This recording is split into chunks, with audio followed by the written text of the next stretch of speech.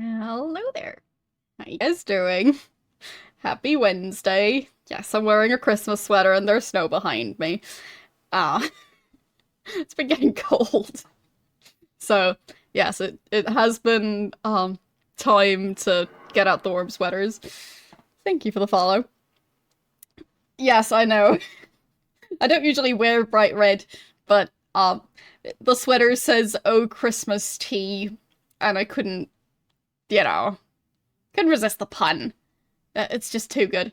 So, yeah. It's gonna make me look extra pale, but I'm fine with that.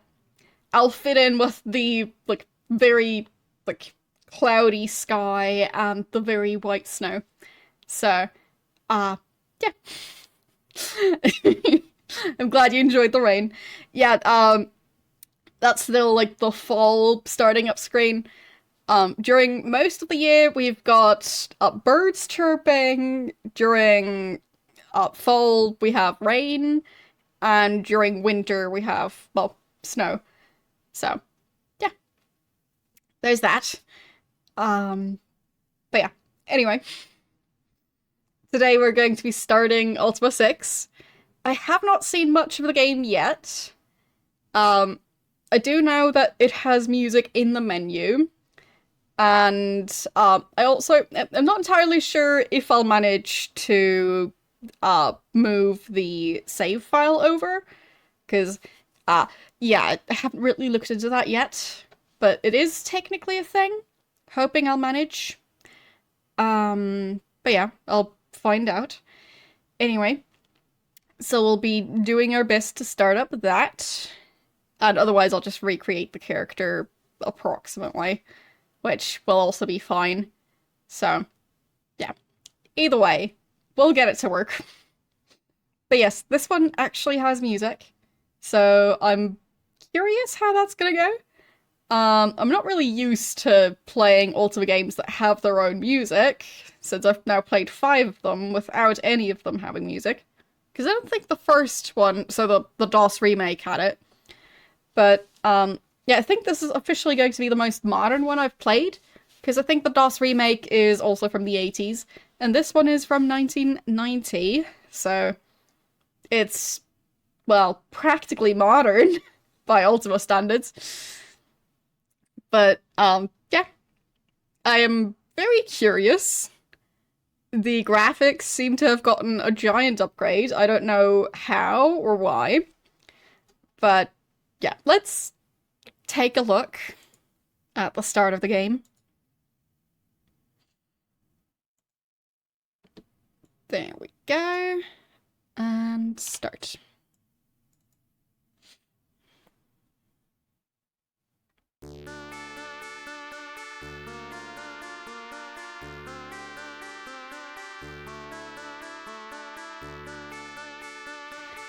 Upon your world, 5 seasons have passed since your triumphant homecoming from Britannia.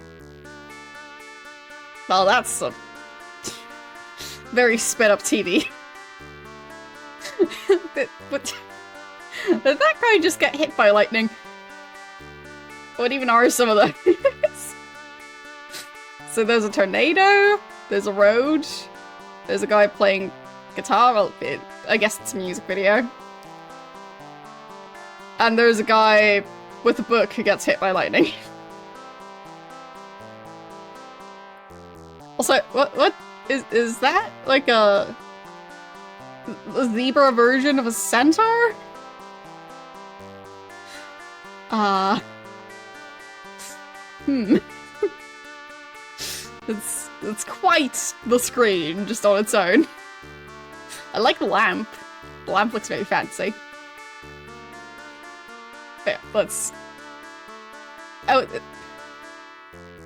wait a second. That clock on the screen, that...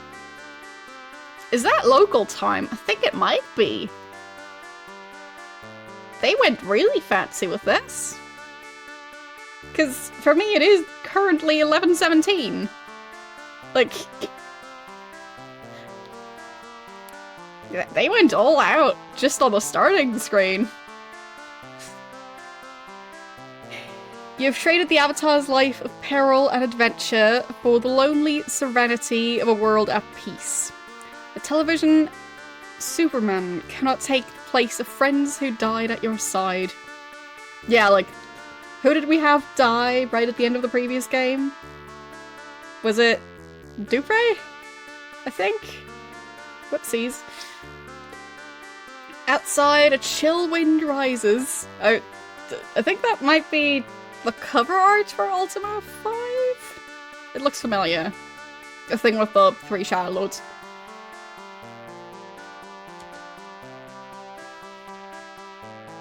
And it's raining. In moments, the storm is upon you. Okay. Fancy. Very fancy. Clouds are moving fast. Tons of lightning lash the sky, conducting an unceasing crescendo of thunder. In a cataclysm of sound and light, a bolt of searing blue fire strikes the earth. Lightning among the stones. Is this a sign from distant Britannia?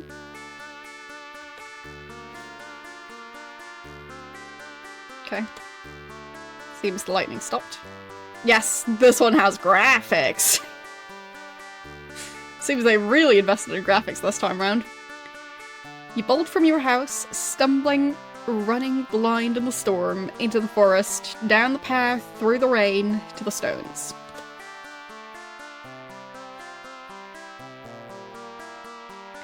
Near the stones, the smell of damp, blasted earth hangs in the air. In a frozen moment of lightning-struck daylight, you glimpse a tiny obsidian stone in the midst of the circle. There. Wondering, you pick it up. It's a pebble. And from the heart of the stones, a softly glowing door ascends in silence. Exultant memories wash over you as you clutch the stone. When last you saw an orb such as this, it was cast down by Lord British to banish the tyrant Blackthorn. But your joy soon gives way to apprehension. The gate to Britannia has always been blue as the morning sky. Abruptly, the portal quivers and begins to sink into the ground. Its crimson light wanes. Desperation makes the decision an easy one.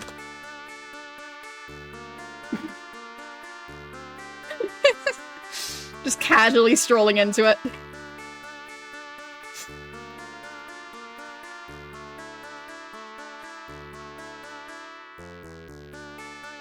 Okay. Am I waiting for something? Am I just supposed to click enter? Probably that. Yeah. There. Ultima 6, The False Prophet. So, we have a mouse cursor. I'll see how transferring a character might work. Ah, that thing. Yeah, I don't remember how I did that last time, dang it. Yeah, I think I need to mount the file in the actual installation folder, like in the config file. I'll see real quick if I can manage to do it, but I wouldn't entirely bet on it working out, so I'll try. I forgot it was this tricky, because, yeah. It's thing, so I'll check how it worked last time. Let's see.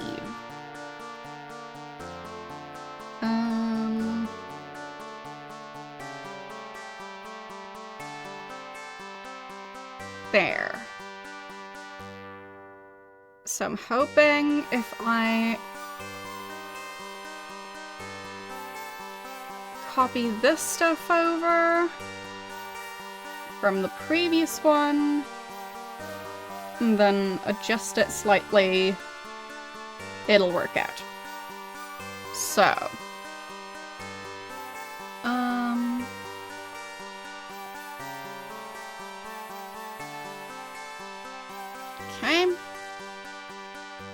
there. Should go in between. So I'll need to make a folder with a specific name to get that to work.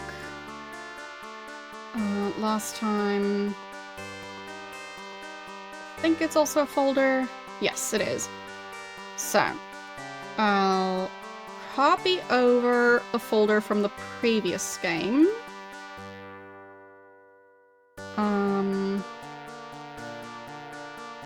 Okay.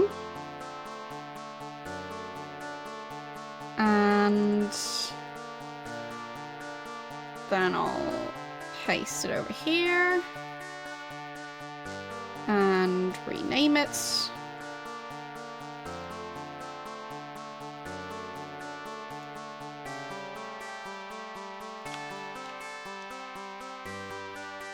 There.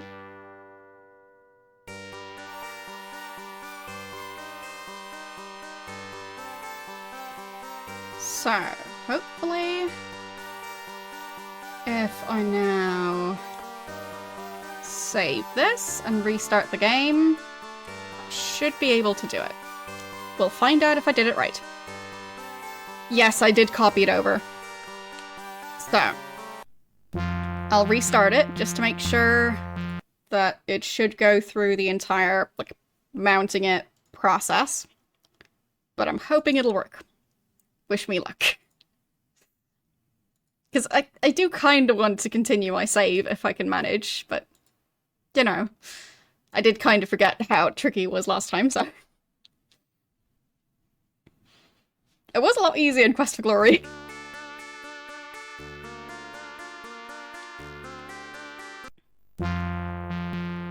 So... transfer... And now, if I say it's in drive A... Yes! I did it! Yay! I'm a genius at copy and paste. Alright. Stream saved. Alright, anyway. Same name. Yeah, all that information stayed the same. Strength 30, Dexterity 30, Intelligence 29. Whatever. Magic 29. Experience got, well, lowered, obviously. I was level 8, now I'll be level 5. So, yeah. Let's do... Well, let's continue. There. New portrait. Fancy. I can choose my portrait for my character. What? Wait, how many portraits do we have? Let's start counting from the white-haired one. It's 1, 2, 3, 4, 5, 6. 6 options. So, white hair, lady with what looks like a dagger-shaped earring on a chain? The helmet thing? Not sure. Well, fine, that is the Ankh symbol. Lady with a leather strap thing tied to her forehead. Lady with a lot of gold jewelry. Lady with another helmet with the Ankh symbol.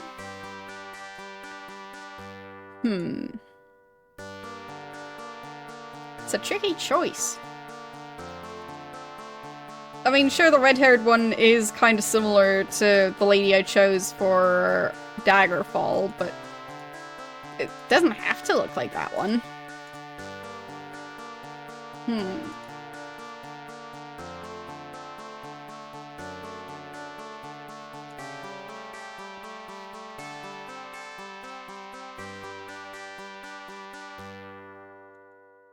Difficult choice. I'm kind of leaning towards this one. Because it's funny. so why not? Okay, so what do I do next? Enter? No? Click on the face? No? Oh, click transfer, I guess. Yeah. There we go. Well, I think it's a funny hat.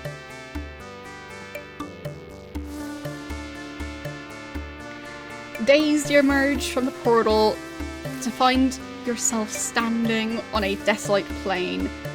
Nearby rests a massive ruin-struck altar shrouded in moonlit fog. Well, this is the DOS version, so... Huh? Yes. Yes. I'll just be playing as Helmet Lady. At first the plain is still, then 100 voices raise a slow, death-like song, drawing closer and closer with each passing moment. You're seized by an urge to run.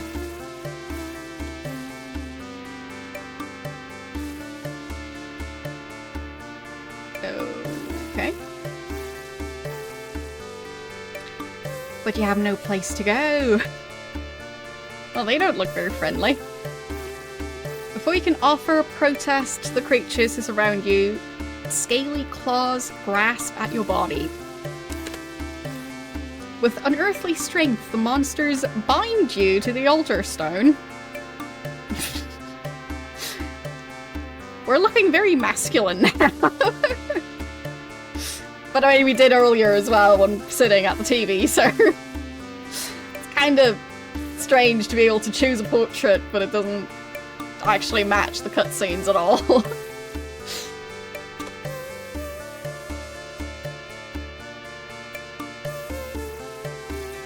Kneeling, the hordes sway and chant as a stately winged nightmare steps forward. The leader unwraps a velvet-covered, brass-bound book and recites from it in a formal, stilted tongue. Shouts and jeers explode from the masses as the priest slams shut the book. In his hand, a malignant dagger drips with moonlight. You close your eyes. A dying scream, certainly your own, hurls the air. Wait, what's that red portal thing appearing again? Catcalls, the dagger, a scream, death. Well, good thing we're not overly dramatic for the intro. Pandemonium, shrieks of rage, of terror. From the inevitable, an impossibility emerges. You are still alive.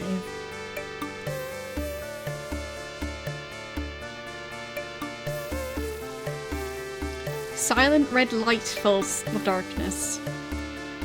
There is the wooden clack of a crossbow, and a violet-fletched rose blooms in the priest's barren forehead.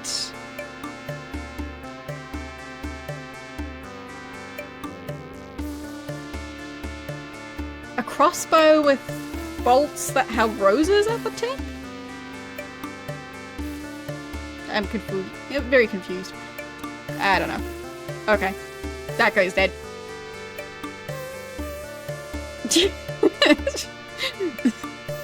the face in the middle. That face just got me. I don't know what it is about that face. I think it's the facial expression. It's just very, like, staring into your soul. With hair that's the same color as the skin color. Anyway. Yeah, it is a bit intense. Anyway. Thanks for the raid. You can enjoy the guy in the middle staring into your soul as you read him. But yeah, it just feels... I'm assuming these people are former companions of ours. I mean, the guy on the right looks like a random innkeeper. The guy in the middle, I don't know what's going on with that guy, but he's really staring at me. And the guy on the left, nice mustache, I guess. Yeah. That's just bold design choices. Yeah, it is a nice mustache. The guy in the middle doesn't have quite as nice of a mustache. In general, his hair and skin color is basically identical and it's throwing me off. Anyway. So, friendly faces vault from a newborn moongate, while a rain of quarrels holds the furious mob at bay. The Knight Dupre's sword flashes twice in the darkness, slicing away your bonds.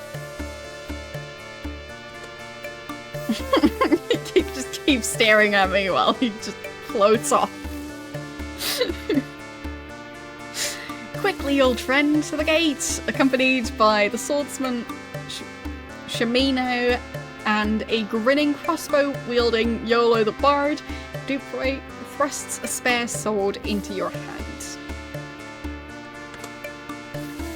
Snatching the fallen priest's book, Yolo dives into the redness with Shamino at his heels.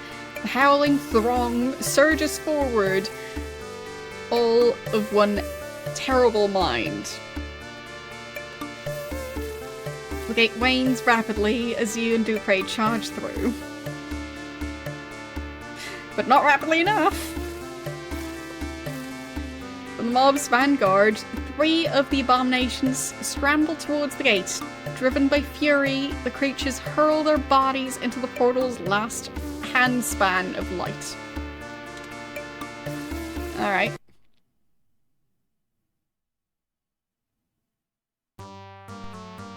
There we go. So, I'll move the game window a smidge just to make it a bit nicer for me. There we go. But yeah, it's looking very different so far. Like, it's a point and click now? Ah. Do the green eyes as Shamino, okay. Well, he has quite the stare. So... well, I guess we're having that guy along, sure.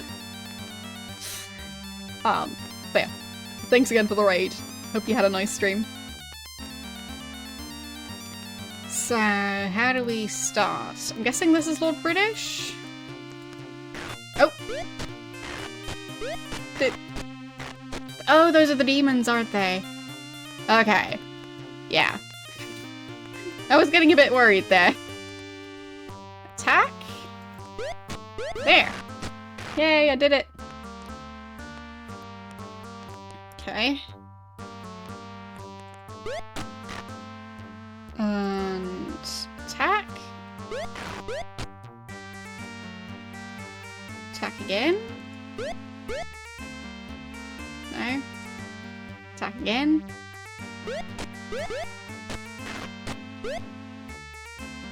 Attack again. Okay, that one's fleeing. So I'll just trap him next to Lord British, presumably. Alright, that one's dead. Time to kill the last one.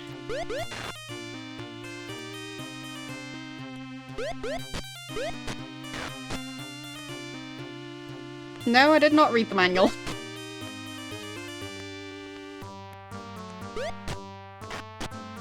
There we go. Killed. Talk?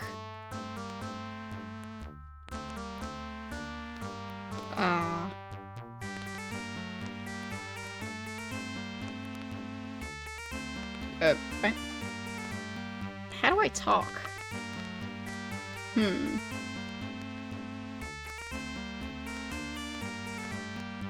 Yeah, I'll look at the manual. So... Oh, okay. I click.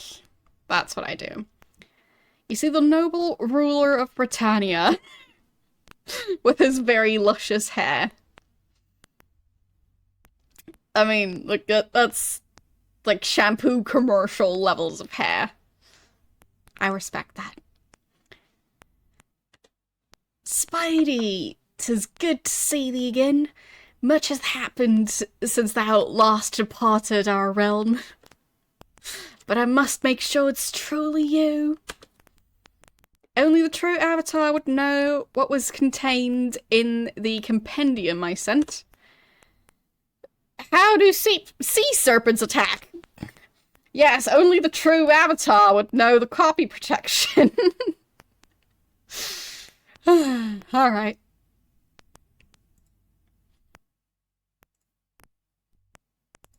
Let's close the folders I won't need.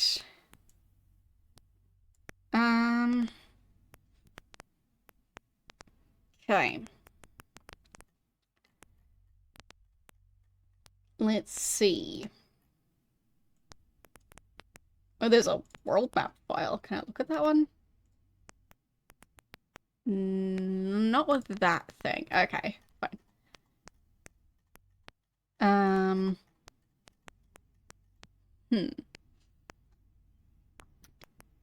Yeah, I think I'll need to download the manual separately.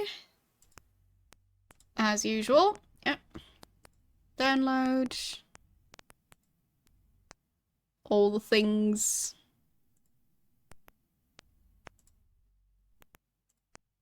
There. Downloaded. Downloaded. Downloaded. Downloaded. Downloaded. And downloaded. Perfect.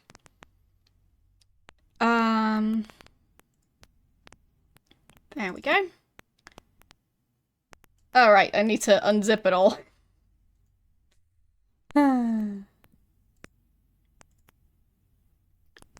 There. I've unzipped them. Now I can look at the things. The cassette. So I'm guessing that's for the audio. Oh, Ultima 4 cassette. But then it says Ultima 6. So... I feel like someone didn't know how to read numbers for this. Because, like... The folder is called Ultima 4... Well, Ultima underscore 4 underscore cassette. And then I open that folder, and it says Ultima underscore Roman numeral of the number 6 underscore special underscore edition underscore cassette. So is it Ultima 4 or is it Ultima 6? They can't seem to decide. So, good start. Let's check the lore book, I guess. Yeah, Ultima 6 Compendium. Yes, it's Ultima 46, obviously.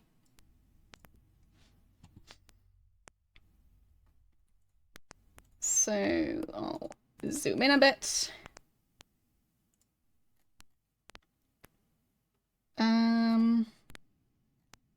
So it's sea serpents. Let's see. It is just 27 pages this time. It's not as long as some of the previous manuals, I think. Yes, I have just started.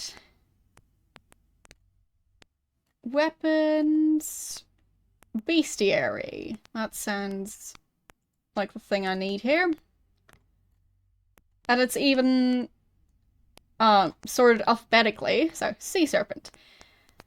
Like its land-bound cousin, the dragon sea serpent will attack the seagoing traveler with magical fireballs and violent physical swipes of its long tail.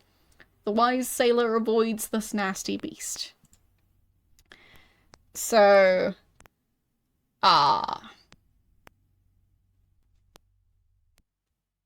Yeah, we could do fireballs. How can one fend off rotworms? Born of the decaying detritus, which carpets the swamplands. The loathsome invertebrates are more a nuisance than a threat. The pass of your torch will usually keep them at bay. Torch. What do trolls lack?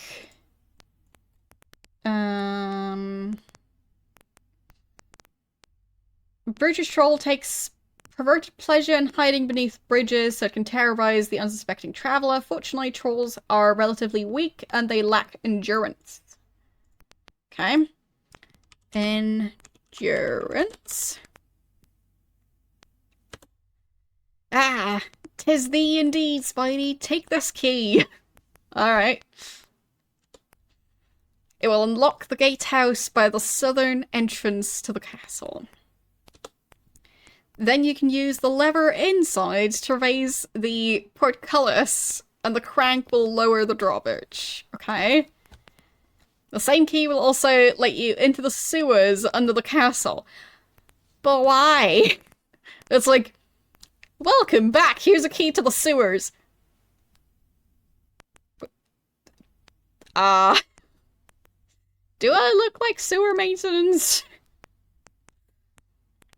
Let me tell thee what has transpired since thy last visit.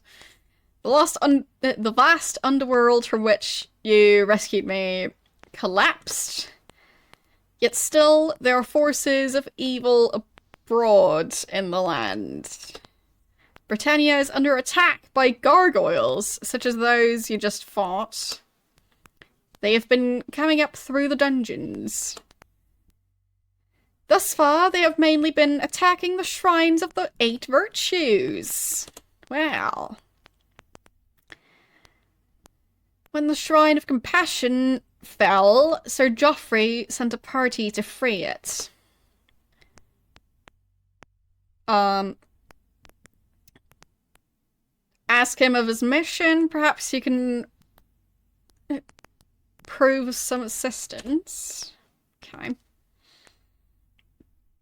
While you're here, I have a room in the castle set aside for your personal use. Nice. It's in the west wing of the castle, just south of my own chambers. I have had my servants place some equipment there in case you should need it. Of course, you may feel free to borrow anything in my castle if you should need it. Nice. Lastly, anytime you need healing, ask me. If you need me to repeat all this later, just ask. Thanks. It is I who should thank you, Avatar, for all you have done for Britannia. You're welcome. I cannot help with that. Okay. What's your job? Thanks to thee, I sit once more upon the throne of Britannia. Though 'tis a heavy burden in such troubled times as these. Troubled? The gargoyles are indeed the greatest threat our realm has ever known. Yeah, I mean, like... in general, the kind of medieval-ish use of English in these games. I do wonder if someone who's actually, like, knowledgeable in that field would feel that that's, like, somewhat authentic. Because I feel like sometimes it's a bit silly. But maybe that's just me. Anyway. Yeah, gargoyles are the greatest threat our realm has ever known. Really now. Greater than all the other greatest threats. Are we sure about that? Because we did just kill 3 of them with not that much of a problem. We are fortunate indeed that fate has brought you here in our hour of need. So, gargoyle. Perhaps you can drive these vile creatures back into the bowels of the earth from whence they came.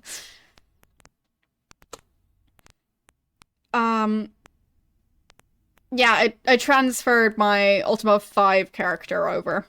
So, yeah, the way I did that was, in the DOSBox, the single config file, not the other one, mounting a folder, so moving a folder of saves into the game installation folder, so saves of the previous game, and then mounting that save folder within DOSBox as a floppy. So, yeah, that's how. So yes, you can transfer it. All our efforts thus far have availed us not. Okay. What else can we ask about? Can I ask to repeat the thing? Vast Underworld has collapsed. Because it was highlighting stuff I could ask about. Shrines, Virtues, Joffrey.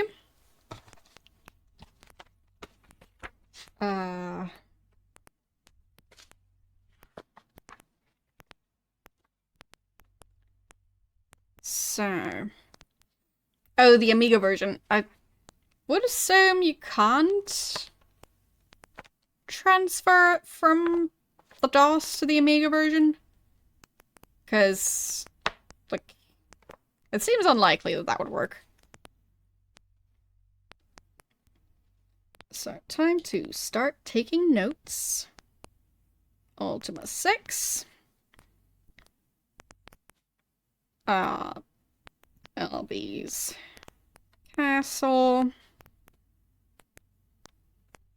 I'll just abbreviate Lord British as LB now, because, yeah, we know Lord British. So,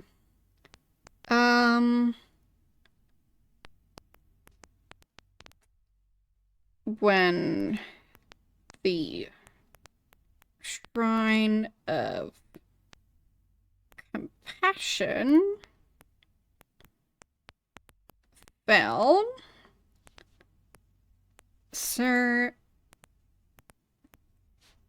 Joffrey sent a party to free it.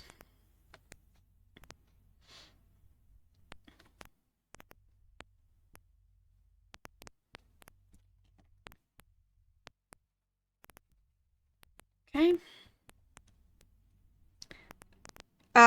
Well, it's basically the main dev. So, yeah. I'm not sure if by this point they would have, like, more of a team working on the game. But, like, at least for the first few games, as far as I know, it was just the one guy developing it. So, yeah. Anyway. I'll, like, find some spots to write down the random keywords, so... Shrines... Virtues... Joffrey... Okay. Anything else? Healing...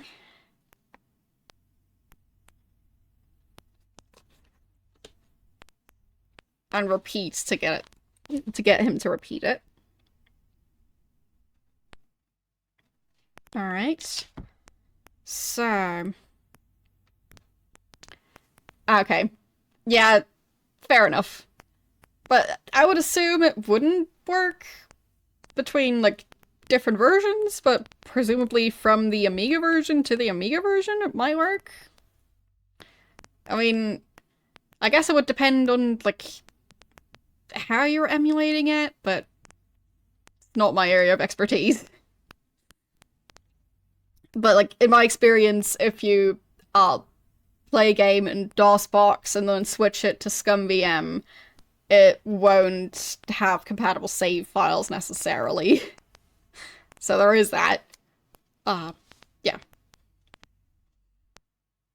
Or at least for some games it didn't work like that. So, yeah. Anyway. Let's ask about healing, because we did get banged up a bit. The British waves his hand and your whole party is healed. Nice. Let's ask about the shrines. But now the gargoyles may have captured them all. You must hurry if you would foil their evil schemes. Okay.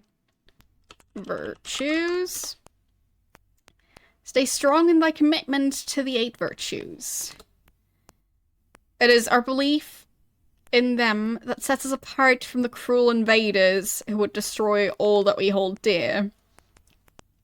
Okay.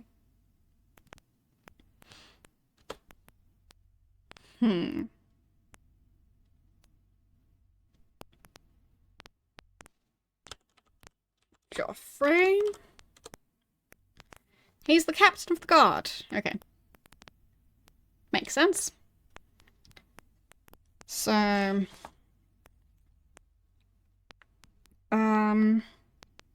Sir Joffrey is captain of the guard.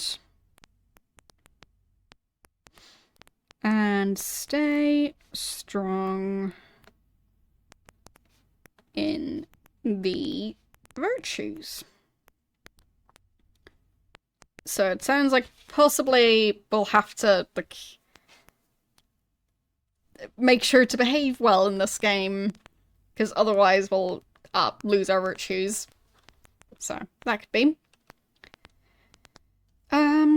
So... anything else we want to say? How are you? Can't help with that. Okay. Ask about news? Ask about current events? No. Ask about dungeons? Can't help with that. Ask about Underworld. Ask about Shadow Lords. No. So it seems they're not a topic in this game anymore. That's nice. What else can we ask about? I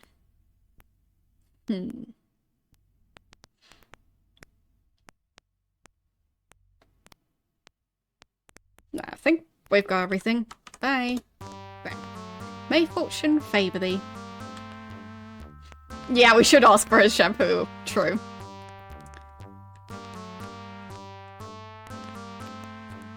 So, those 3 are my group.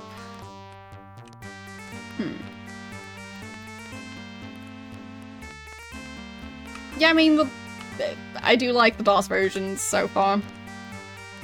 Sure, if the other ones have music, yeah, I get it, but I mean, starting with this one, they do seem to have music, so there's that.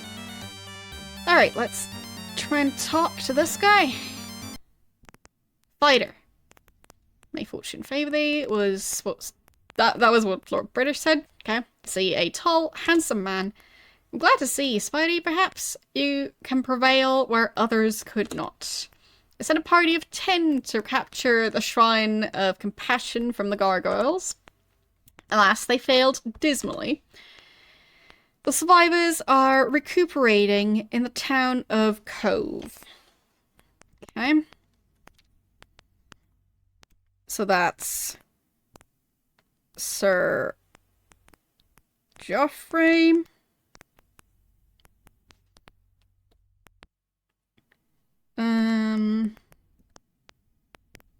My party failed.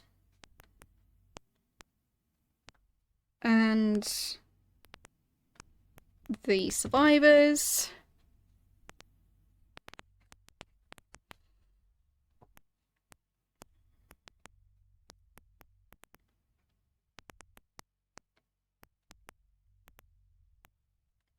are recuperating in Cove. Okay. You'd do well to speak with them first. Maybe they learned something which might aid thee. I must confess, I fear the worst. The gargoyles are such powerful foes, and they are spreading so fast. Perhaps the end of the realm is nigh. Okay. I mean, we just fought 3 of them. It was fine. Yeah, they do kind of look hypnotic. Agreed. So... who's this person standing next to Lord British? Do I know you? Mage! That's a face. You see, a concerned-looking mage. You don't say. Hail to thee, my lady, and well met. 'Twas I who learned of thy peril through my mystic arts, so that aid might be sent unto thee. Yolo, I saw that you did find a book. Might I examine it? Ah, certainly, my lord. Perhaps you can make better sense of it than I, says Yolo. So the other ones are actually going to be involved in conversations now. But yeah, that's quite the face. Strange.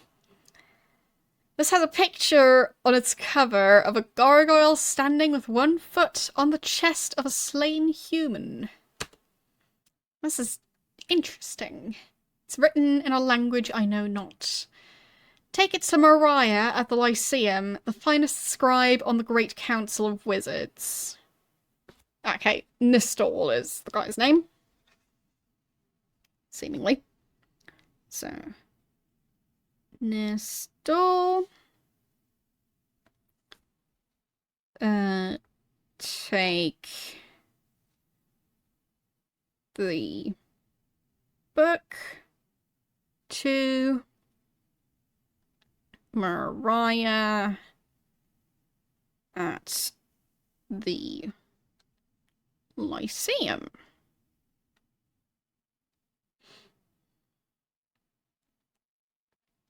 Okay.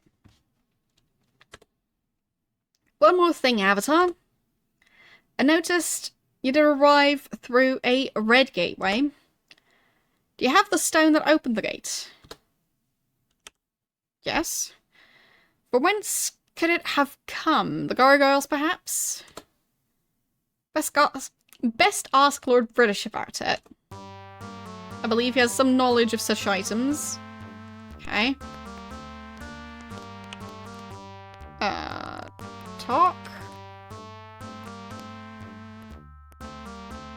There. Okay. So. What would you like to speak of? Stone. You show Lord British the black stone. I have such a stone, as you may recall. I did not know that there were more such orbs. It will serve you well in your travels if you learn to master its powers. To open a gate, use the stone and carefully position it a few feet from thee. You'll discover that the placement is the key. Okay.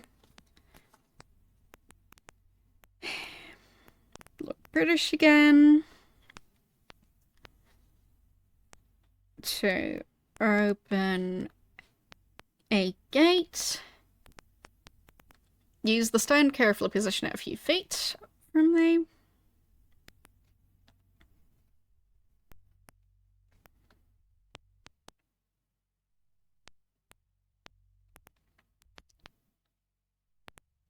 session at a few feet from thee.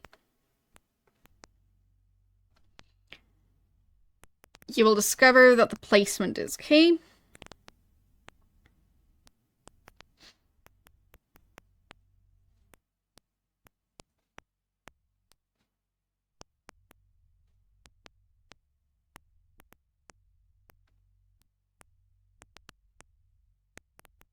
It is kind of weird how the music stops whenever I talk to someone.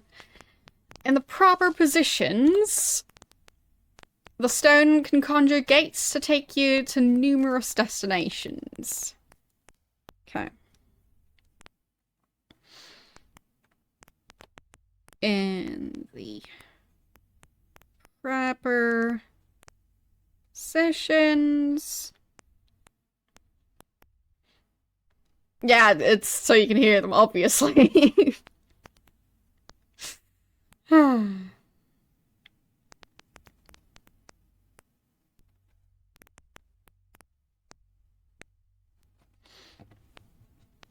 Having issues writing stuff down properly. I mean, to be fair, I don't write much by hand these days, so that could be it. Conjure gates to take you to numerous destinations.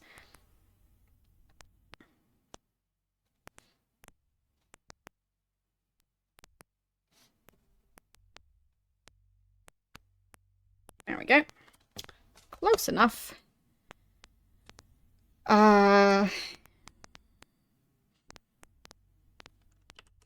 Positions. No. Okay. So, can I search the corpse?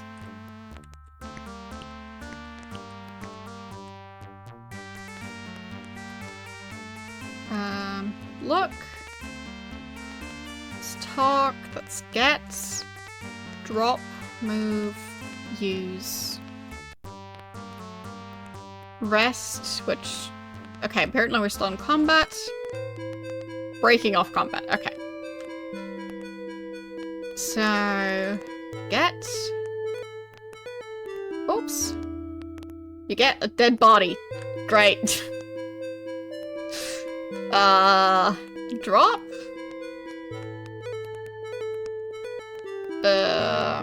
Where's my inventory?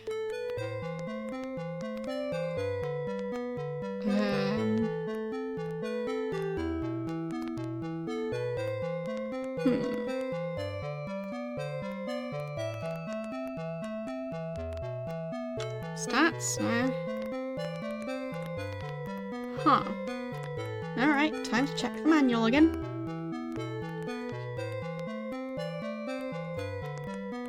So...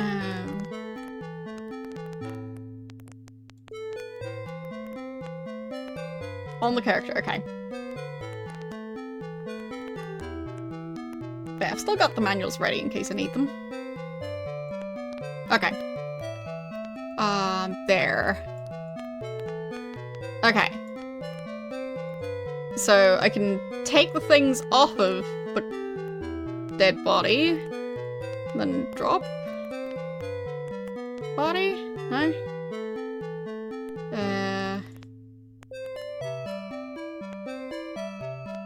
Drop the body. Here. Move command, okay. I'll try that. There.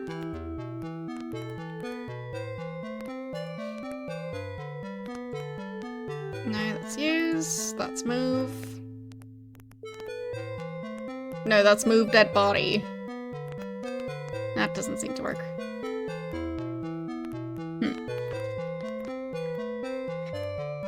So, I guess I need to pick up the body. Or use? Not useful. Fine, so get the body. And... Then... Get the items?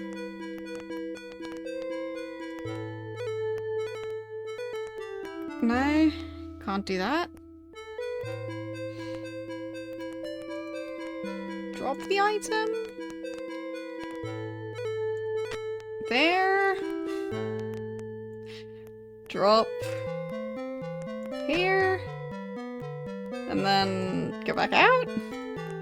And then drop the body. And then pick up the items again.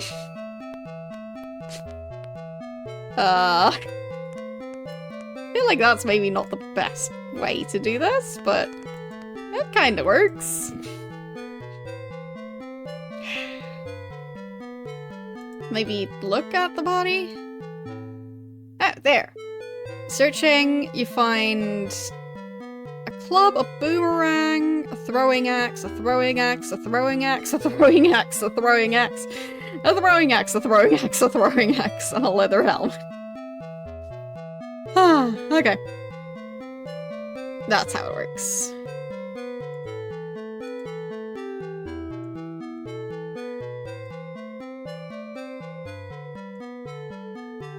Got a feeling I won't have room for that many throwing axes. But I want to be able to sell them, you know?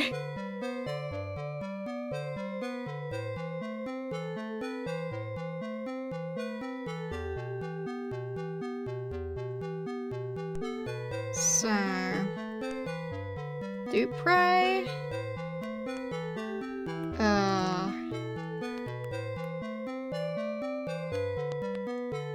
Get... out of range. Fine.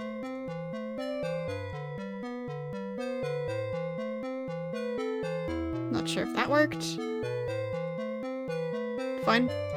Seems to be working. Whatever.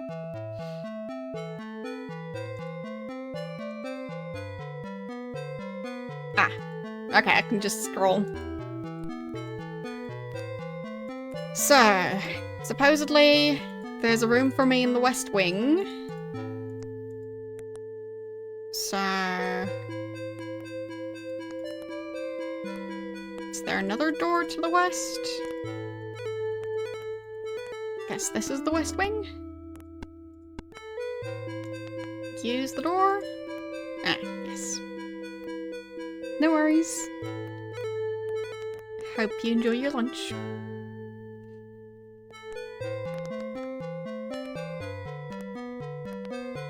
Did not expect Ultima to turn into a point and click. Gotta say.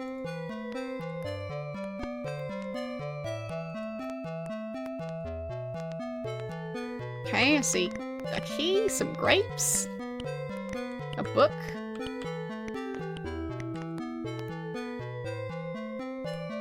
So,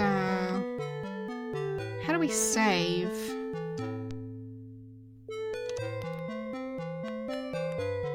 Because I kind of want to save before I do anything wrong. So, Ultima 6 manual.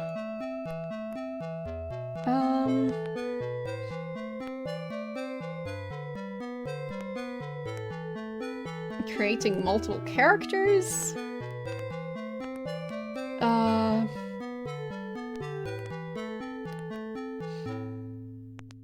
Fine, so if you want to create another character later on. So. Cast, talk, look, get, drop, move, use, rest.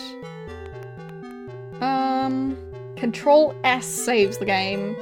Control R restores the game. Control S. Yes. Yeah, it seems it's the same type of thing. Control R. Yeah. Seems we just get one save slot. But at least in this one, we can restore without closing the game. So it is a tiny bit better. But just one save slot.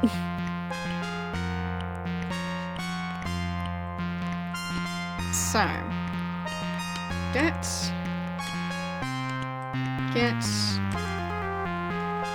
that. Do we get the flowers? Yes, we get the flowers. Look at the bed. Okay.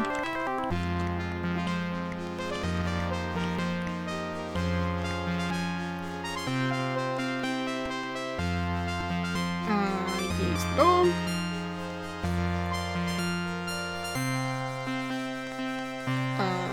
Look at the chest. Find nothing here. Use the chest. There. Oh wow, that's a lot of stuff in there. Portions of meat, a red potion, bag, lockpicks, wooden shield, leather boots. Just get it all. Oh, I just got the chest as well. Let's drop the chest again.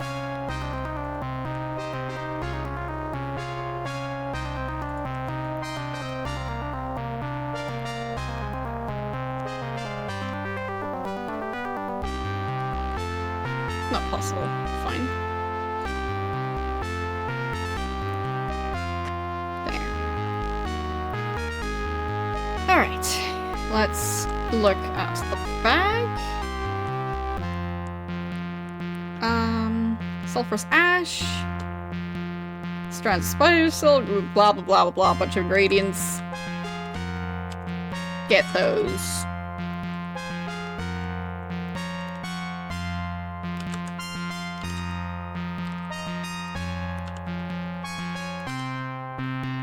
Oh, yeah, now I picked up the bag again. So, now I drop the bag again. There. And move the chest.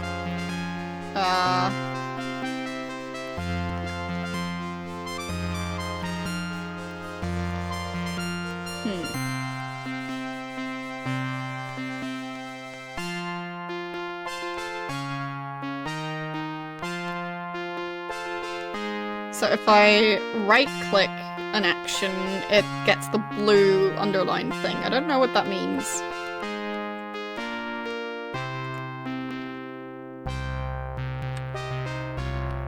There.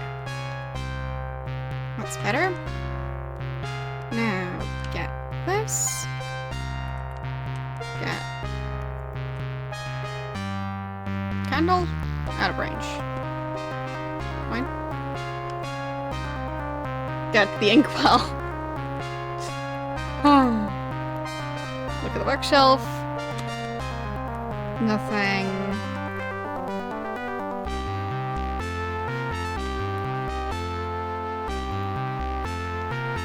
And some a tunic. Great. Let's just leave that for now. Seems we can pick up a lot of stuff in this one. Use the door. There we go. So, look at the chest. No. Use the chest. Scroll, lightning wand, and 5 gold coins. Alright.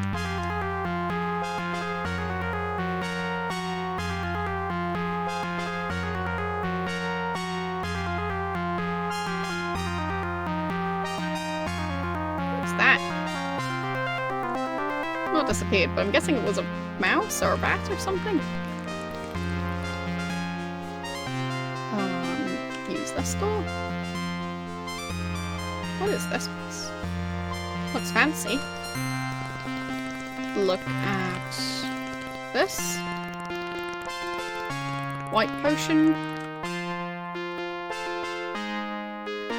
Okay, what if I take all the potions?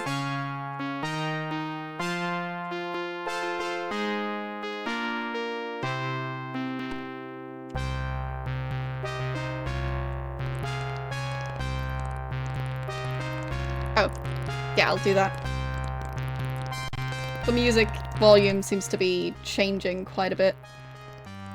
Thanks for pointing it out.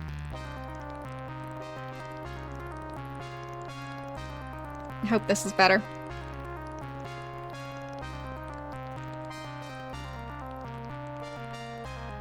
It's the first game that actually has music, so didn't really know what to expect with it. A picture, which I could carry if I wanted. What's this? Wine. Okay.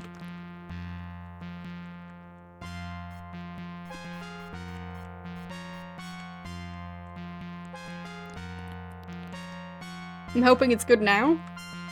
Because, yeah, before it did look a bit too high.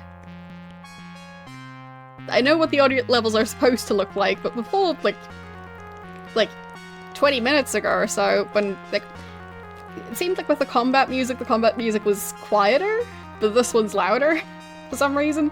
Because, well, it's a mystery.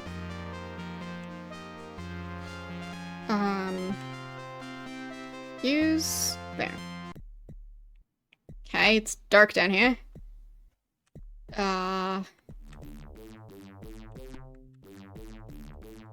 But we can kind of see even though it's dark. It's locked, okay. We do have the key for it. So, use the ladder again.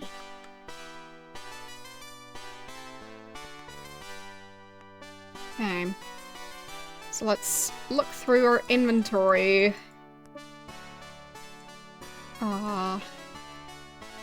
There. Let's use some of those items. Is that a boomerang?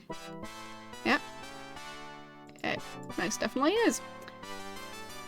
So, the ankh, we can wear that.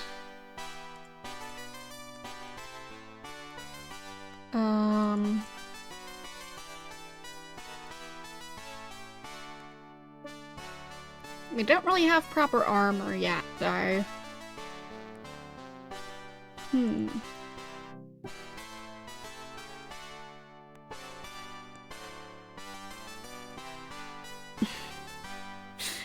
Well, of course it won't have audio sliders, but yeah.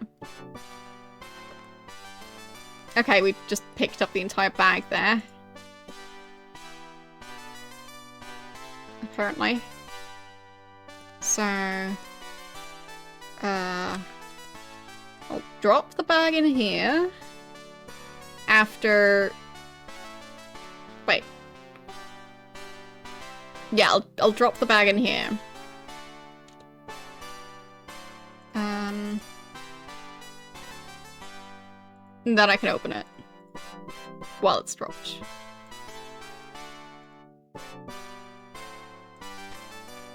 Okay.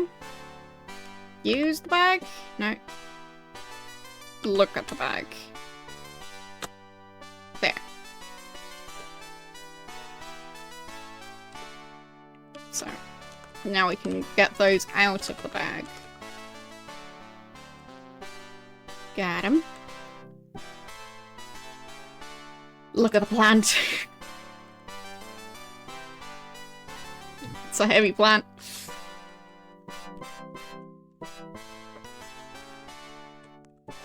Oh, there's another door in here.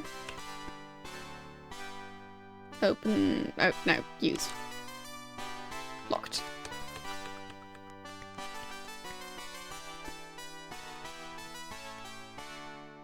Not sure which room was supposed to be mine. Let's look at the mirror. A heavy mirror.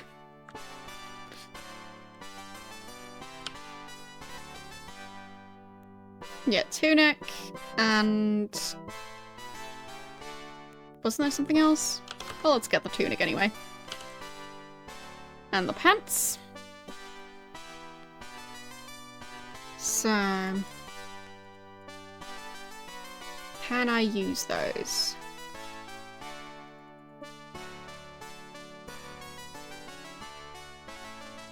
No? Can't wear pants. Confirmed.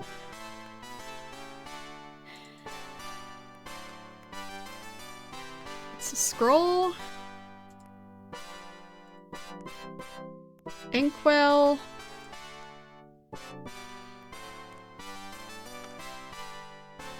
Okay, it might be time to read the manual.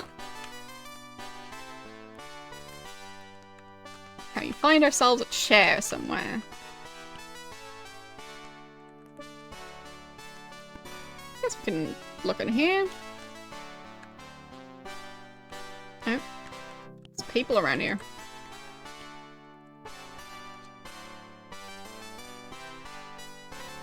There. Alright, so let's just look at the manual in general. So yes, I know colors. I'm also wearing a bright red sweater, which kind of fits with this room, so yeah.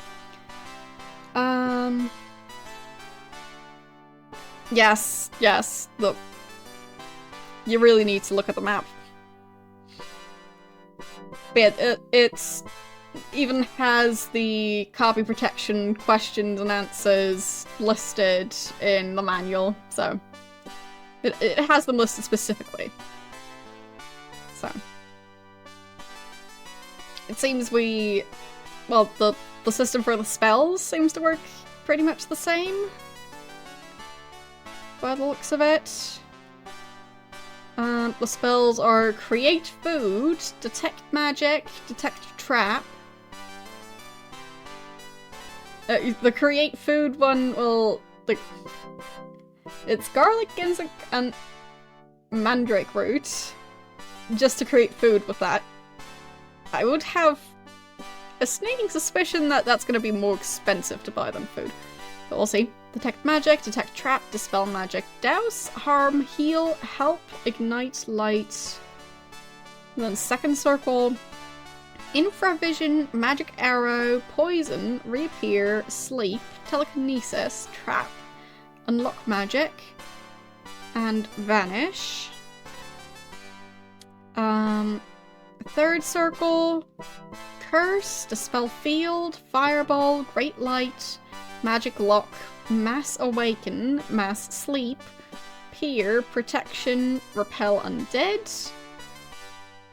Fourth circle is animate, conjure, disable, fire field, great heal, locate, mass dispel, poison field, sleep field, and wind change.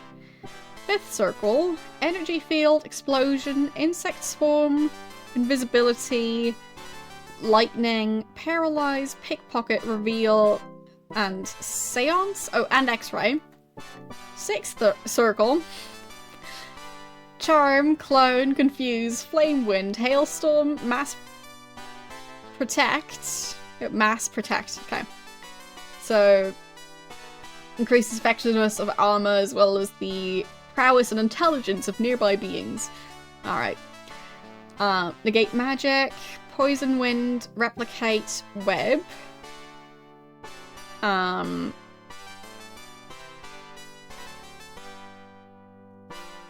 yeah.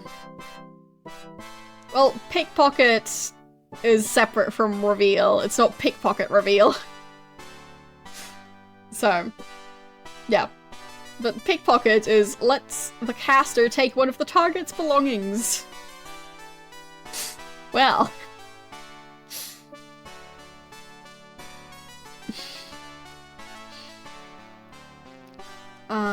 Yeah, so mass protect, negate magic, poison wind, replicate, web.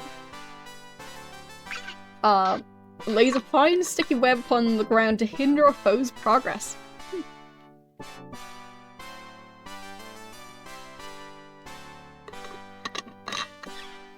Seventh circle.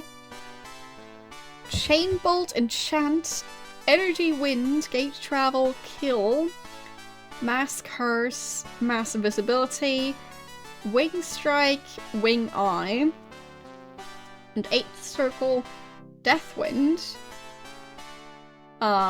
Sends a gale of lethal wind in the direction of foes. I feel like there's a joke in there, but I'm not going to make it. Eclipse causes the moon to block the sun's rays for a brief time. I'm not sure how that would help, but okay. Mass Charm changes the alignment of nearby foes to match that of the caster. Alright. Mass Kill sends lethal bolts of energy towards all nearby beings. Resurrect. Well. Slime. All evil creatures are changed to slime. That sounds quite strong. Summon calls forth a demon from the underworld who may assist you in combat. Are we the bad guys? Time Stop temporarily suspends time while the caster continues his journey. And Tremor causes the ground to shake, injuring all beings in the affected area. Wow. But if we're the ones summoning demons, does that make us evil? I think it might.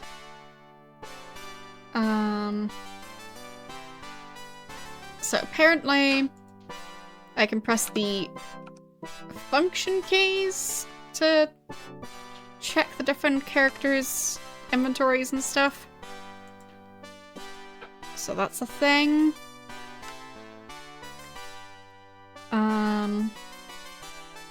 Upper right corner is the status display. Makes sense. Not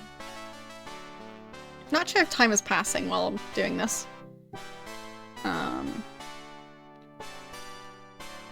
Okay. It doesn't seem to say anything about, like, items that we want or don't want, because we picked up a bunch of stuff. So...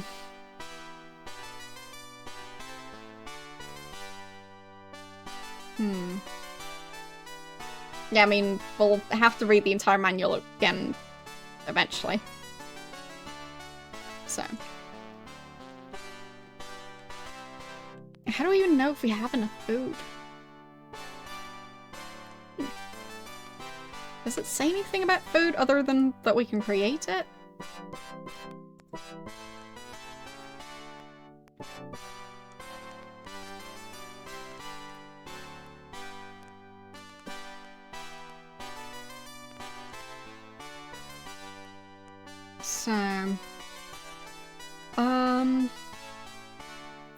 So rest lets your party set up camp and recover health and magic points. We asked how many hours you wish to rest, from 1 to 9, and who will stand guard. Select a character on the map display or press escape.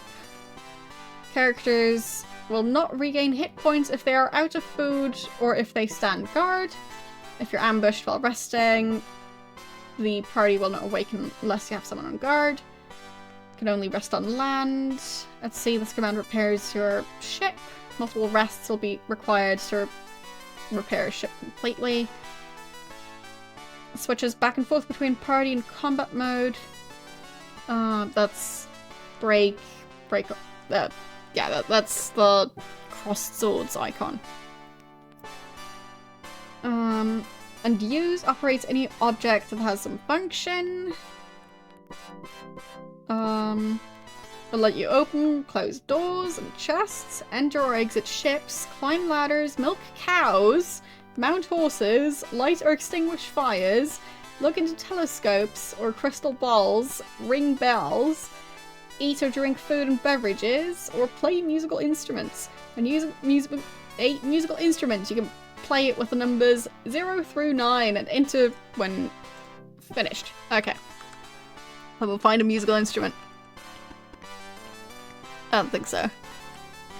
What's that sword on the wall? Decorative sword. You can do 4 points of damage with it. Okay. So which sword are we using? Let's see.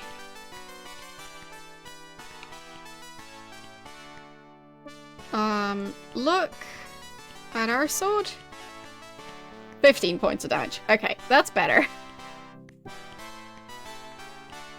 And the other one's swords. 15 points of damage. What's this thing? Small thingy. A mug. Okay. Okay. Next character. That's a dagger type thingy. It can absorb 1 point of damage, okay. Sure. Oh, oopsies. Look. Right. Look. There. Now I can look at it. Okay.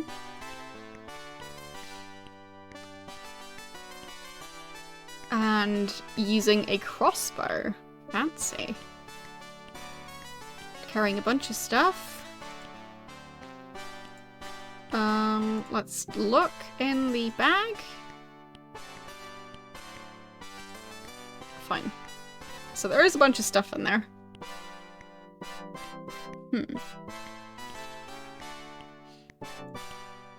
I'll just leave it in there.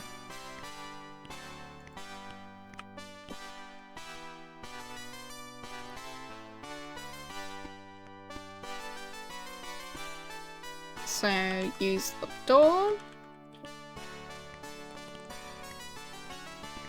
Can I go this way? Apparently I can. So let's look this way. A tunic is what I find. Another tunic. Pants.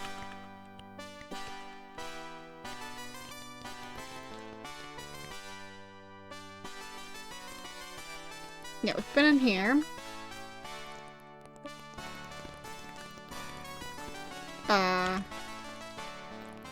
See, mage. Right.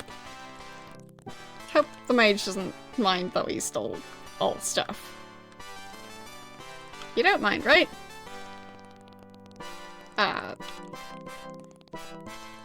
Talk. Concerned looking mage. Have you gone to the Lyceum? Not done that yet. There's nothing else I can do. Fine.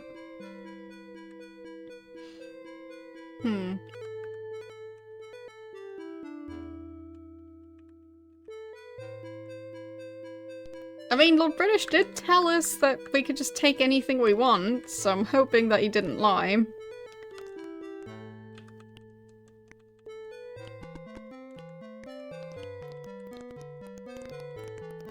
Okay. So those are defensive stuff. Okay. Oh no, that's the bridge and the gate. That's what those are. Okay. So... where's that key?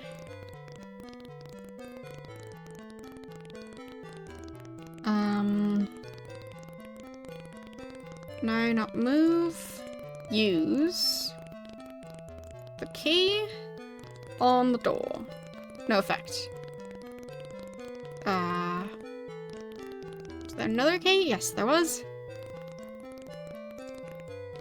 Key on the door. Unlocked. There. Okay. Let's open there.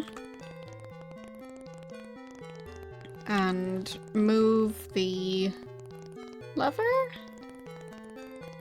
Use the lever, probably. Yeah. Hear a noise. Oh, the door's open now. Okay. Now use the key on the door. And then use the door. And then use this thing. There.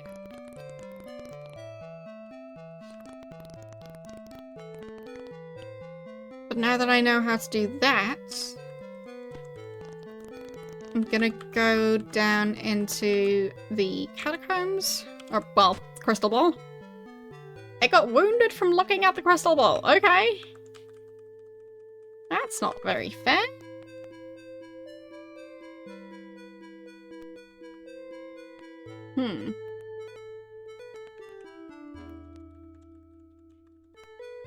Hey, Lord British. The crystal ball was mean to me.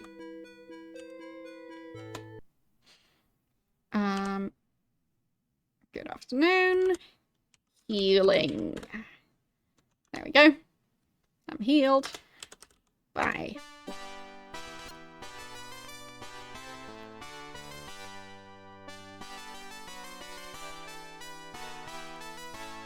So...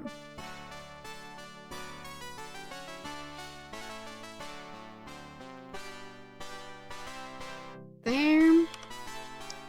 Use the key on the door. No effect. True, my crew stopped following me. Where'd they go? Oh. How did that happen? Okay.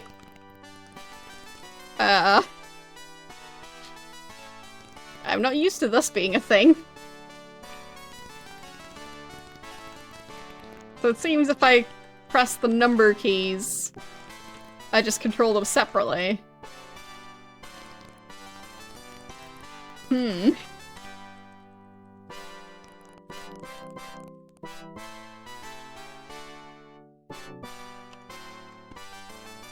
Yeah.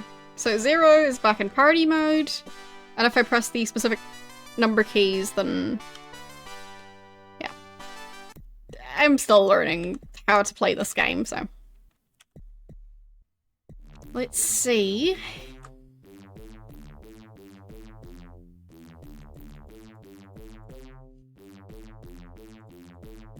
use this key right here. And then use the door.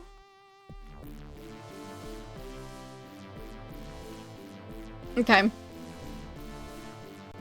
Well, I mean, for now, it's not really a problem, but yeah. Yeah. I didn't even realize it. So thank you for pointing it out. Okay, further down. Yeah, it's very fancy graphics. So I totally get that.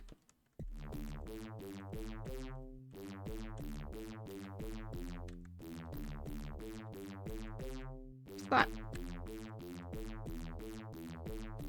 Being attacking us. A peasant. Okay. Hello, peasant. You see a skinny, awkward-looking man wearing boots that come up past his knees. Well, there's some tall boots. Hey, hey, hey. Welcome to the finest sewers in Britannia. You look like you need a nickname, so I'll call you Ducks.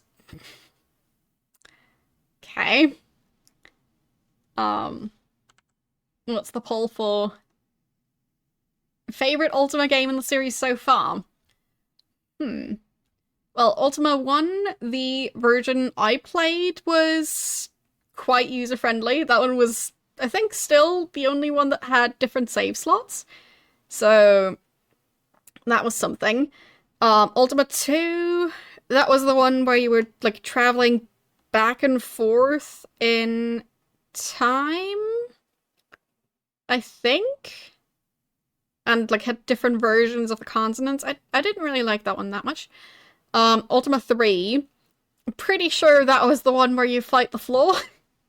So that one I'm not so fond about. Also, there's sunlight coming in, you see it reflected in my hair a tiny bit. So, yes, sunlight. It's happening. Anyway, um, yeah, Ultima 4, that was the first one where you're the avatar, and Ultima 5 is the second one where you're the avatar. Wait, there was a talking horse in Ultima 5, was there? I feel like I should remember that. Uh, hmm. But yeah, I'd say probably Ultima 5 for me. So, I'll vote for that. But, yeah. It is a tricky... Like, it is difficult to decide. But I think it's, for me, Ultima 5 and then Ultima 1 in terms of how much I liked them. And then maybe Ultima 2? Yeah. And then Ultima 4 and then Ultima 3? I think that would be my current order. Yeah, we have music when we're not in combat. Currently, we don't have music. So, he'll call us ducks. Hmm. Um, well.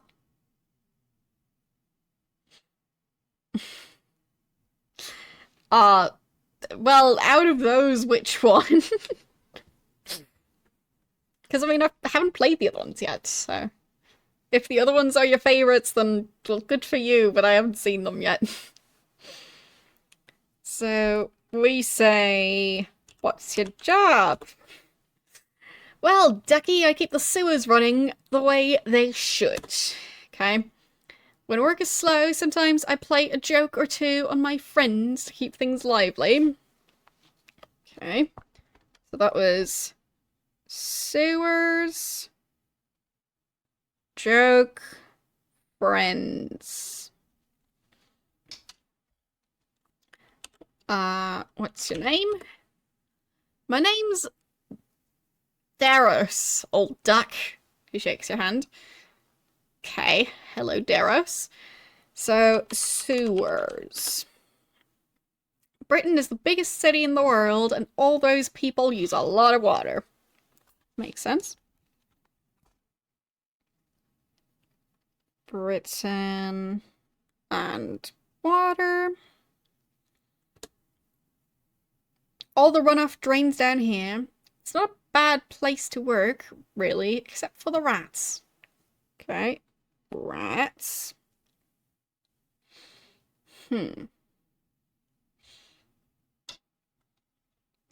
So, ask about the rats. They're pretty big, ducky, but not to worry.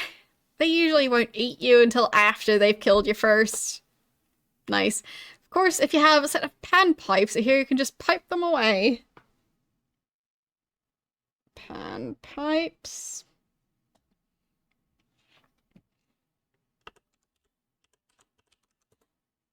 I don't have a set myself, I usually just run away.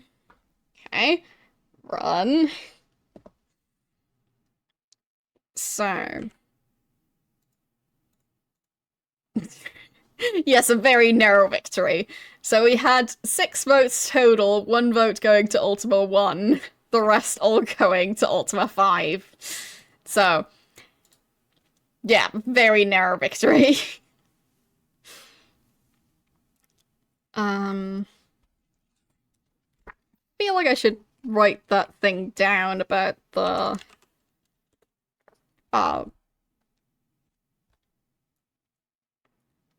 panpipes. So that's Daros. There. Okay. Well, yeah, out of the versions I've played, I do think the first one was the most user-friendly. So you could definitely argue for that one. And, I mean, it was a fairly revolutionary idea, so yeah. So, that, obviously, the version I played was the remake. Keep that in mind, because, well, they didn't originally release it for DOS. Anyway. So. What was it about the rat skin? There. If you have pan pipes here, you can just pipe them away.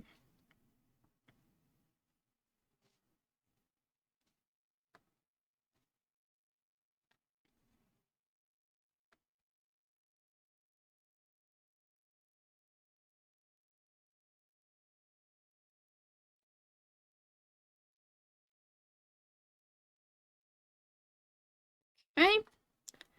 I've noted that down because that sounds relevant.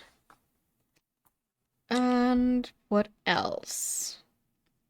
Ask about the running. It's real good exercise. Yeah. Yeah, he just said he doesn't have any. Doesn't know where to get them. Okay, let's ask about the water. Wouldn't go swimming around here, ducks.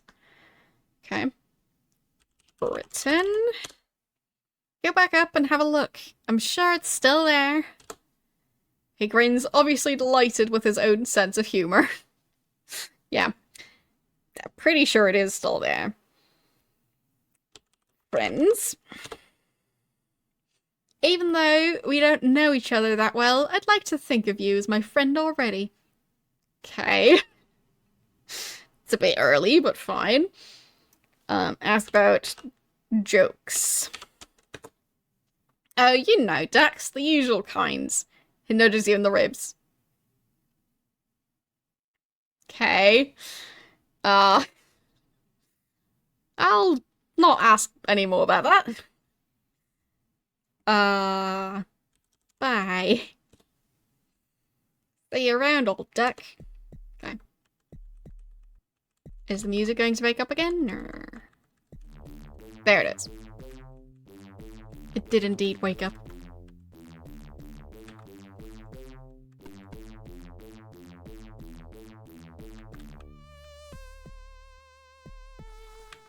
Okay. Use the door. I guess that's his room.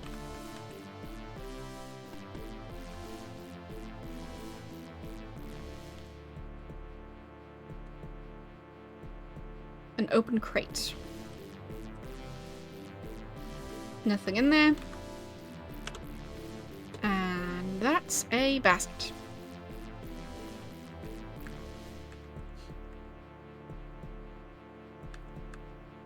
Yeah, I don't think he stole anything. Spittoon. Great.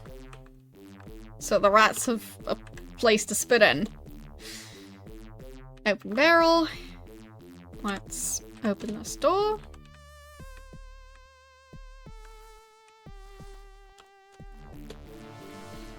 A ladder. Set of pliers. What's this? A stalagmite. Alright.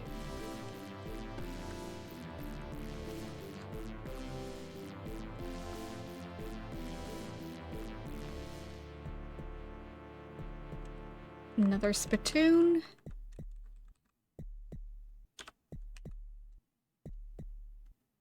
That door's locked. I guess I could try and use my key.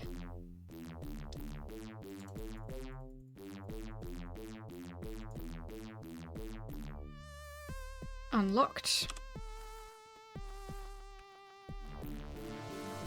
Because we're in the sewers. Horseshoes. Okay. Why are there just random horseshoes laying around? That's a bit silly. I think that's a rat over there. Wait. Is it attacking us? Yep, it is. Combat mode. And attack. I killed it. Well, that was dramatic. Oh, why is that life number green? I don't trust that. I think someone got poisoned. Here's something to the west. Yep.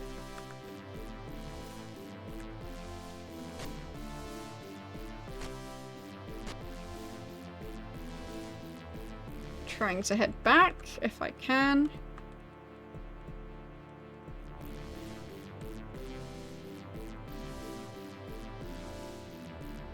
No, that's the way down, not up.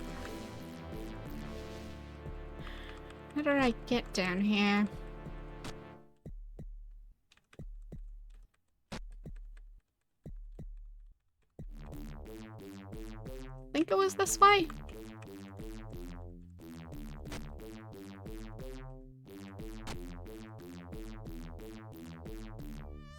No, use. No, use. There.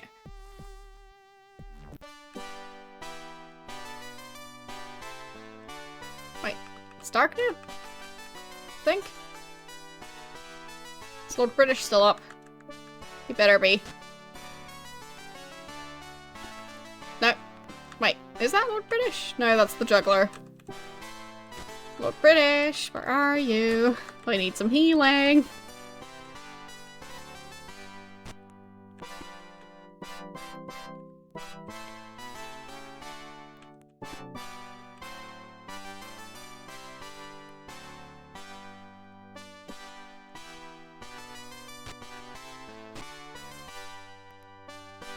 No, we only just started.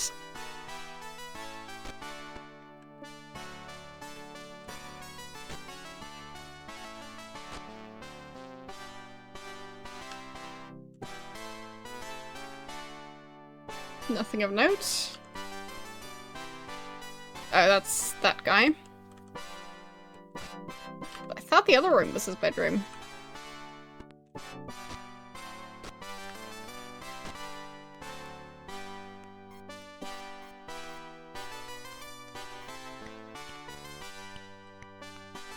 Lord British. Okay. Talk to Lord British. No response. Dang it. Fine. Alright.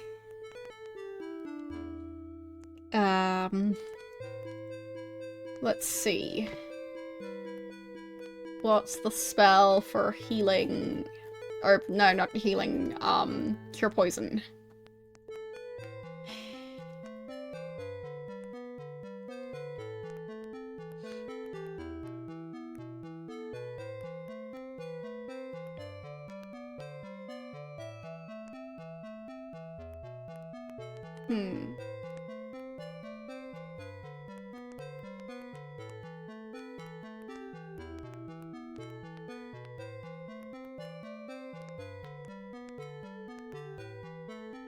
There's a spell called Help, which quickens the user's demise and resurrects him and his party before the throne of Britannia. Okay. I'd rather not quicken our demise.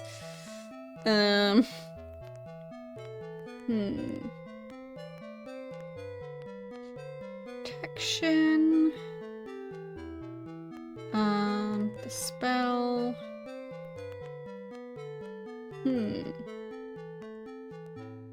I'll look for cure.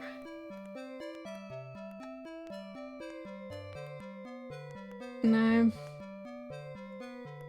Poison. Hit points are green means they're poisoned. Okay. kind of figured that was the case. So... oh, it removes sorcerer's enchantment or poison, which causes illness. Okay. So, Dispel Magic is... Anjux Ort, which is garlic and ginseng. Okay. So, how do we mix a spell?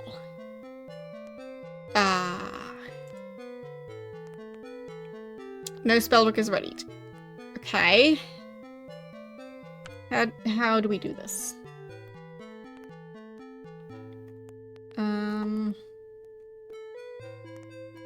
Cast? Allows you to cast magic spells. You must have a spellbook ready and have enough magic points available. Okay. How... spellbook, right? Where?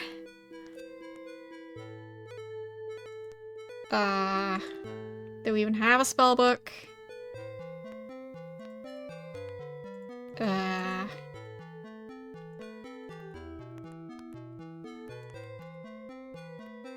Guess we can... wait, is that a rubber ducky? Why do we have a rubber ducky? Yeah, it is a rubber ducky! Why? Why do we have that? Alright.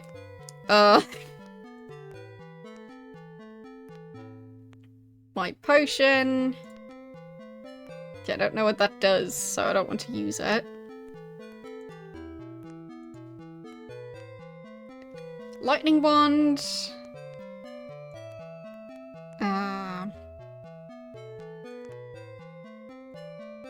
Maybe I can use that. Sounds fancy. What's this book? Spellbook. There we go. So, I want to dispel magic, right?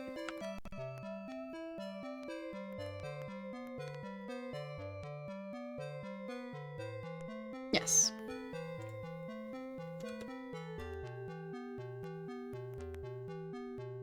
Okay.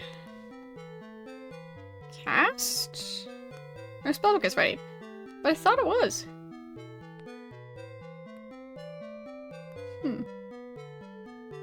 So how does that work? So... I use the spellbook. No. Fine. Okay. Need to put away the thing. Need to ready the spellbook.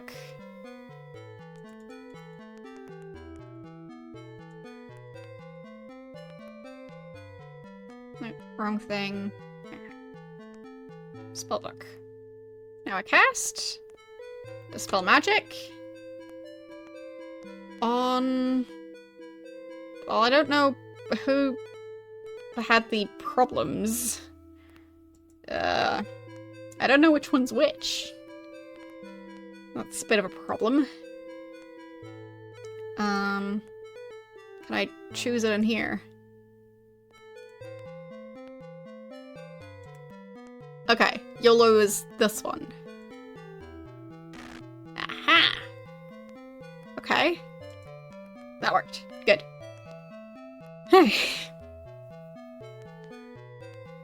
Like magic. So, let's fix the inventory situation again.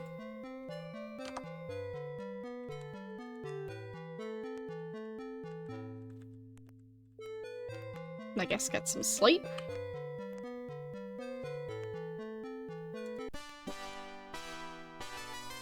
No? Okay. Can't use the bed.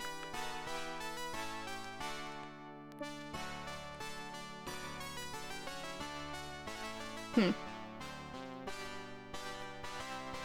I can't actually sleep in here. That's a bit weird. I feel like Lord British lied to me. Telling me I can sleep in the bed and I can't actually do that. Alright. Man, I guess I can go outside and rest there.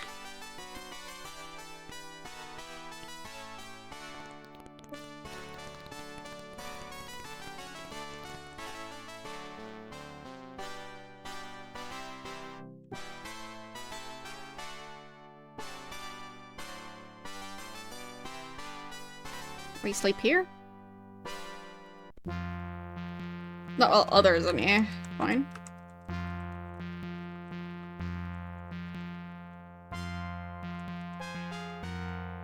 Okay. Only in the wilderness. Okay. Can't sleep behind someone's house. Can I sleep here? No. Fine, that's a village. I didn't want to be in a village. I didn't sign up to be in a village. How big is this village?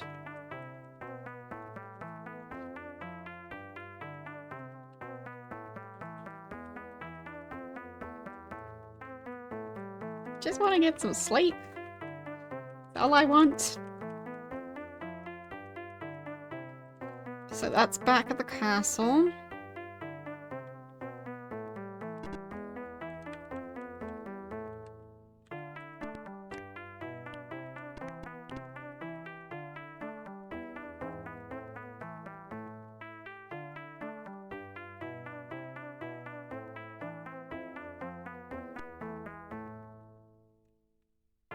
Can we sleep here? No. It's not the wilderness. Like, how do I ever reach the wilderness? Is this the wilderness? Okay. 9 hours. And Isle Guard. Oh, that's fancy.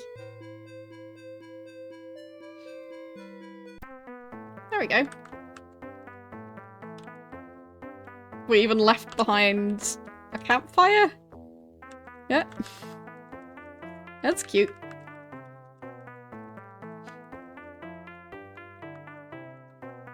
Okay. Kind of looking for a shop. So... I'll look at the manual to check the game map. Because that should be in there somewhere. Oh, it's in ruins again. Of course it is. Alright. Okay. Tiny boat. Very cute.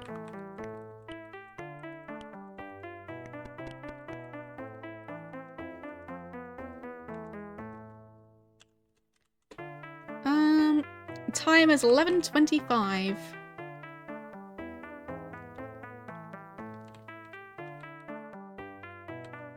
Endgame, not IRL this time.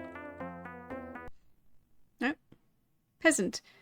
See a sly-looking fellow dressed in rags. Hello, my good woman. I don't like you. Hello. Oh, I know all about that, but I think you'd be better off you learned about it on your own. Okay. What's your job, peasant? I'm pretending to be a beggar. That way nobody will suspect who I really am. Here, give me a few coins. To keep anyone from getting suspicious. Do you give him money? No. Broke, are you? Well, come by after I'm done with this disguise. And I'll give you a loan from the royal treasury. He doesn't sound very nice.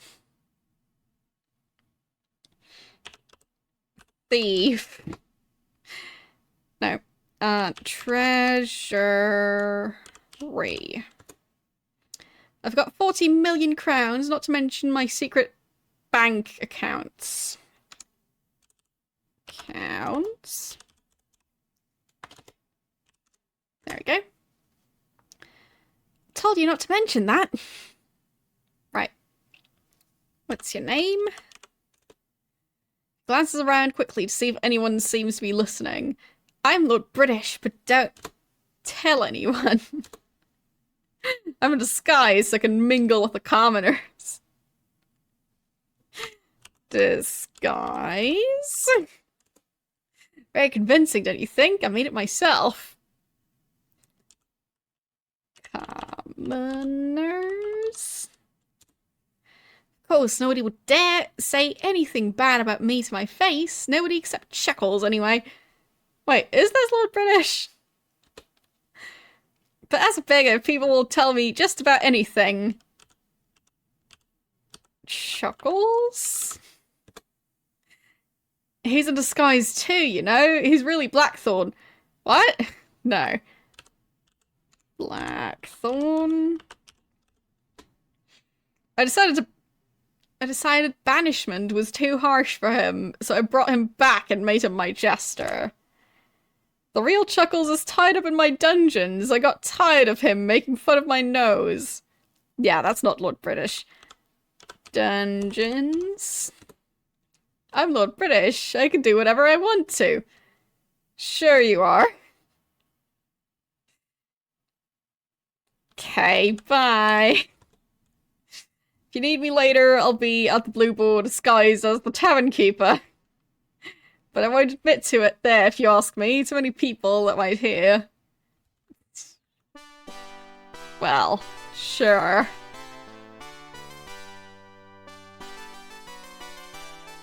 Noticing your attention, he says perhaps there's a little Lord British in us all. Oh, fine. One of my companions said something. I didn't notice that.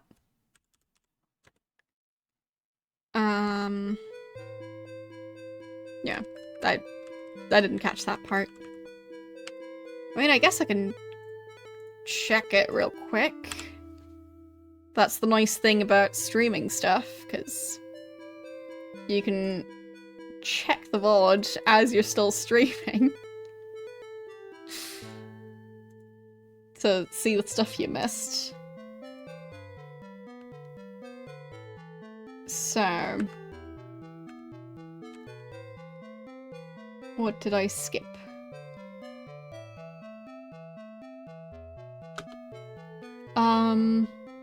You see Shamino smiling, unusual sight.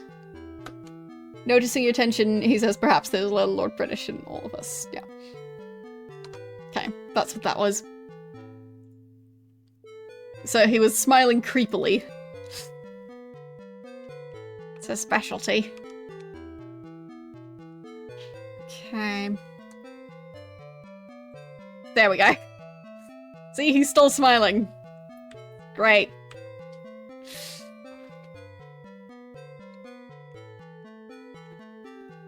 I mean, those portraits are something. I feel like the main character portrait looks quite different from the other three. Just wanted to point that out.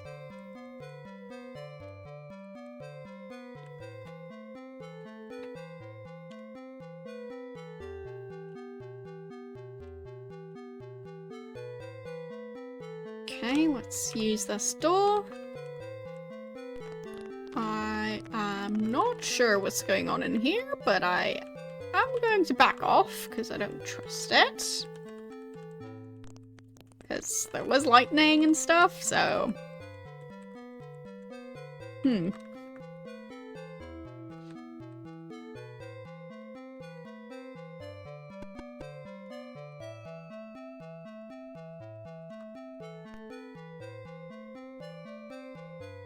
Okay, mountains? I'm a bit confused by the map so far.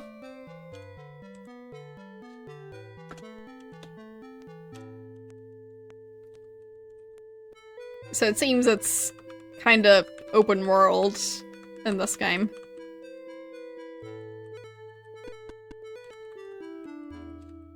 Oh, I wanted to ask, do you actually have to stick by the virtues, or was that just misleading?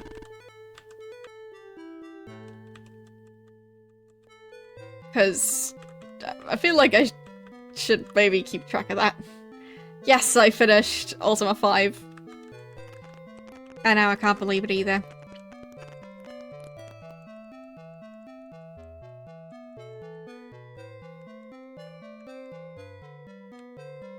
Where was the castle? That looks like a horseshoe?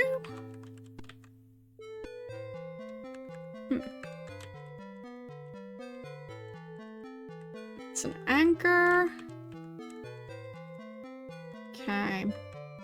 Still looking for like a general store type thing.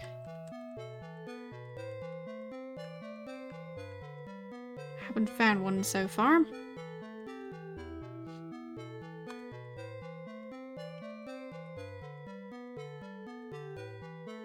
How many hours? I mean, I can try and check.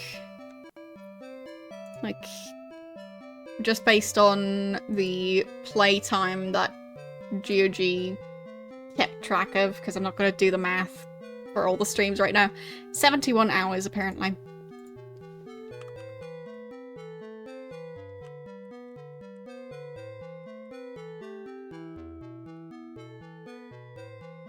That thing's big.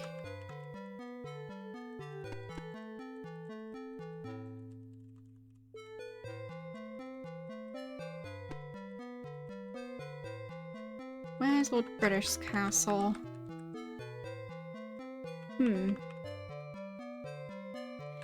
Yeah, the thing is, I was playing it since, I think, sometime last summer? So that would probably be why it felt like a while. I feel kind of lost already. But yeah, the thing is, since there were 2 month-long events in between, like, it kind of stretched out the playthrough, but, well, overall, playtime-wise, it wasn't that long. But I kind of wonder now how long the other games took me. So, Ultima 4, 55 hours, Ultima 3, 13 hours, 14 hours,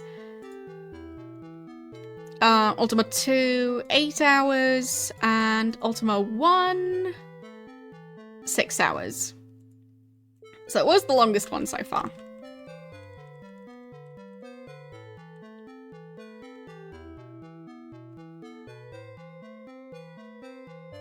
But that's just what GOG tracked, so might be incorrect.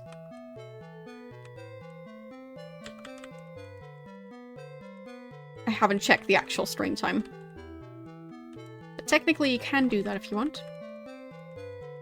Just, like, look up the playlist on YouTube and see how long the playlist is. Don't know how to get back from here. I have been trying. I just wanted to get some rest and then go back to Lord British.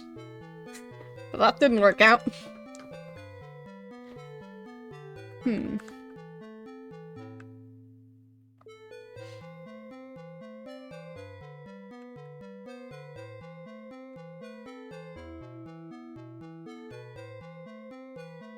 I think we should be able to rest here. Let's do 8 hours. Okay.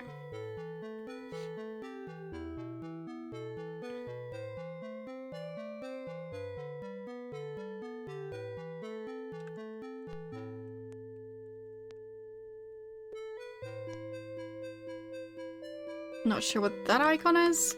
Well, it looks like a key, so probably related to that. That one, I'm not sure what that icon is.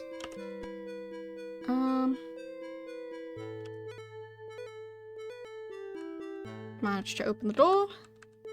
Looks like this is a weapons shop. Okay. Interesting. I wasn't stealing anything, don't get any ideas.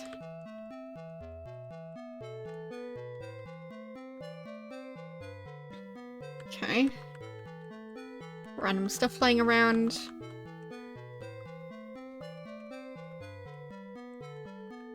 Okay, it's daytime. Back we go to the weapons shop. Is the shopkeeper in yet?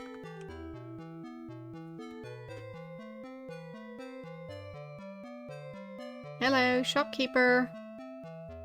No?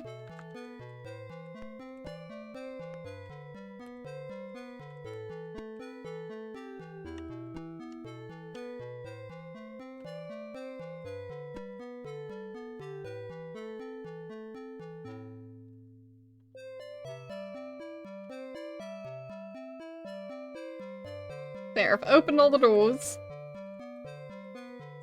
If anyone wants to come play shopkeeper, let me know. So, who's this? Peasant. A man wearing a long grey cloak. What's your name? Oh. With the fingers cut off and carries a large hourglass with him. What? Good morning, Avatar. Okay, let's try again. There. A man wearing a long grey cloak. He wears gloves with the fingers cut off and carries a large hourglass with him. There we go. Good morning, friend Avatar. There we go. What's your job? Random person standing next to a bell. Every hour of the day, I ring the bell a number of times. Bell. According to the numbers on the hourglass, you see. Numbers? Well, I usually know what time it is up here in my head somehow. But just in case, I start this hourglass at sunup, turning it over every 9 hours. Ask about time. Especially important for those with shops. They know when to open for business, eat lunch, close, and that sort of thing. Another of Lord British Innovations, the spell thing. Business. I guess that you don't keep a regular schedule being the Avatar and all. Probably out till all hours collecting runes and such. Okay. Runes. Musical little things. Okay. Oh. I keep on missing it when there's more to read. Runes. There. Musical little things. There's a symbol on one side and a letter on the other. Probably spells something out if you put them all on a necklace. But that hasn't been done for a long time. After the Codex of Ultimate Wisdom was brought back from the underworld, Lord British gave the runes to the Lords of the 8 cities. Okay. What was your name again? Daver McCord. Of course you are.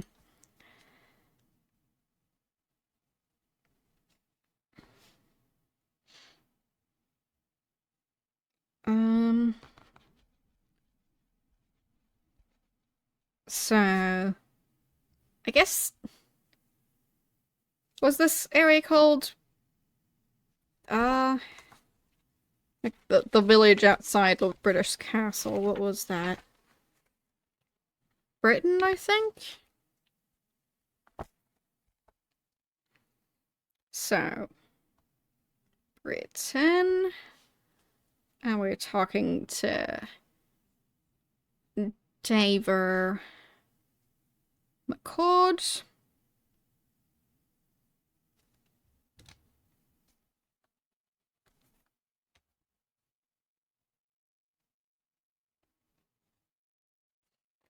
Let's ask about the runes again. Okay. So, symbol on one side, letter on the other. Probably spell something out.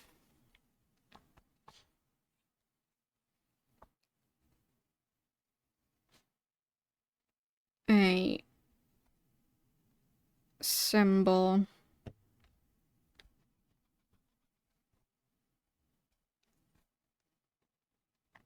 So, they have a symbol on one side and a letter on the other. They'll probably spell something out if you put them on a necklace.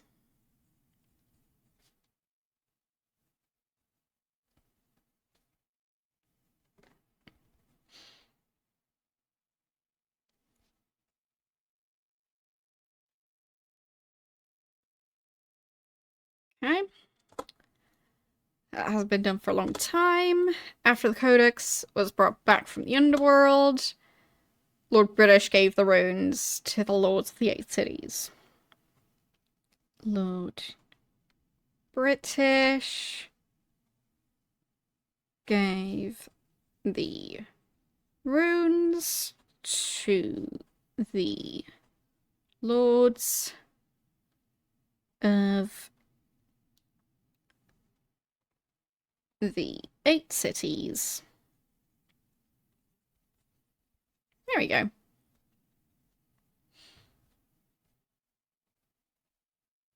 So I'm guessing we'll have to collect the runes, which is why I'm taking notes about them. British. Appointed lords to rule the 8 cities. Of course he did. Cities. Let's see now. Counts them off his fingers. Minark, Trinsic, Jalum, Yu, Scarabray, Britain, Moonglow.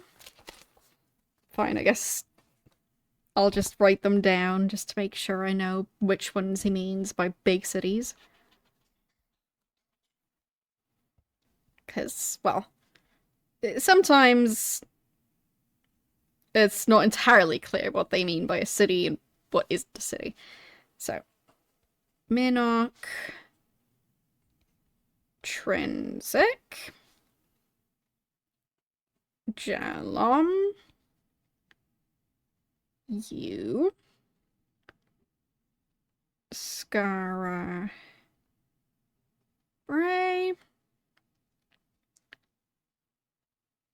Britain, Moonglow. Ah, yes, and New McGinshire. I hear each of the lords knows a mantra. New McGinshire. I hear each of the lords knows a mantra.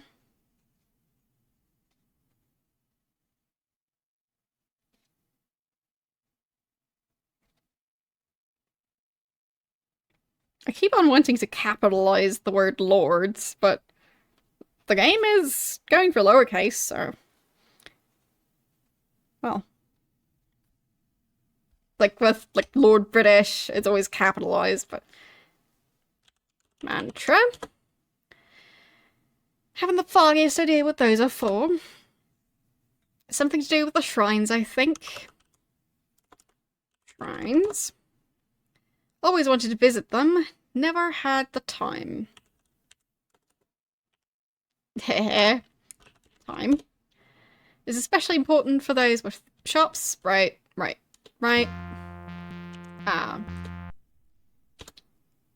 Wanted to ask about Avatar. There. Look much taller in person.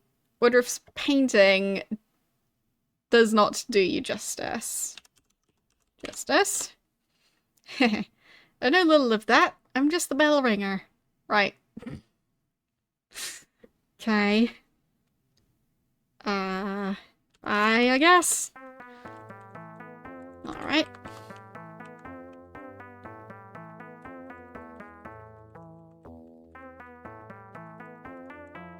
Still nobody in here?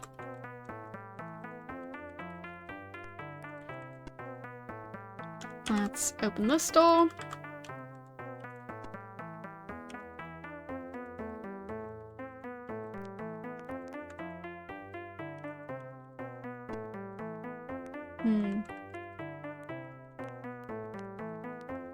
Still don't know how I'll find my way back. Okay. I'll try and translate that. So that's A V Avatar L-A-N-E. Avatar Lane. It's my lane. Great.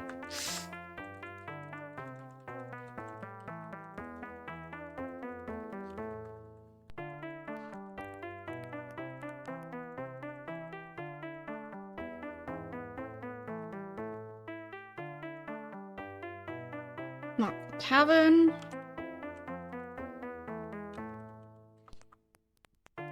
Oh, instruments. Use the instruments.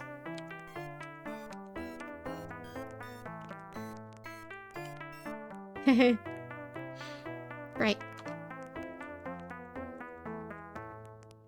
There's cheese in there.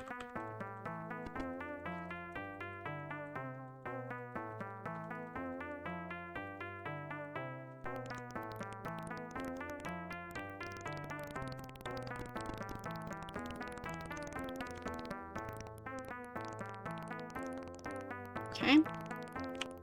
Talk to this person. You see a tall, willowy woman with long blonde hair. How can I help thee this fine morning? Bye? There. Which of you? Main character. Arrows or crossbow bolts?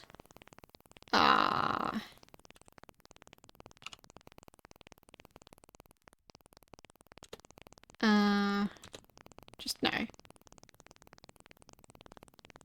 Is there anything else? No. Perhaps some other time. Yes. Bye. Okay.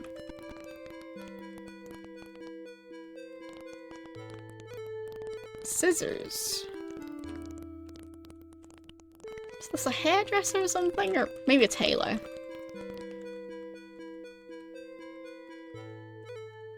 There we go.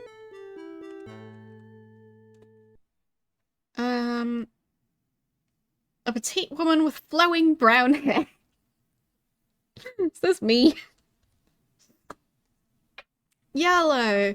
And their companions as well. I heard rumors that you were in town. Yellow greets his former apprentice warmly. How goes business, Gwyneth? Very well indeed. Sir Geoffrey himself just placed quite a large order. Much demand for bows these days, what with the gargoyles? Turning to you, Gwyneth says, and what can I do for Yolo's friends this fine morning? Can I sell? Yola has something of interest. None of those, no. Changed your mind, eh? Nope. I just wasn't sure what I could sell. What'll it be? Fine. Okay, so they do have a magic bow at this place. That's good to know. And bye. Yellow, I'll see you again soon with thy share of this month's profits. Well, good for him, I guess.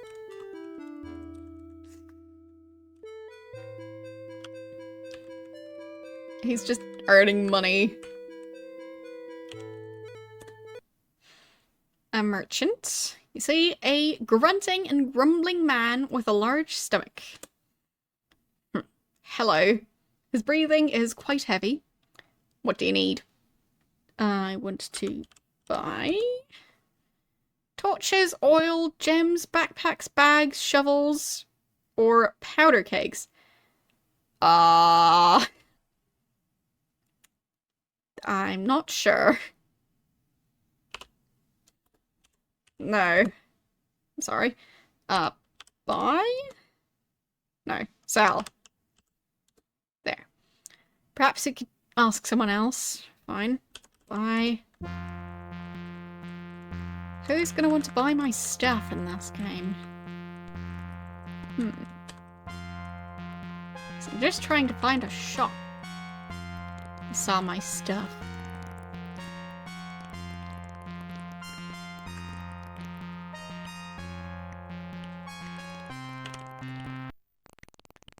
Villager. You see a man in a multicolored jacket. His fingers are long and graceful. Good morning, my lady. What can I do for you? What does this guy sell? Cloth or thread? And sell?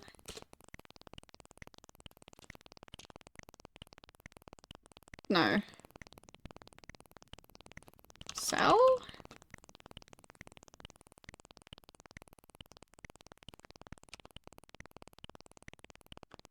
Buy? I'm confused. Buy? Which of you? None of us. You'll find none better. What? I'm so confused. Bye. Let me leave, please.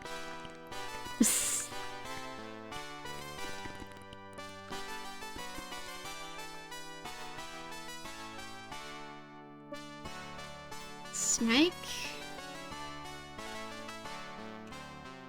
Okay.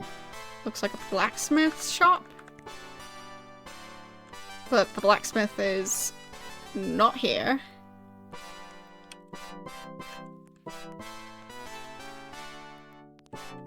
Bakery. Graveyard. And...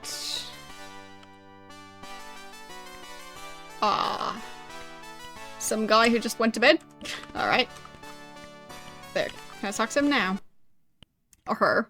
I don't know. A rotund man in monk's robes. So, him. Greetings, my children. What can I do for thee today? What's your job? It is my responsibility to care for the sick and injured. Attempt to heal, cure, or resurrect if needed. Okay. Great. Bye. Kinda looks like he's not that good at resurrecting, though, because there are a lot of corpses in the graveyard right outside. Just wanted to point that out. Joint fields here.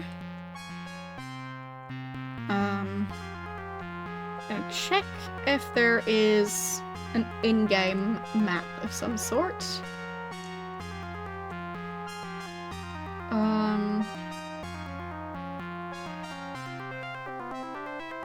Okay. Game's divided into 4 regions. The map, the status display, the message scroll, and the command icons. Oh, I guess this is the map. Fine. Okay. It's a very zoomed in map.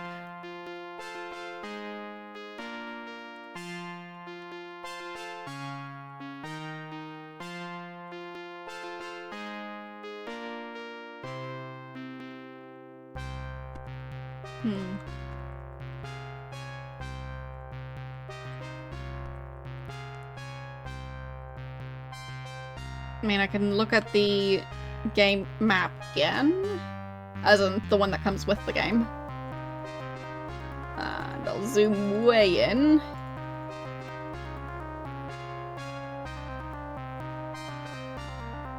Okay. So there's a river.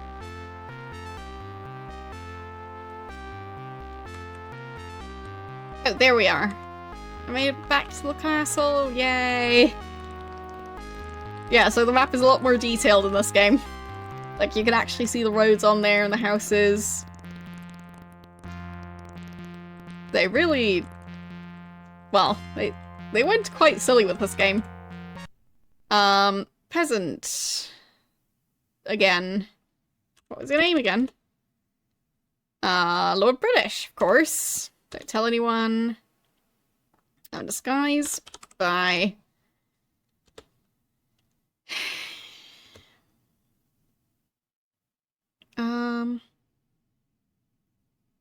Yeah. Shamino smiling again. There's a little Lord British in all of us. Why does this person keep popping up? Okay, let's save. There we go.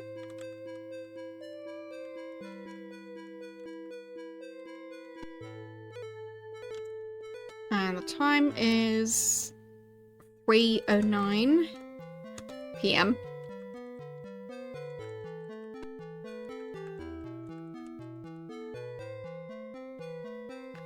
So... yeah, there's 2 big houses.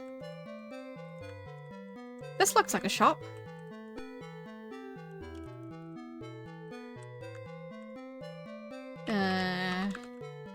Hello, shopkeeper. Could you stop pacing? There we go. You see a preoccupied man holding a ledger under one arm. Records to keep, festivals to plan. I'm so busy, but I can spare you a moment, milady. Okay, can we sell? Can't help with that. Buy. Can't help with that. What's your job then? All the little details of governing, all the paperwork falls on my shoulders. Fine, so this person has nothing to do with selling stuff. Oh, I think that's a judge? Possibly? Someone must do it, and yet I miss the days when I was a carefree adventurer. Adventurer? Yeah. It wasn't highlighted, but... Tholden goes down on one knee and kisses your hand. I hope I've been of assistance, my lady. Great, thanks.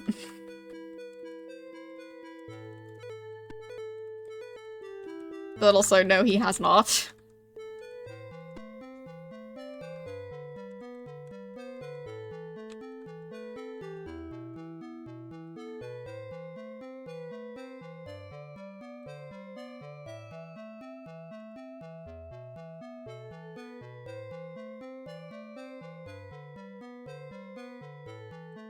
Okay.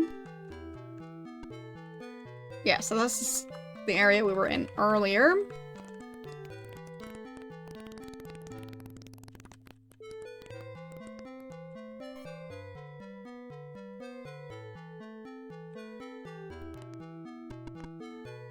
Is this person back now? Still don't see them. Guess they're expecting the armor to make itself. I would like to buy a nice set of, like, just a suit of armor, basically. A chainmail or something. Because we don't have proper armor yet.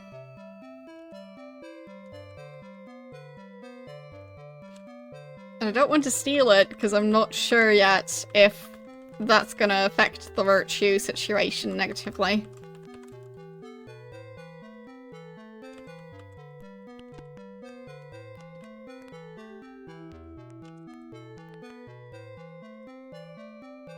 Can't use the forge. Could have been fun, being able to craft your own stuff.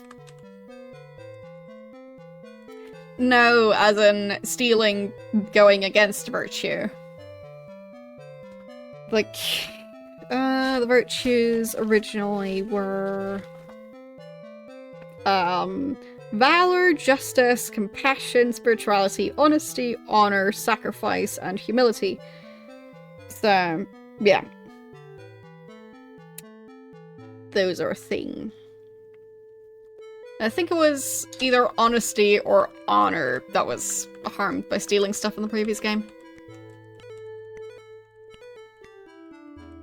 Or, well, not the previous game, the Ultima 4. In Ultima 5 it was fine, but since Lord British specifically said I should continue embodying the virtues, I'm not sure what to think about that. So... thanks for follow.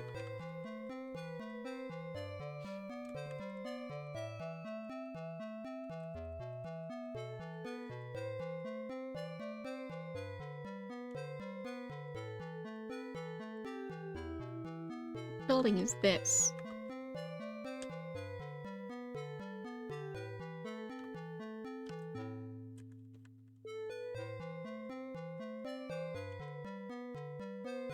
Oh, okay. So just went through that guy's shop. And this should be the way back to Lord British. Still haven't figured out how to actually sleep in my bed.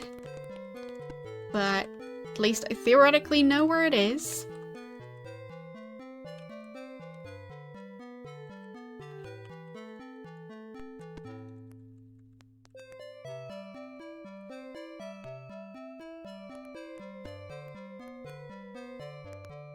I mean, I'll try again.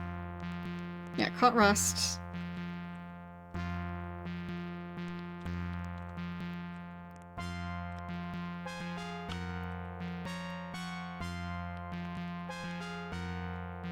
No.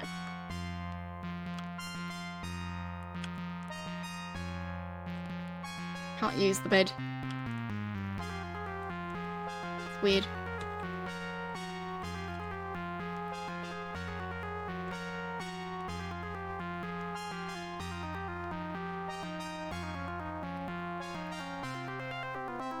Is that a rat?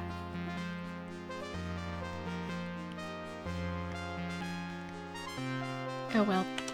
Let's talk to Chuckles. You see a carefree fellow in a ludicrous costume. Ho ayo he hum. I've got a clue. It's important. And just for you. Clue? Yes, it's crucial to your quest. Do you want to know what it is? Quest. Yes, I guess. Perhaps I don't want to tell you. Do you think I will? Yes? How foolish of you to think so. I won't tell you the clue. But I will give you this hint that may lead you to it. Search the chest in Nistel's room. Okay. I think I already did that and stole everything out of it. So... quest... hint... chest... Nistel. So, hint... if hints were mints and mints were hints, think what a world it would be. Yeah. World. I just said that. That. You just said that. Okay. Right. So, quest. A quest, a chest, oh what a jest. Jest? Have you heard the one about the nun, the dragon, and the drunken penguin? No. That's too bad, neither have I. Of course. Hint? Hints were mints, yeah. Nistel. Oh, he's not fun. I'll show you fun before I'm done. I just said that. Great. So yeah, I did my best. Did I amuse you? If not, I hope I did confuse you. Did you enjoy my jokes? No. Really? I'll just have to try harder then. Why is Dupree like a horseshoe? I Don't. No. It's because they both have the letter R in them. What do you think of that one? No. Well, who asked you anyway? Oh, that's right, I did. Hee hee hee ho ho. To spread good cheer I go. Come talk to me again and I'll give you another show. Oh, thanks. One was plenty.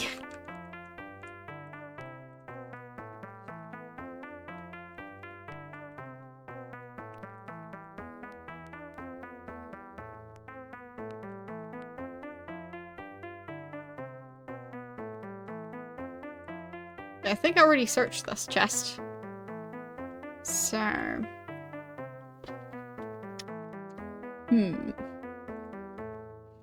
What was in that one? Was it the rubber ducky? Might have been.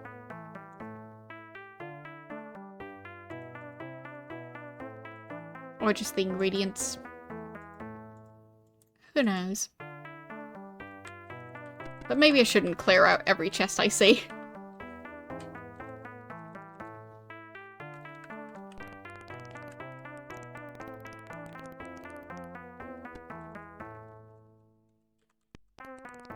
It is very strange though that I can't sleep in the bed I was supposed to be able to sleep in. Because, like, what's the point of that then?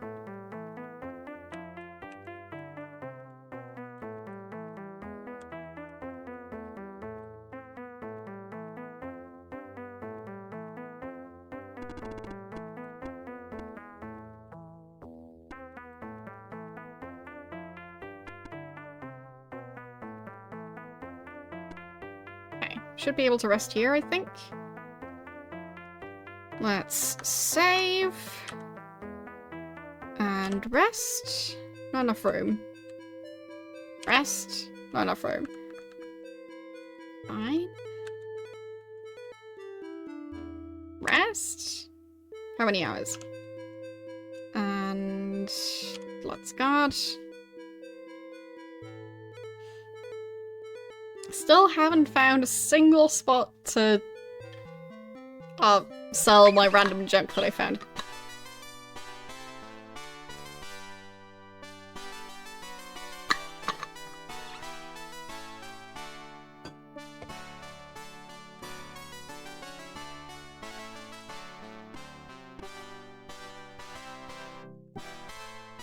So, what's this building?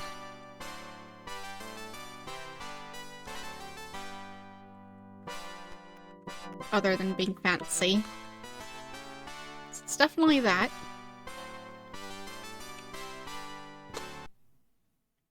A musician with a winning smile. You see lively bard with laughter in his eyes. Welcome, milady. I'm Sir Kenneth. I would gladly play a song for thee. Go for it. Kenneth plays a delightful little melody for you. Thanks. I like the confused look on your face too much to ruin it by telling you. What? Bye.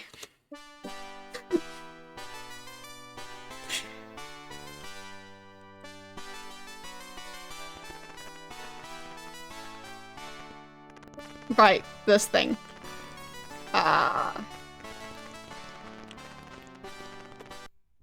So, kind of want to figure out what's going on here.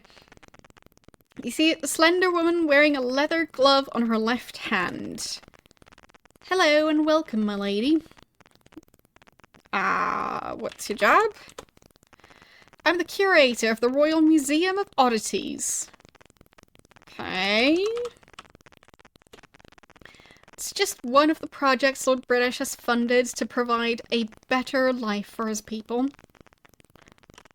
Oddities. Okay, so projects, oddities, exhibits, and museum. They've got so many keywords in this one, so it definitely helps to write them down. Okay. Exhibits. Oh, wow. Okay. We have the monolith, the energy field, the perpetual motion machine, the bones of Zog, the mystery fountain. Monolith. The energy field. The machine. The bones. The fountain. And the dragon's head, wings, and egg.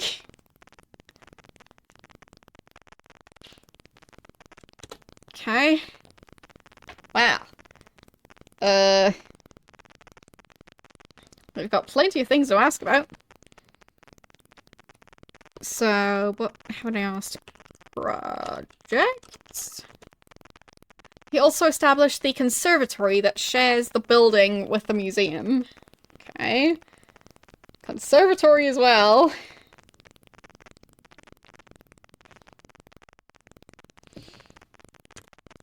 And roads. The roads that span the realm are his doing as well. Roads. Travel is much easier these days. Okay. Travel.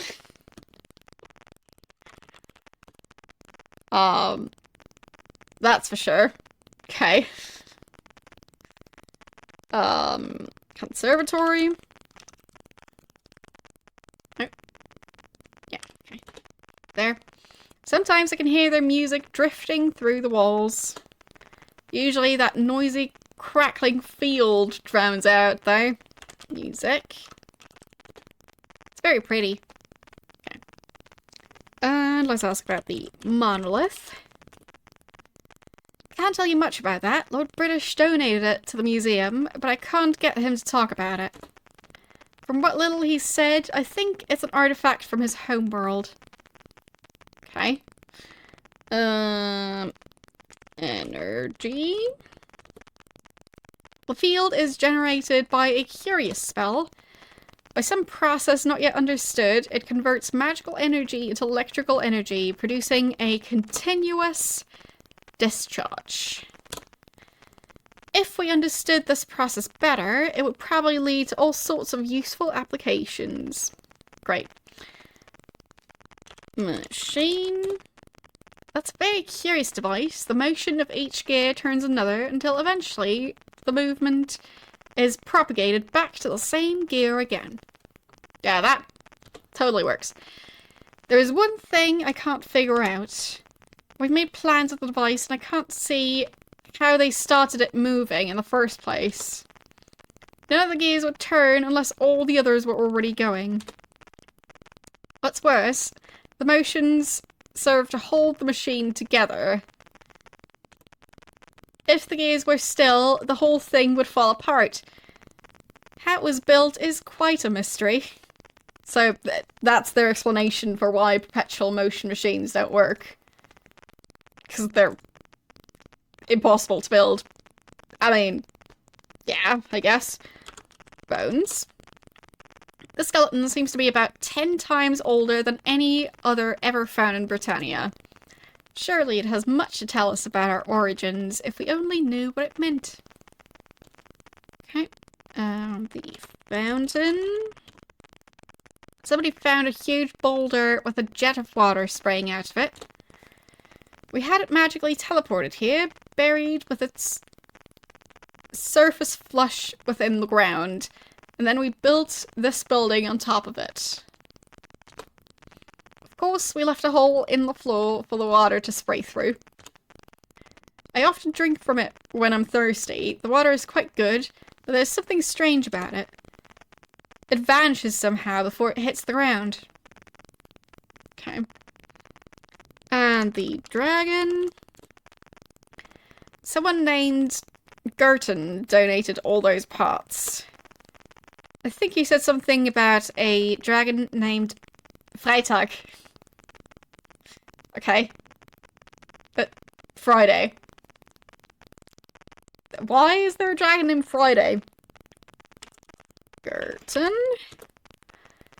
If you want to ask Gerton, I think he's in Cove.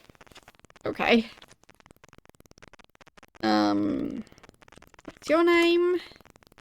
My name is Kitten. She smiles. But perhaps that explains why I like birds. Wow.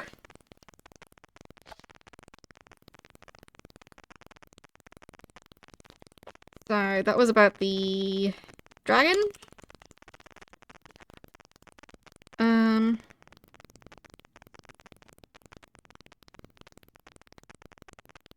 Someone named Gerton donated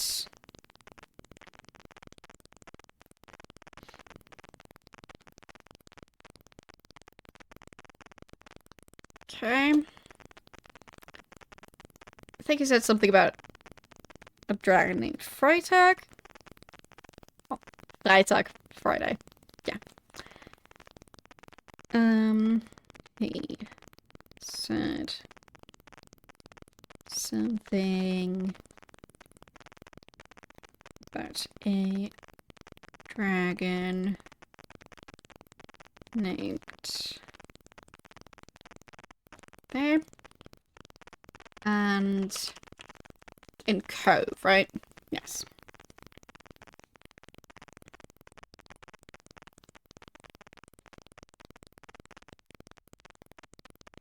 Alright, and let's ask about birds. Used to be a falconer. Falconer. That was before the British appointed me to my current position. British. A true gentleman if I ever saw one. Okay then. I mean, they really fleshed out this game. Be sure to have a look at our paintings while you're here, and come again soon. I'm expecting some unicorn horns and a Klein bottle from Trinsic. I don't get what that would be, but alright.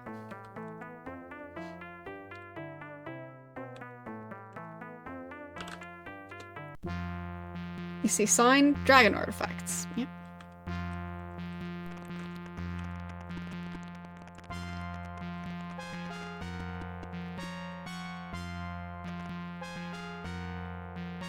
So,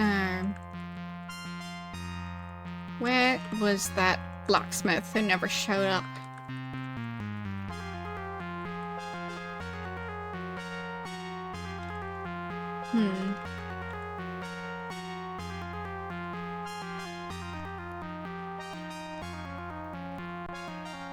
I think I'll have to have the map available on my phone, because I am needing it a lot. So I'll try and fix that.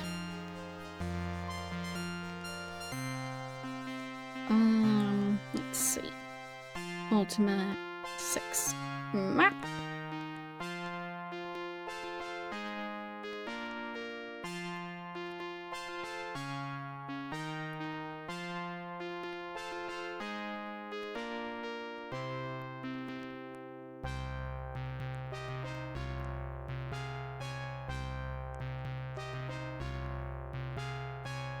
Okay.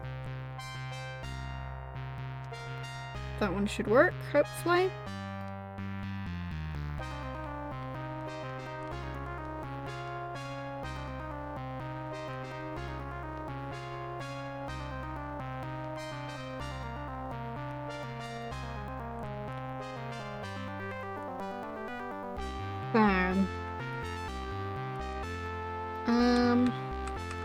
Where are we?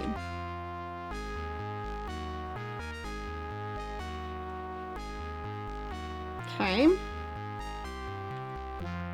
So, the bigger area with the shop, I think it was over this way somewhere.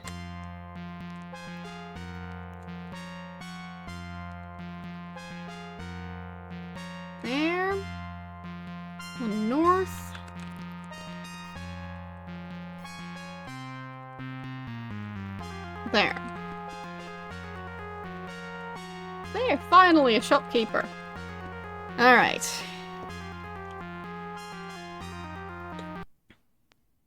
So, you see a swarthy blacksmith. Hey, and good morning to you. That's your name. Oh boy. This person talks very strange. But their name is Max. Okay. So, can I buy anything? Weapons or armor? Armor.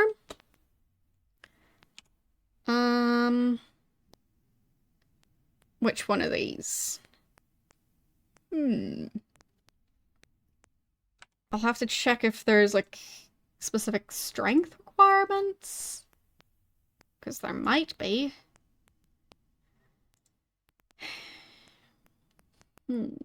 Reference card? That could have that information.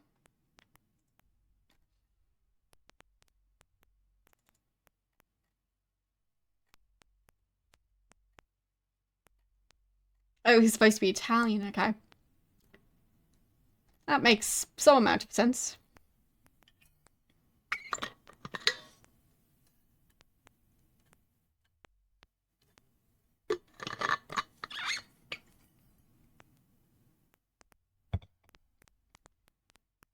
Okay. I'm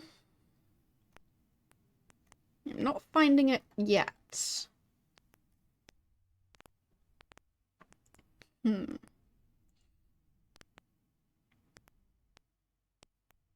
Yeah, fine. The last line does sound kinda silly. But, yeah. Doing accents and writing is just always a bit iffy. I mean, I'm already bad at spotting accents when I hear them, so...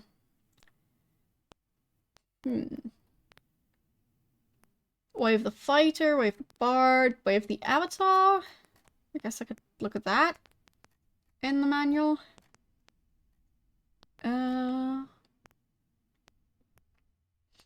Embodying the fortitude of a fighter, the quickness and quick-wittedness of a bard, the mystic insights of a mage. You've spent long years mastering the principles of virtue. Many are the times you have savoured the syllables of the mantras and the spicy scent of incense during morning meditation. You're equally stirred by the sounds and smells of combat as being as much at home on the field of battle as in a solemn shrine. Paragon of integrity, you've always sought total understanding of the world around you, often journeying to the libraries of the Lyceum, or conferring with the scholars of Moonglow and you. However, your love of scholarly pursuits does not weaken your ties to the world outside the cloistered halls of academe? Academy? I don't know. Your devotion to your companions and those in need is total. You're ever aware of the principles of virtues. Yeah, that the principles of virtues are designed to guide us in our relationship with our fellow man. Your path offers both great risk and grand reward, but you are concerned with neither, driven to follow the highest path by forces unknown and unknowable. You follow the way of the Avatar to whatever end destiny has decreed. Hey. Okay. So, I was just trying to figure out how to use armor. So, body armor.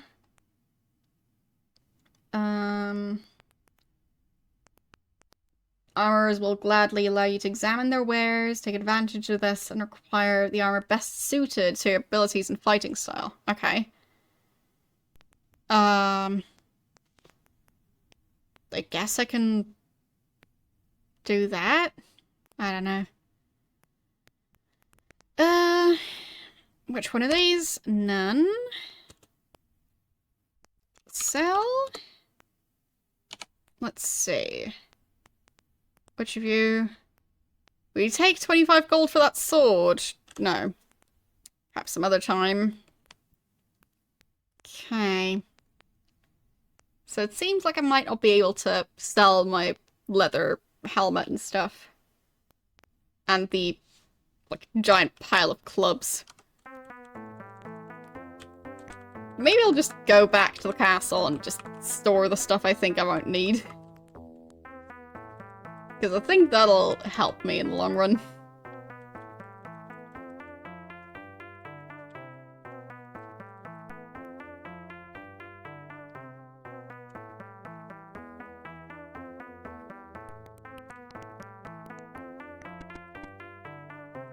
Okay.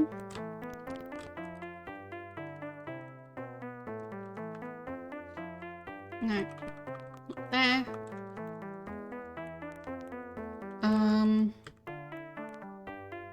So how do I put stuff in a chest? That's what I need to figure out next. So, use the chest.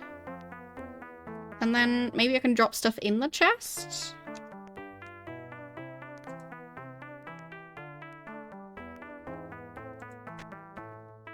I think that worked. Okay.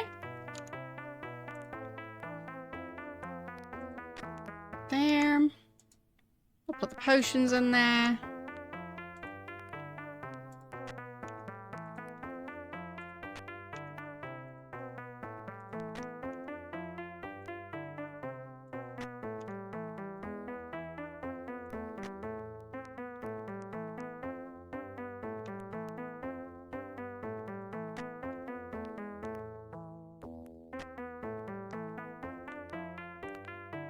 Scroll. Put it in there as well. Inkwell goes in the box.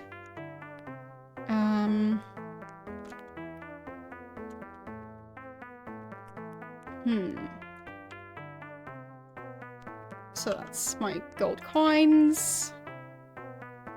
Yeah, that's potion ingredients. Nightshade. Blood moss. Black pearls. Torches. Ale. So let's drop that. Okay. Fine, now we've got food. Look at this potion. Red potion. I'll drop it anyway, because I don't know what it is. Look at this. 5 lockpicks. Okay. Flowers. Let's drop those.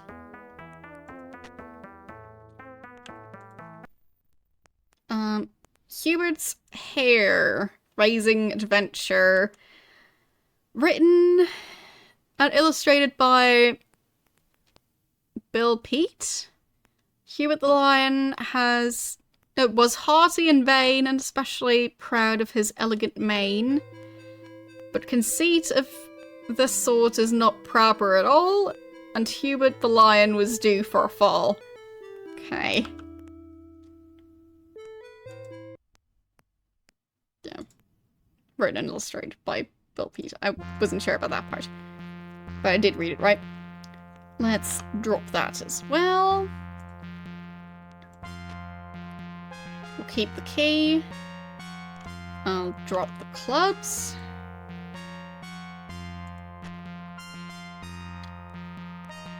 I'll keep the boomerang. I'll drop the throwing axe.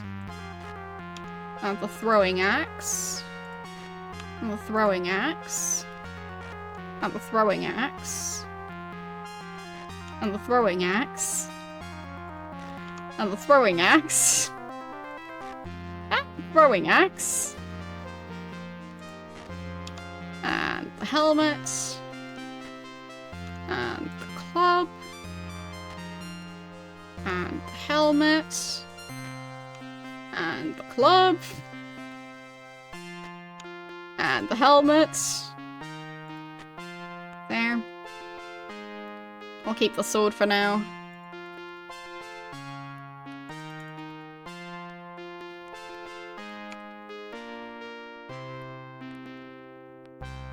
apparently carrying ale is just a thing they do. A wine glass. And wine. Let's drop the wine glass. And maybe drop the wine? That doesn't seem like a very good ration anyway.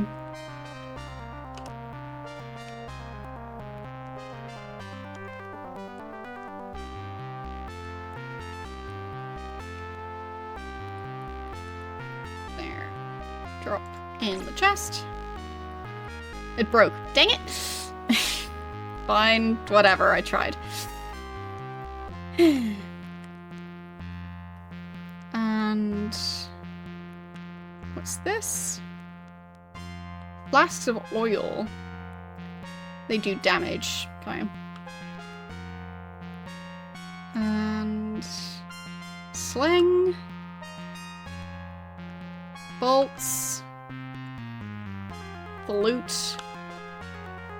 I'll just leave everything in there.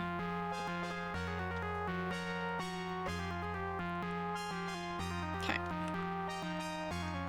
And close the chest. Ah.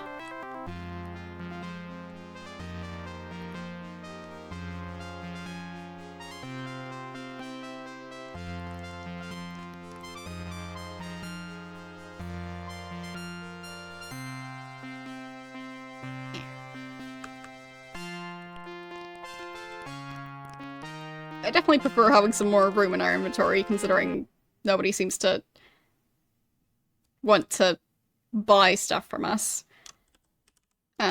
Speaking of buying stuff, bye! I know you're not Lord British, because we have talked to him plenty of times. I guess we could actually head into the sewers. Let's look at the notes so far. So Joffrey was the one who told us to go to Cove. Nestor told us to take the book to the Lyceum.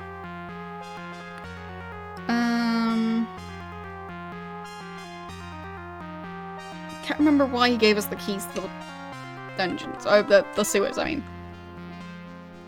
Alright, so... now we'll just have to navigate all the way to Cove.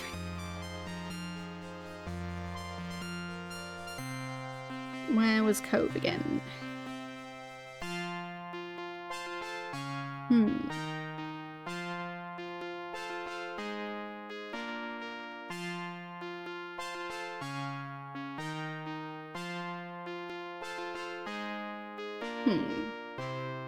not sure where Cove is.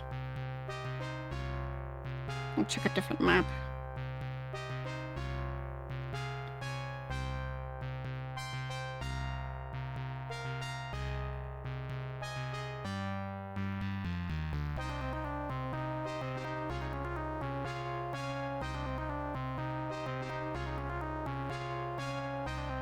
Ah, there's Cove. Okay.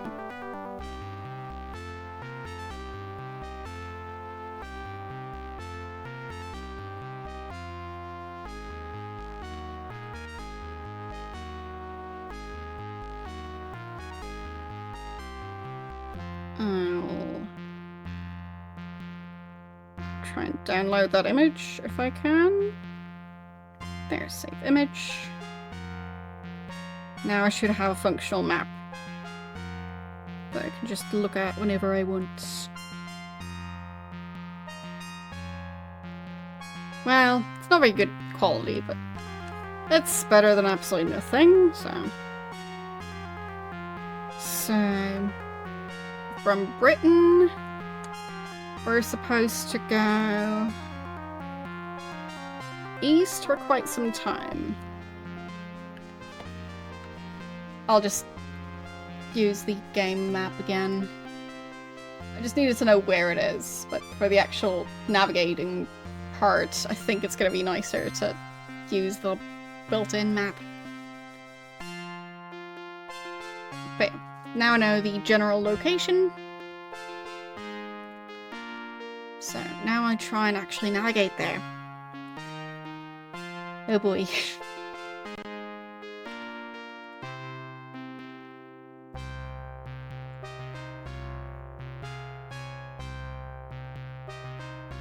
Okay. Got it all nice and set up now. Let's go on a journey.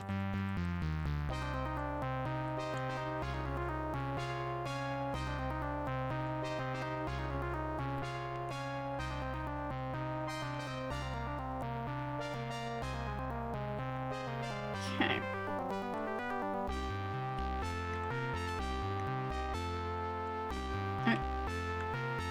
I'm not sure if we can drown. Let's save. And let's find out. Okay, we can't walk on the water.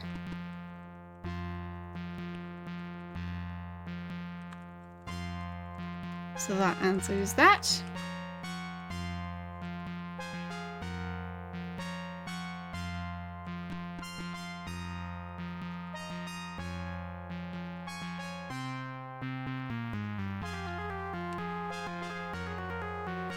Is there gonna be a bridge anywhere? Fine. We can just walk over there. So... on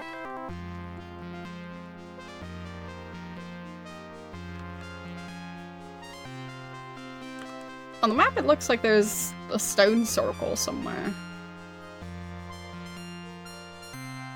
Oh, there it is. Don't know what this is going to be relevant for, but yes, it exists.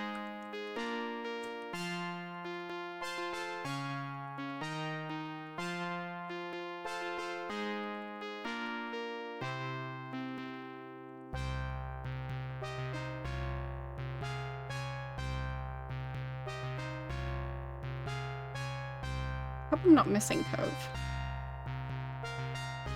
I feel like I might be.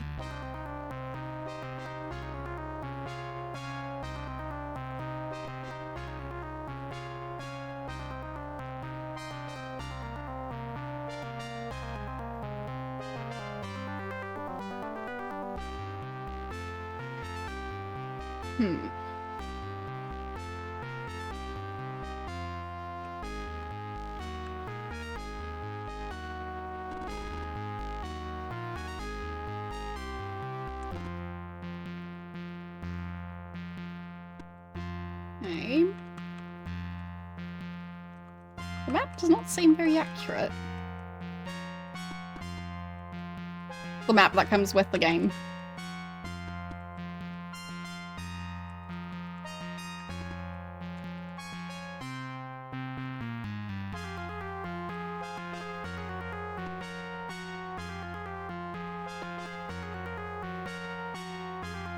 Weird.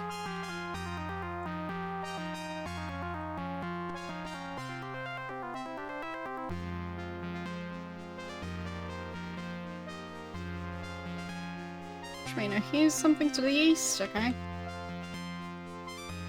Well, let's cross this. I guess. But I think we might have missed it.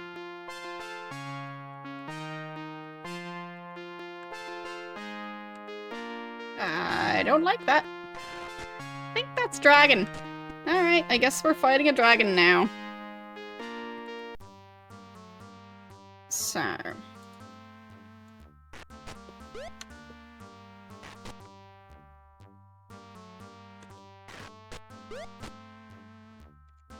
oh, it's a gargoyle. Why does it have giant wings? Which means it's paralyzed.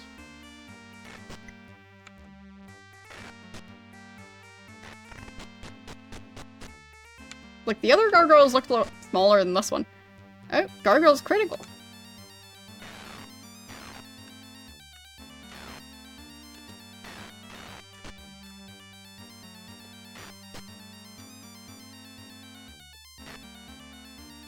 Oh, gargoyle's dead.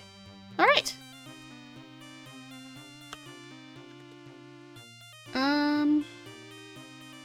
Two-handed sword, leather armor, leather helm. Let's just get all of that.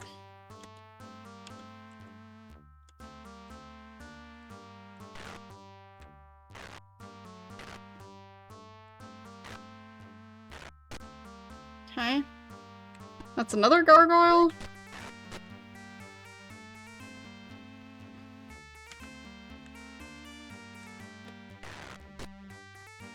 Gargoyle killed. Okay.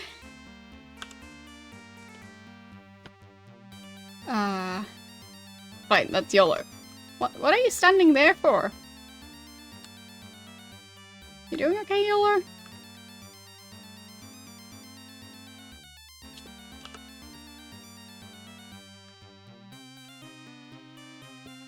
Can I look there now? Club, leather helm, scale mail. That sounds kind of nice. I'll take some scale mail.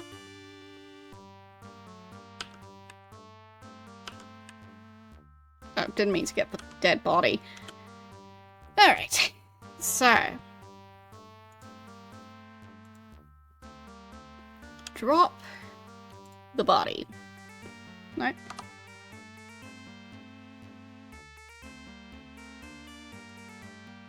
Drop the body.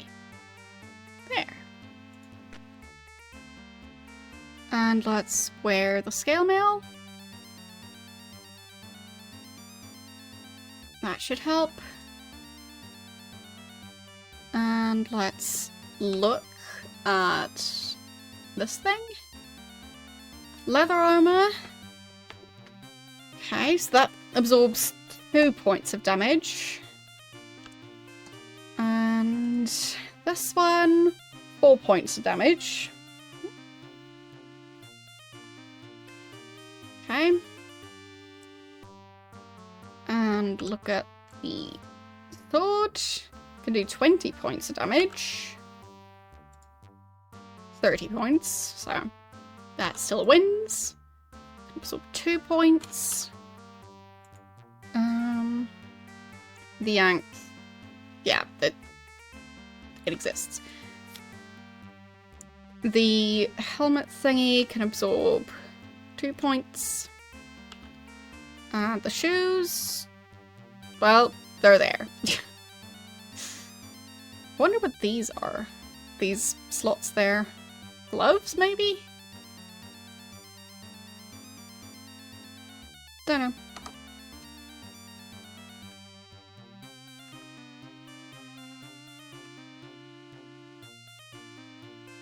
So, everybody got injured there. But let's save. And rest. Oh, right, we're still in combat. Rest. For 9 hours. And I'll stand guard.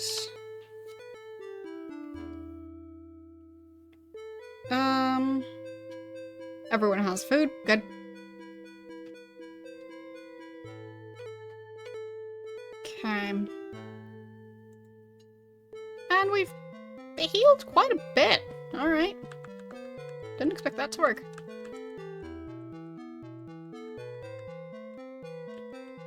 Okay. There's something going on over here. A force field. Okay.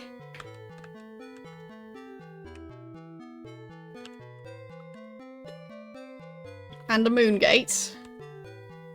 Okay. Or maybe that's the stone circle I was told about.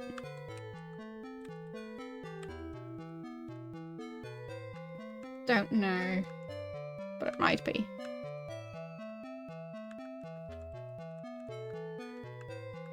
In which case, this should be Cove? I think?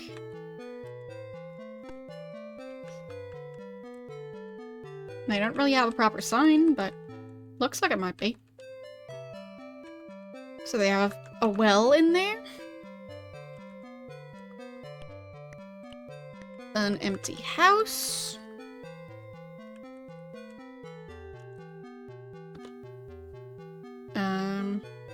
Bunch of grapes. I guess I could take those, possibly. Swamp. Okay, that's what that is.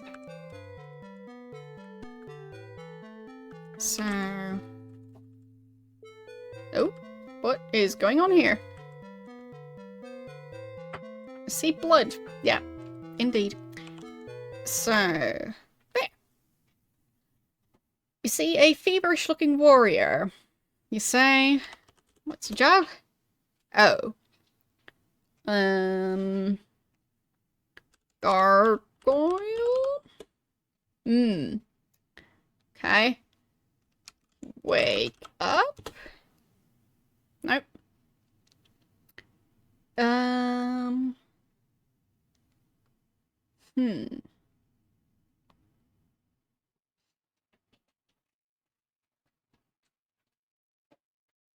Shrine?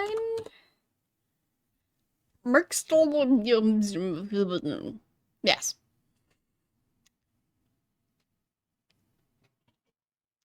That's what I always say. Name?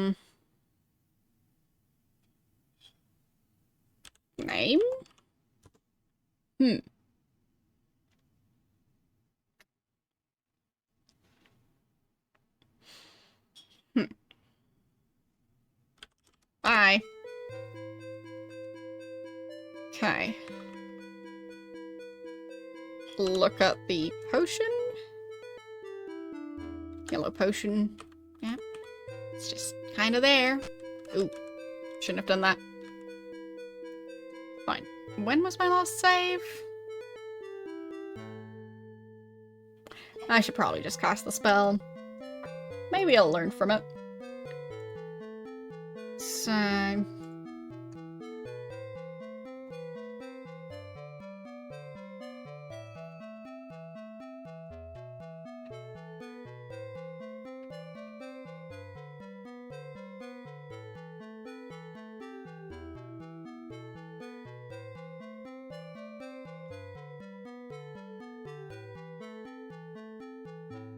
There.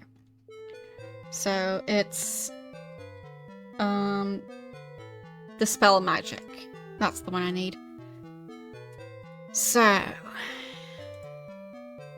I put away the wand, use the spell book, then I cast dispel magic. There. On yourself. Success. Good. And we switch them around again. And back to this view. Okay. Now we save. Okay. So...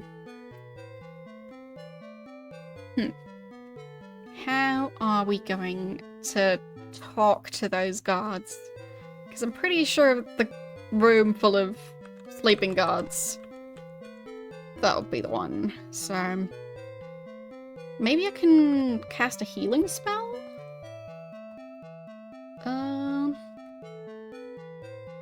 Create food, detect magic, heal. There it is. So we should have a healing spell. I'll try and use it. So...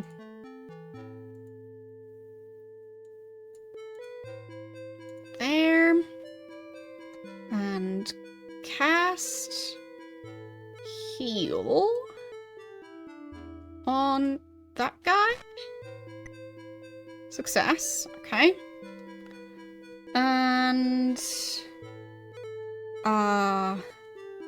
well, maybe it shouldn't have been healing. Let's try... Cast... Dispel magic? On this guy as well? No effect. Okay. Still sleeping. Okay. So... That means I was wasting resources. Restore. There we go. Dang it, I did it again! Yes, restore. Don't walk into the swamp, it's nice and sparkly, but don't touch it.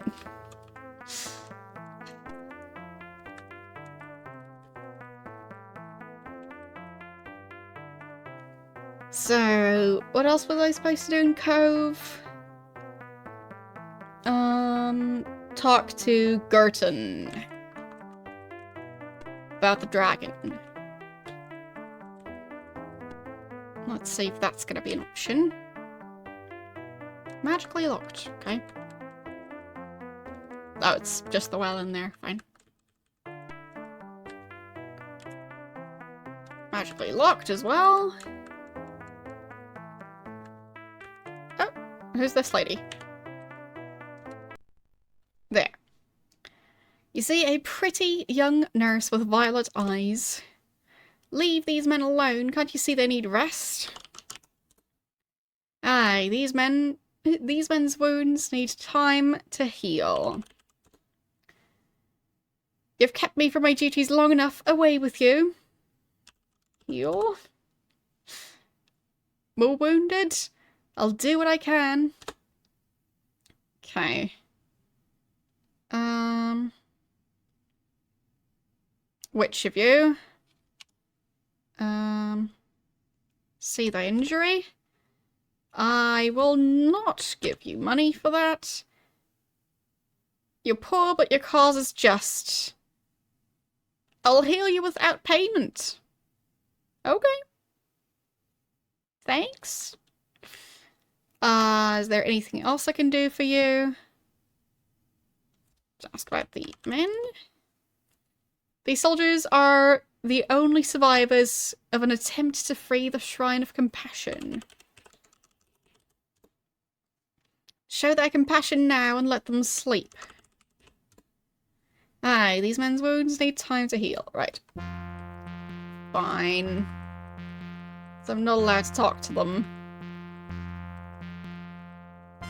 Why is this guy putting grapes on a pedestal? That's a hairstyle. You see, a distinguished looking gentleman. Well, I tried to heal them, but it didn't do anything, so. Or if you mean her. Yeah, you'd think that she would be able to heal them. Greetings, lady, and welcome to the town of Cove. How might I be of assistance this fine morning? What's your name? I am the Sconce Armand.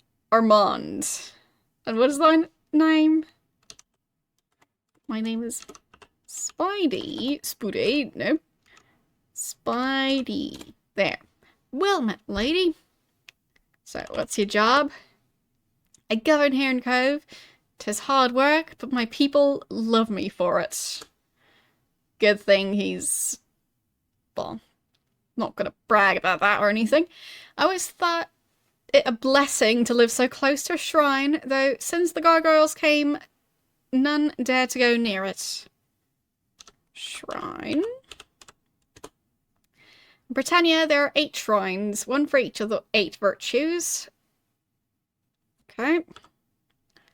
They are places where people can go to meditate on these virtues.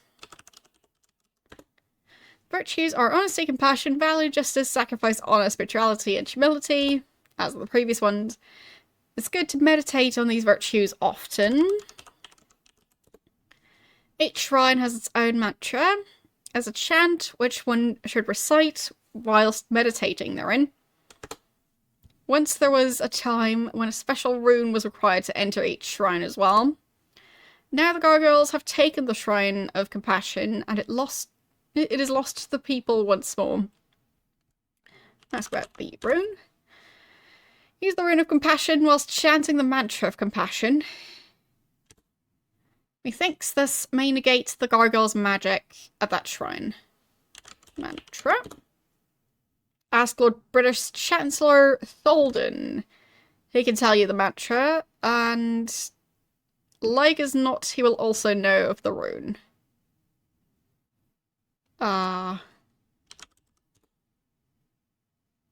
Right. So, what was this guy's name again? That. Yes. So we are in Cove, and this is well, he has a silly name. Okay. Rune. Oh, no. He was asking my name again.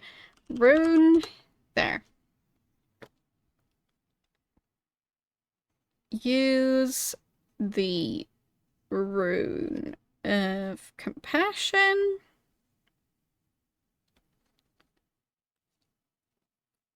While chanting the mantra of compassion.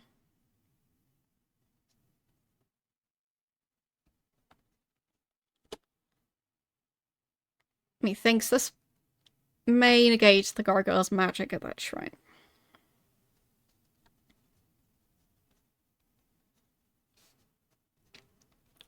This may negate the gargoyle's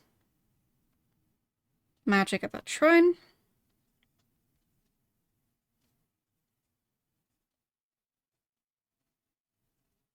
Okay. And mantra. There. Ask Lord British Chancellor Tholden.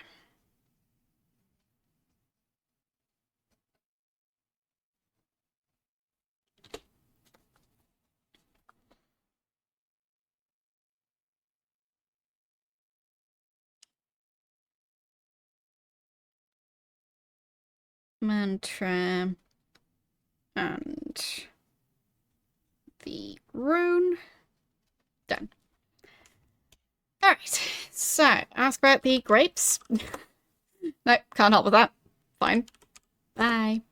It was a delight to converse with you. My heart will be aflutter with anticipation until you visit me again. Wow.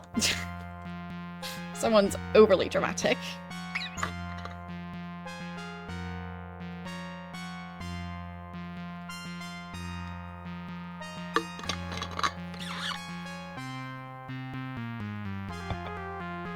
Okay.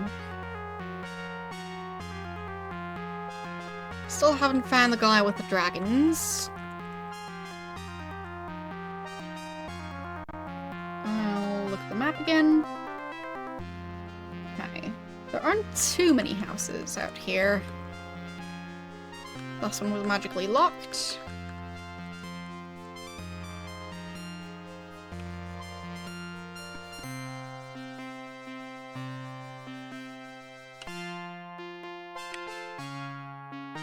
Okay, there's a dragon over there.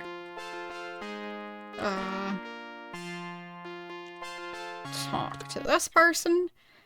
A mage. I see a dark bearded man dressed in flowing white robes. Pretty sure those are flowing blue robes, but close enough. Greetings, mighty avatar. But what have you come to my place? What's your name? Rhodium. Okay. Not the guy I was looking for. What's your job? I sell magic books and reagents and teach spells. Okay. Spells. My shop is closed right now. Fine.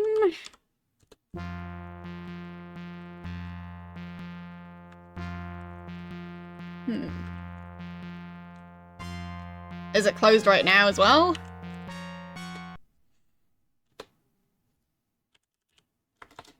Bye. There. Why just reagents now? None of those. Spells? Which circle do you wish to study? Second. No more spells with that circle. Okay. Which circle? Third. Mass Awaken. Which of these? None. Which circle? 4. Great Heal. It's the only one. And 5. Pickpocket and Seance. None of those. Okay. Fine. Look at the dragon. A drake. Fine. What does this say? Beware the beast. Okay. Of course.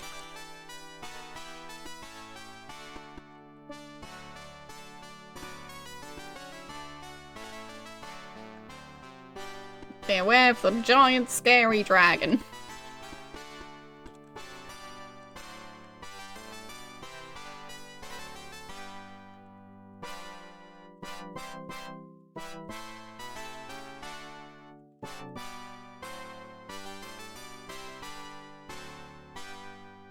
Bunch of grapes, yep.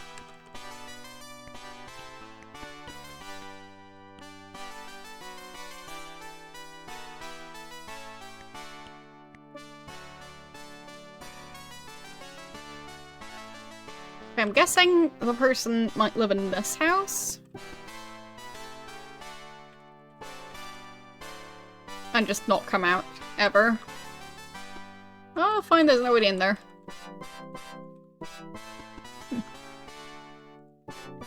Well, I'm not sure where the guy is. Probably not down the well.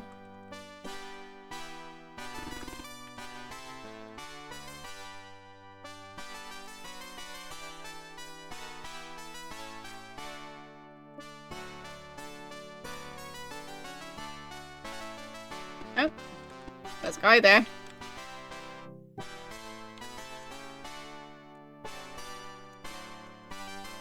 There. Right, that's that guy. We already know that guy. Spidey!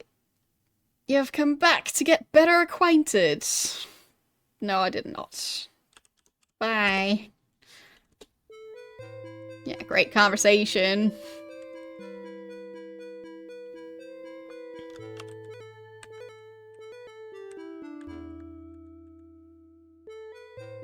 Okay, I'm confused. Why are there so many people in this house now?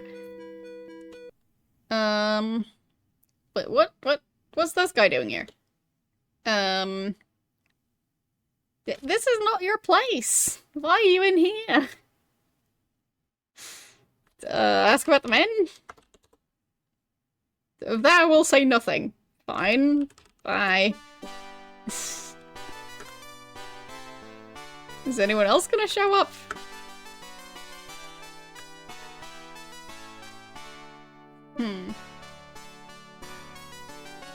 Like, why are they all just suddenly gathered in here? Okay, one of them left. Okay. Yeah, they need rest.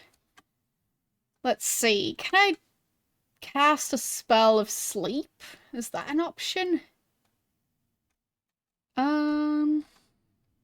Create food, detect magic, detect trap, dispel magic, douse, harm, heal, help, ignite light.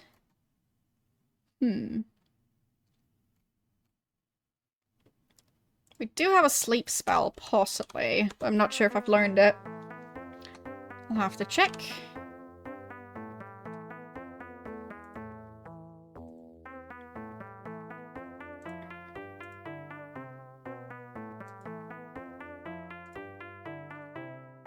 Let's cast a spell.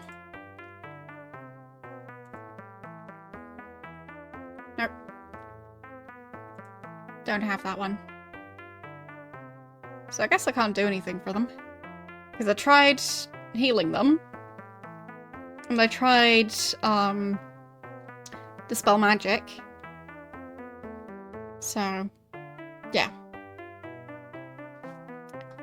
And the help spell, that one is just, quickens the user's demise. So it's a very specific type of help. Not the type I think they need.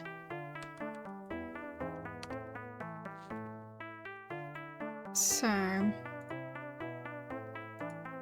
there.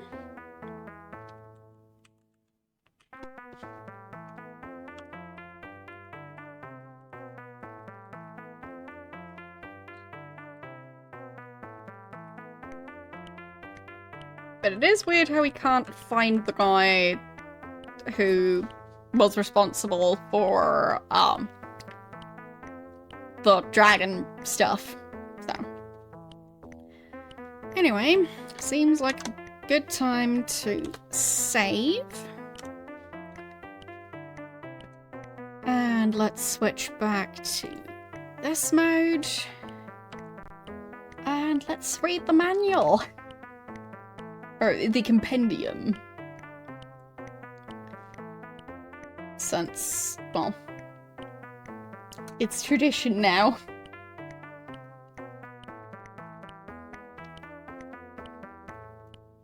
Okay. So, I, Lord British, write this exhortation in my own hand that you, my virtuous champion and avatar, might gain full appreciation of the significance of the times which face us.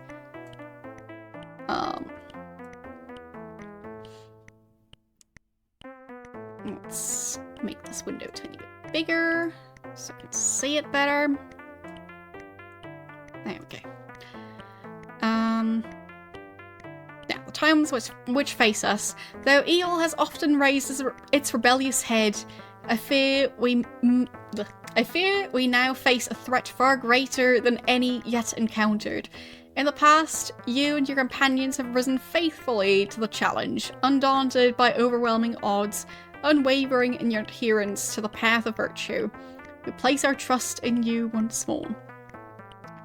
As those seeking vengeance against the light, the forces of darkness have renewed their malevolent aggressions.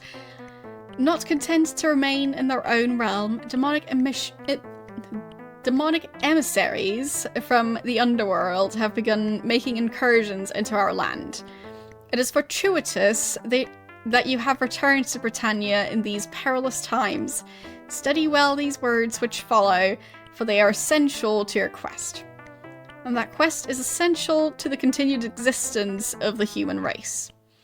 For more than a fortnight, I've dedicated my thoughts and admonitions to the Venerable Mobius, keeper of the libraries of the Lyceum. He has scrupulously recorded my every word and, when called upon, made illustrations to aid your understanding. I've affixed my seal to this letter to assure you that these are indeed my words. Take them to heart. Heed my counsel. Gird yourself with the infinite wisdom of truth, love, and courage. For at the end of your quest lies destiny foretold in ancient times. One shall arise who possesses the strength of an army, the vision of a prophet, and the heart of a saint. This great one will bring an end to the struggle between the darkness and the light. Didn't I already do that, like, several times? Pray that you are indeed the one, for should you fail, the light of life will surely be extinguished and darkness will reign forevermore. Lord British, Sovereign of Britannia. Hello. So, yeah, that was the first page of the game manual, kind of, the lore book. they're called different things in each game, but yeah. The Chronicles of Britannia. My sojourn upon the shores of Britannia began many generations ago. I did uncover the secrets of the Moon Gates, which brought me here from my distant homeland, even as they now bring you. As you all know, we who pass through the gates to Britannia, though we be in this world, are not from it. No, not of it. It is for this reason, I suspect, that we are immune to the ravages of time during our stays here. Remember, however, that we remain ever mortal, albeit, I remember having issues pronouncing that word before. I can't remember how to pronounce it though. Seemingly ageless. At the time of my arrival here, this place was known as Caesarea, a region comprised of numerous warring city-states and feudal fiefdoms.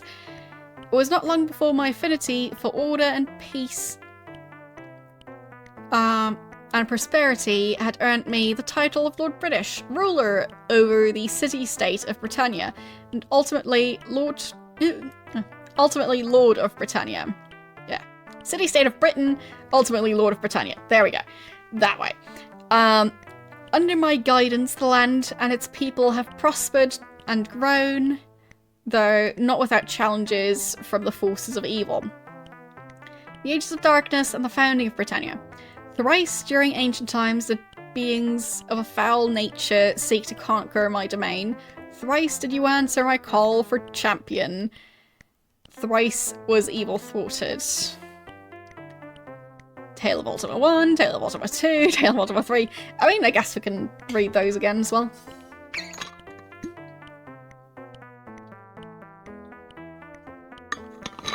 Just like as a refresher what happened previously. So, the Tale of Ultima 1. First was the perverted sorcerer Mundane, who slew his own father that he might gain immortality and advance his dark dominion over the land. It was against Mundane that you first answered my call, travelling through the Moon Gate to put an end to Mundane's shadowy plans. Ultima 2. The triumph of good was short-lived, for Mundane left behind an apprentice and consort named Minax, a cold-blooded young woman whose ambition was exceeded only by her thirst for blood. Entire legions of evil creatures responded to her commands, bringing misery to the inhabitants of Caesarea. Again, you rose to the challenge, slaying Minax's vile minions by the hundreds until at last she too met her fate at your hands. Those two games still had phases. Those were the times. Ultima 3. Mundane and Minax had devised a treacherous scheme to assure their immortality throughout time. They'd created an offspring known as Exodus, neither man nor machine, yet embodying every evil impulse they possessed. Rising from the murky depths of the great ocean, Exodus unleashed an assault of vengeance upon the world. Were it not for your keen wit and determination, Exodus would surely have brought utter devastation to our land. Aided by the enigmatic Time Lord, you foiled the mighty Exodus, bringing an end to the cycle of gloom begun by Mundane so long ago.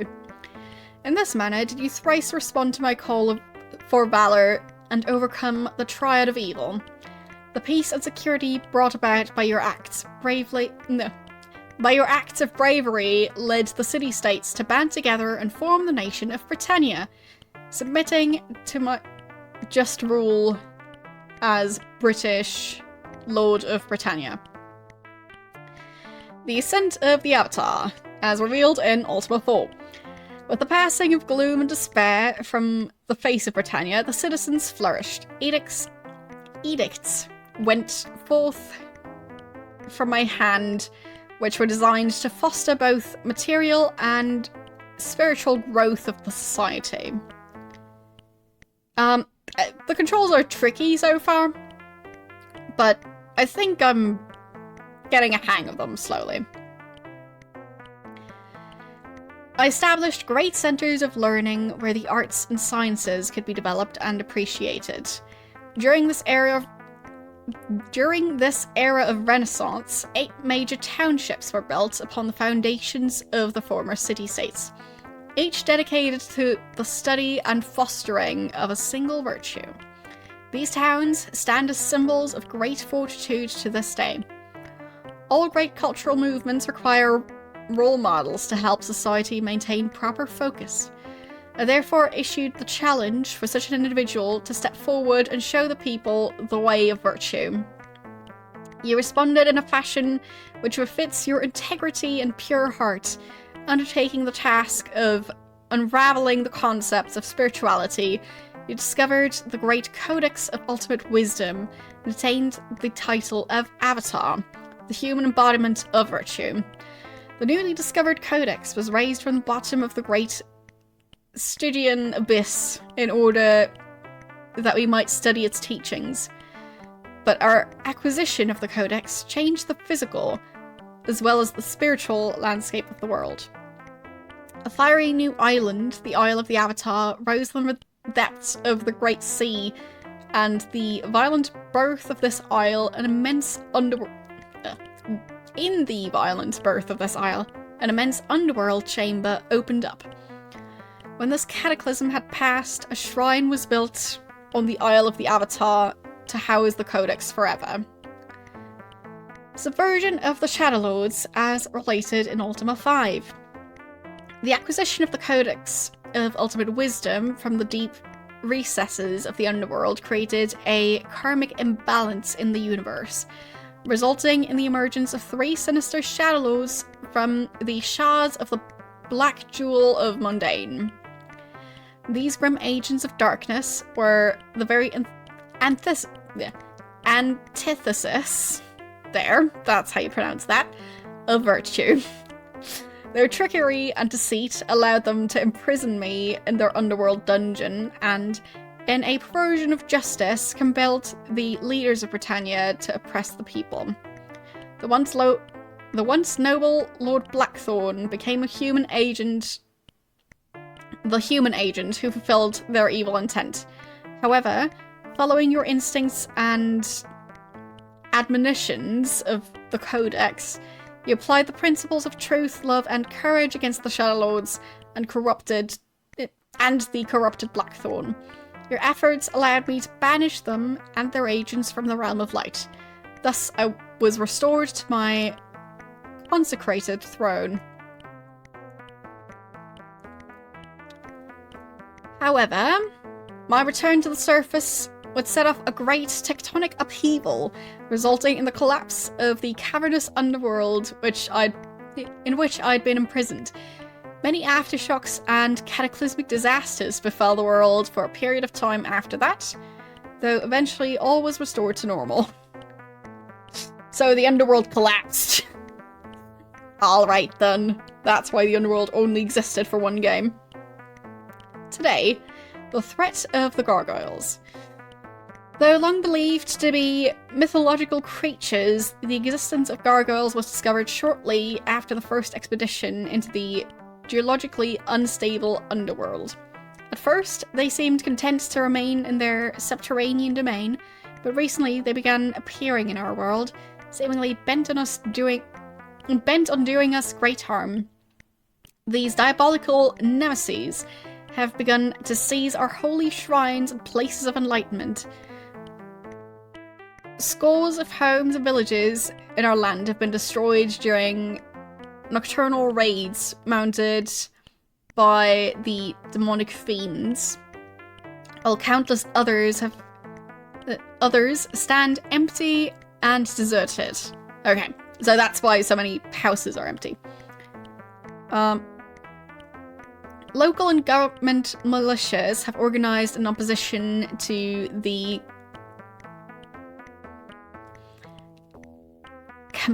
calamitous invasion from below.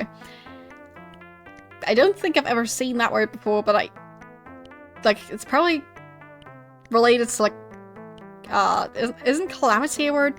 Anyway. whole brigades of skilled warriors from Serpent's Hold have clashed with these tireless foes on the field of battle, but to no avail. The gargoyles' methods... Thanks for the raid. How are you doing today? I believe you were streaming... Morrowind, right? Did I remember it right? Anyway, how was your stream?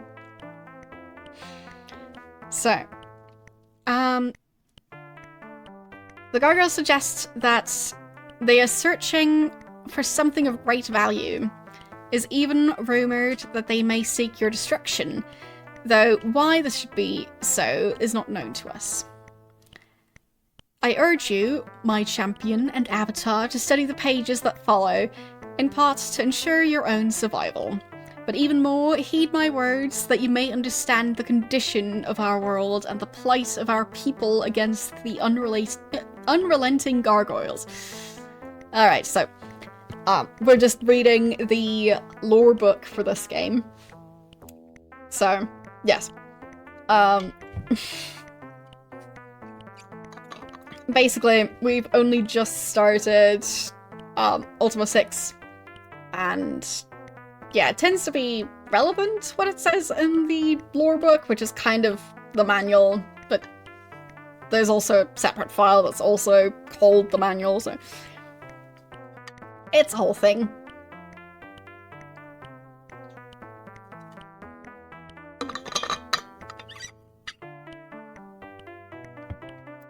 But yes, that's why we're sitting in this random building just reading. The Kingdom of Britannia. As the Lord of Britannia, I've devoted myself to fathoming the beauty and variety of this land, but one must not forget that the landscape has been stained with the blood of many a brave warrior who, for want of control over it, fell victim to its perils. Those who have seen the bloody plains in the northeast know of what I speak. So, the bloody plains. Oh boy. So it sounds like there's just an entire swamp that's just drenched in blood. So take care in your journeying, lest you fall prey to the seductive charm of the land, only to learn its deadly secrets while lost in contemplation. Great centers of power and learning. Next section. So, that's the title of the next section. The Castle of Lord British.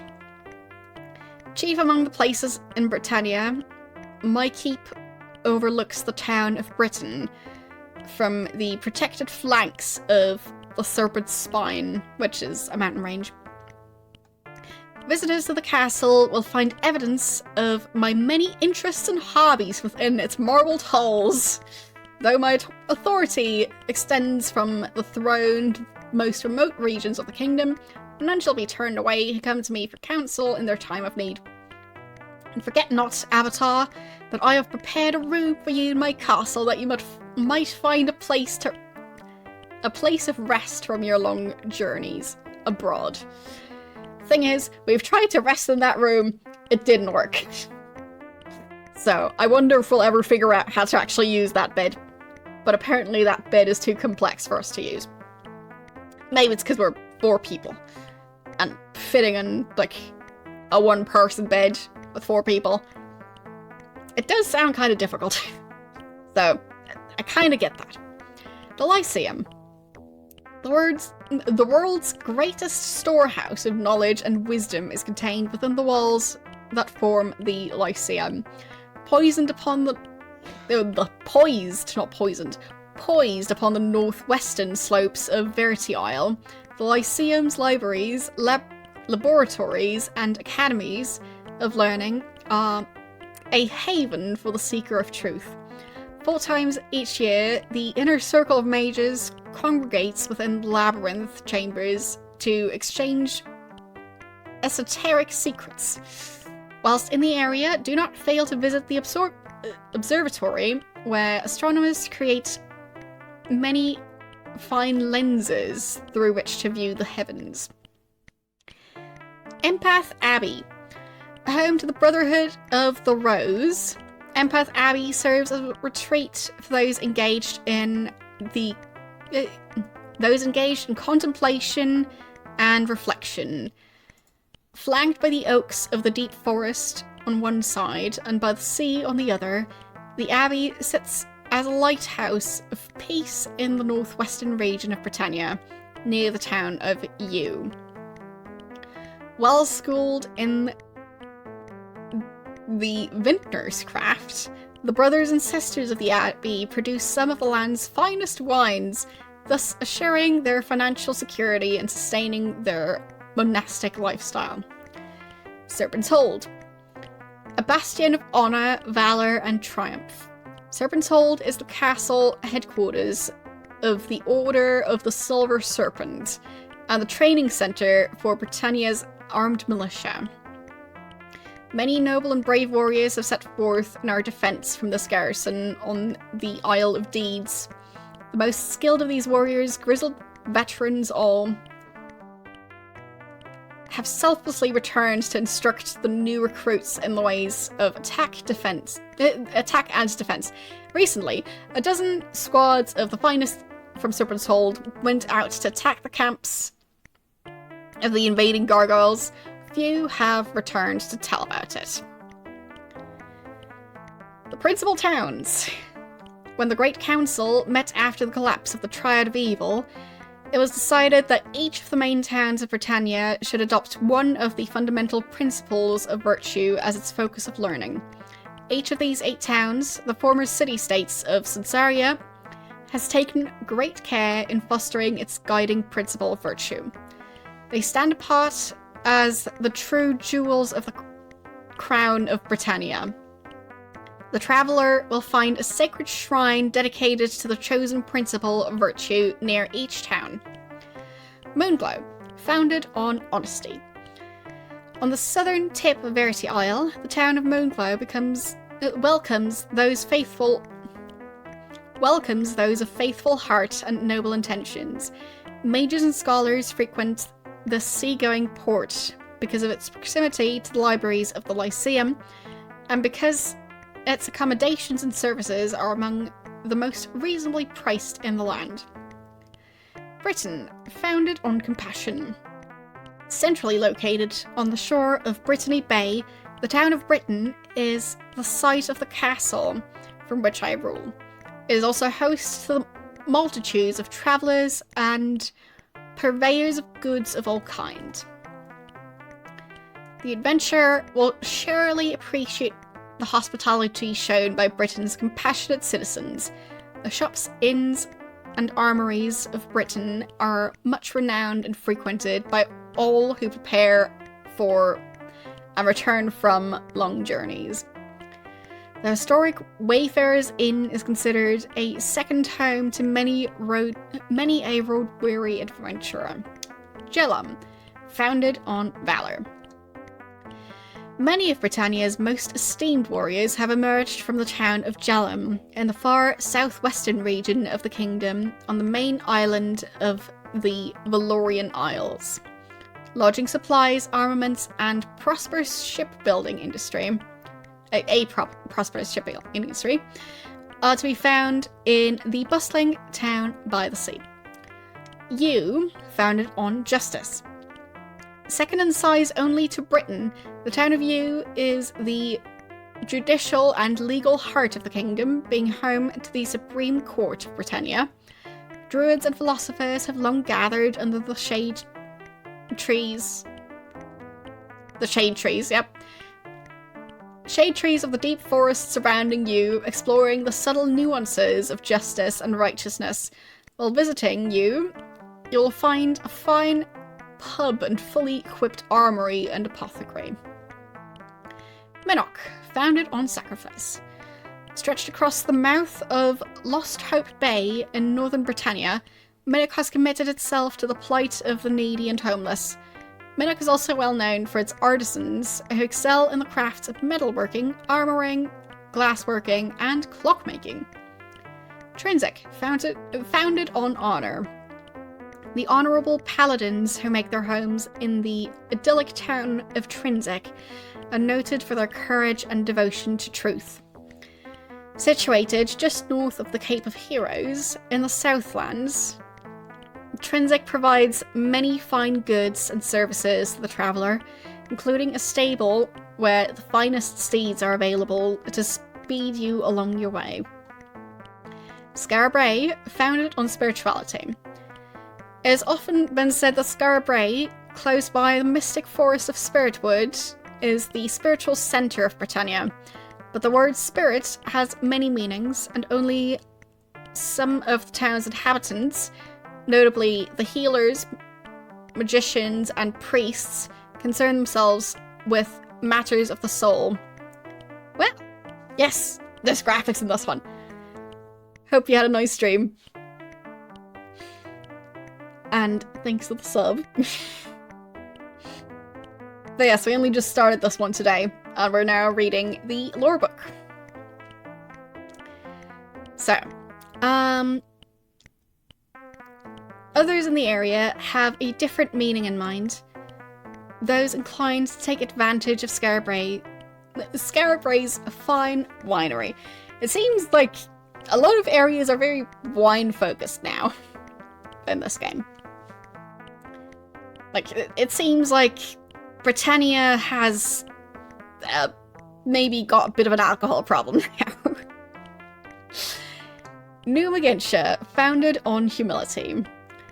Having been destroyed in the ancient times for its haughty pride, New Magintia was rebuilt by more humble people who favoured the simple ways of farming and rural life. With the passage of time, an industrious village has grown atop the ruins of the old town. Those who would revel in their own pride should take special note of the lesson of New Magintia. Other locations of note. Buccaneer's Den. Lives there a soul who has not heard of the notorious pirates and thieves of Buccaneer's Den.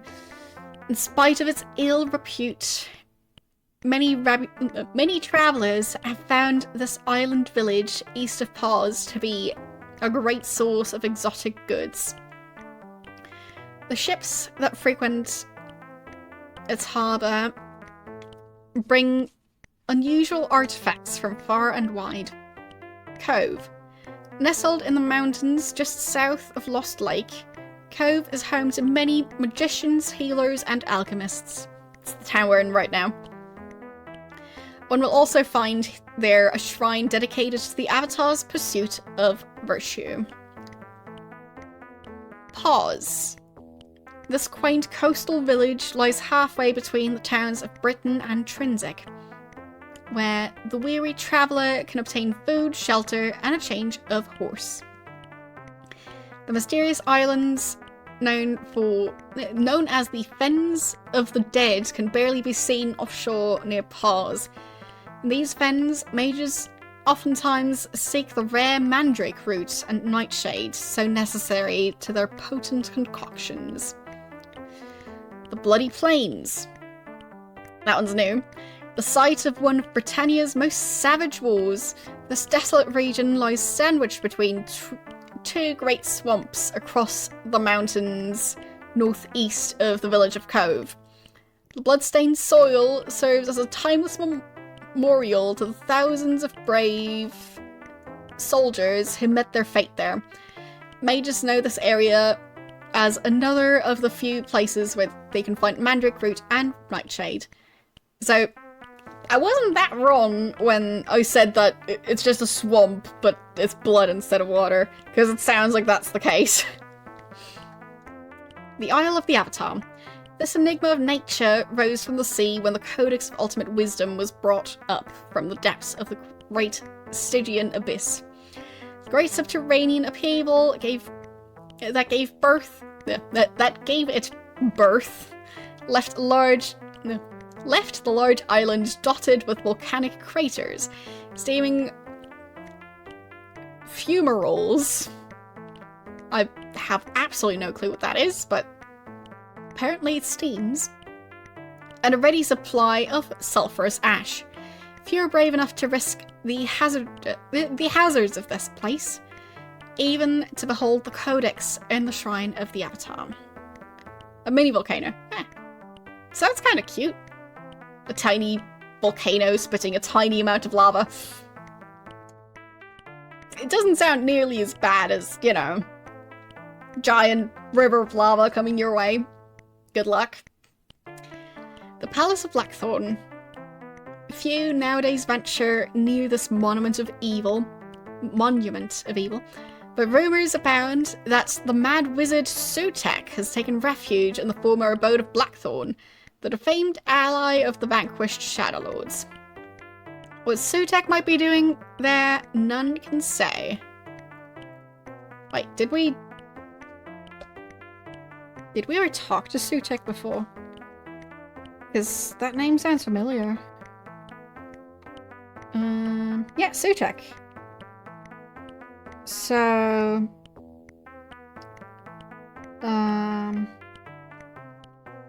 yeah, so that was the guy who told us to get the shards from their resting places, cast them into the eternal flames, and then recite the name. No. Yeah, so get the Shadow Lord to stand on the flame, throw the shard in there, that whole thing. So that was told to us by Sutek. Alright. I think someone told us to talk to Sutek. But that was a good guy before. That's weird. Where was I?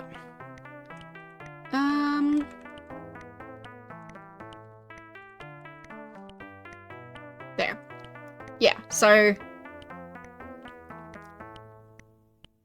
Mad Wizard Sutek. So apparently he's gone mad. Good to know. The citizenry. Citizens of Britannia are a diverse people who have survived many challenges to the rule of order. Their ancestry can be traced to a time before the Sunserian city-states were formed, a time when a loose confederation of druids and mages flourished alongside a meek but industrious agricultural populace.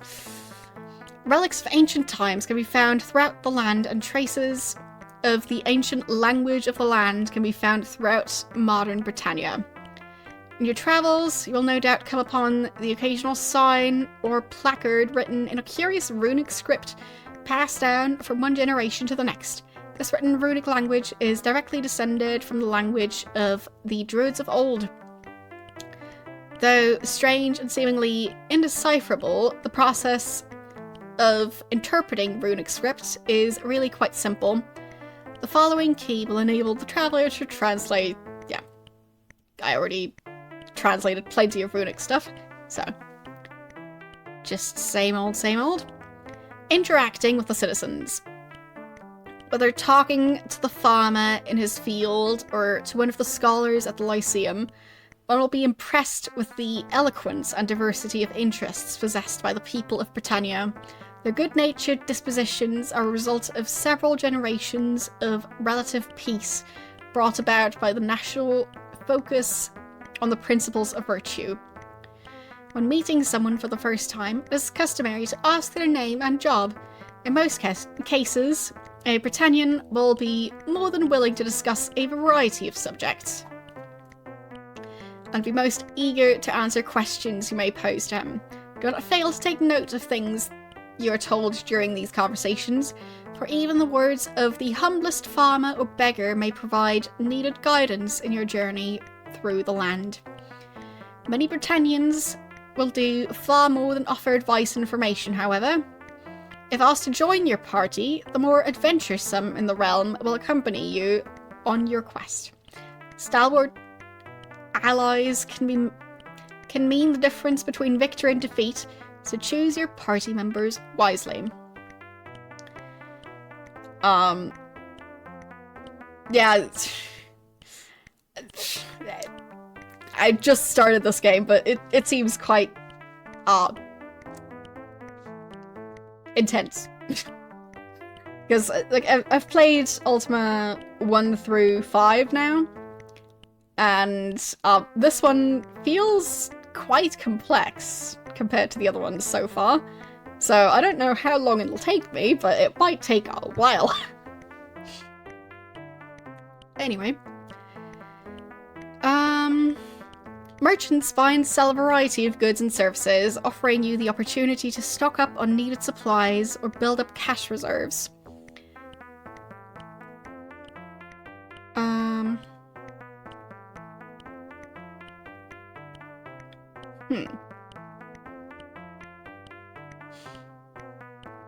Oh, fine, buy and sell. Because so far we've been having issues getting any of the merchants to buy a lot of our stuff, so... Other than, like, the stuff that I actually need. Enter a shop and tell the proprietor you wish to buy something, and you will very likely find the item you desire. Offer to sell the proprietor an object in your possession, and you may find him an eager trading partner. The commerce of the nation is a source of pride to all Britannians and a subject worthy of detailed treatment here. Commerce.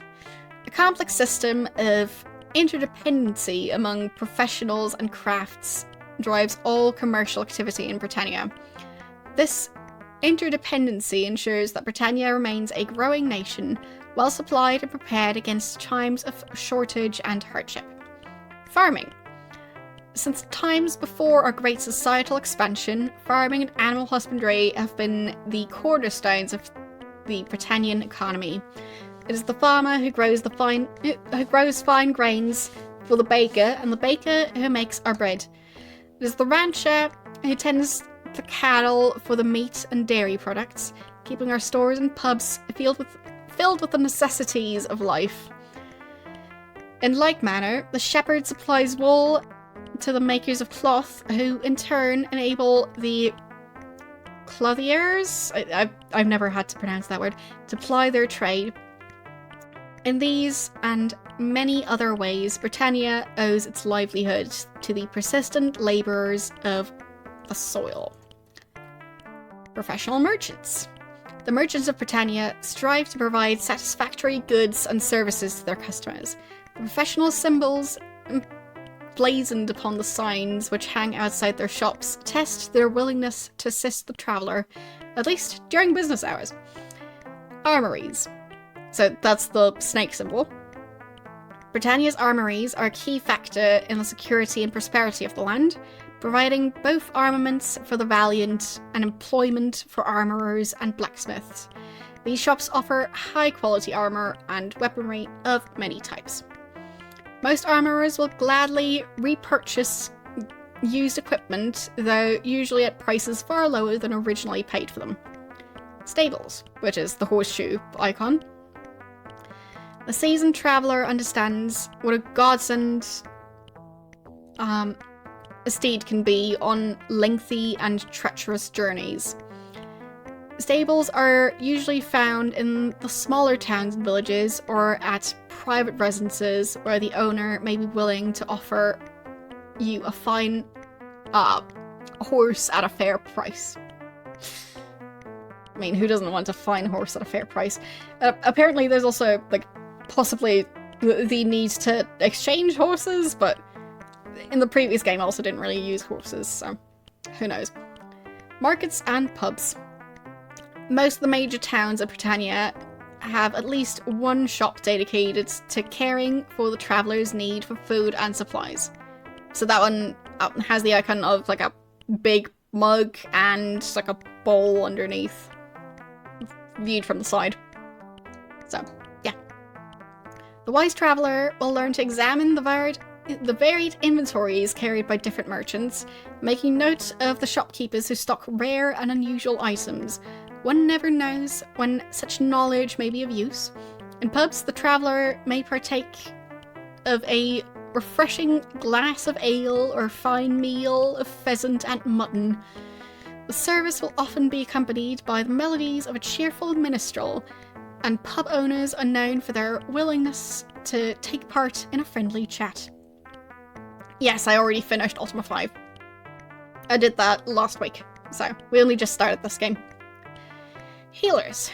The vast wilderness of Britannia, though rich in beauty, also hold hidden dangers capable of causing travelers injury or illness. Luckily, many towns have professional people trained in the medicinal arts.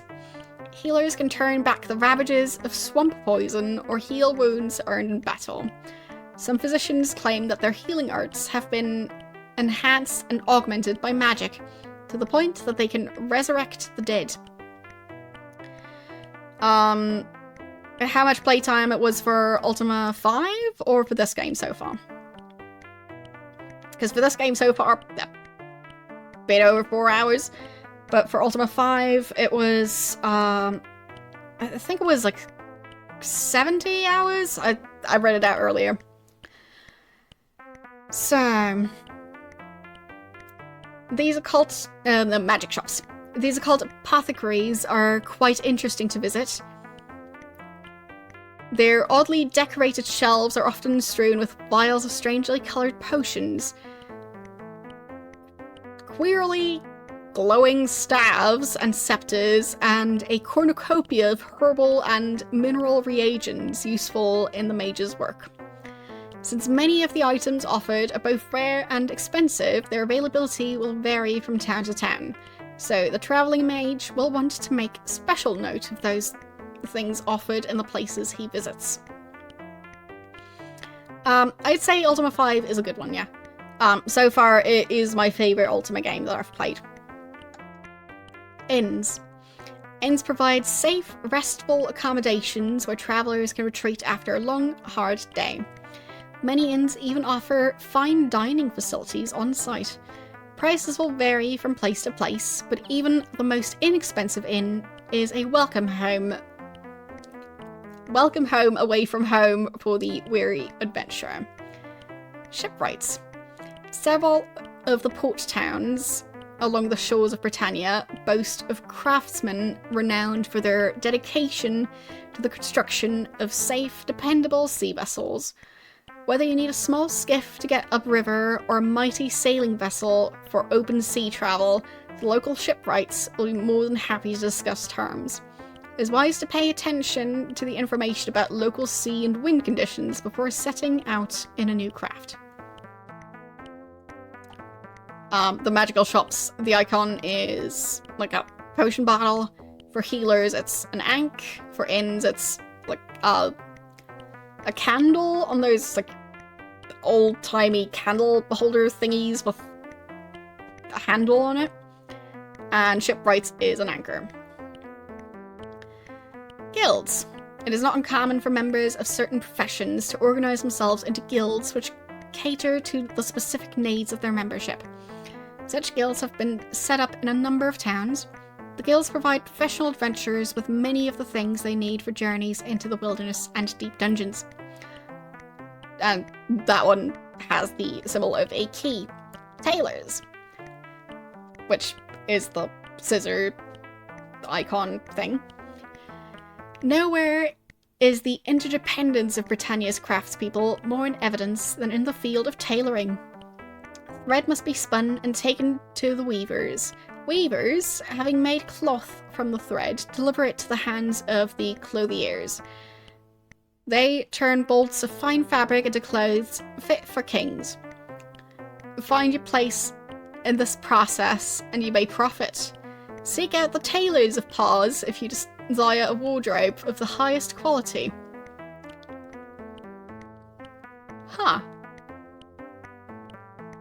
So, we might be able to buy fabric and then sell it to the tailors.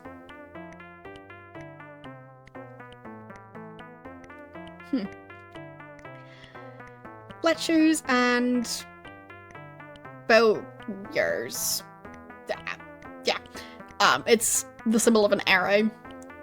Many are the Fletchers and bowyers of Britannia, but none are held in higher esteem than those in the town of Britain. The ingenious engineering and high quality of their arrows, bolts, bows, and crossbows is known throughout the land. This is due mainly to the great skill of the master bower, Iolo Fitzowen, proprietor of Iolo's bows. Iolo and his apprentice Gwyneth can be of great assistance to archers. We've already met Gwyneth. She did say something about Yolo getting his portion of the profits, so we might have to go back there just to get free money. The call to adventure. Adventuring in the savage lands of Britannia is no life for the timid. Not timid. Nor is it a profession for those lacking resolve. Consider carefully before taking up the gauntlet it casts before you, for the path to your destinies fraught with peril and adversity. The elite corp of stout-hearted souls who accept my challenge must be disciplined, determined, and willing to sacrifice all. But even more, they must be devout followers of the path of virtue. Learn now the ways in which my chosen adventurers apply their talents to the tasks before them. The way of the fighter. Many celebrated fighters are trained in the art of combat at Serpent's Hold. There are, however, a few warriors of humble origin who have not the benefit of such training. These acquire skills on the field of battle, earning high acclaim for heroic deeds of valor. The true value of a fighter is found not in his training, but in his heart. It is exemplified not in his knowledge, but in his accomplishments. The fighter typically possesses great strength and endurance, complements to his natural instincts and boundless courage. His proficiency with many weapons makes him a walking arsenal, ever ready for battle. The fighter prefers to mount his attack from the frontline position, a strategy which well serves his inclination to wield mighty bludgeoning weapons and lethal two-handed swords. As a novice fighter grows in experience, his strength and dexterity naturally increase, allowing him to employ more effective combinations of weapons and armor. Enjoying the company of rangers and paladins, the fighter should likewise associate himself with a mage or a bard who can supplement his great physical attack with long-range weaponry and the tools of magic. I'm gonna check how many pages this has. 1 second.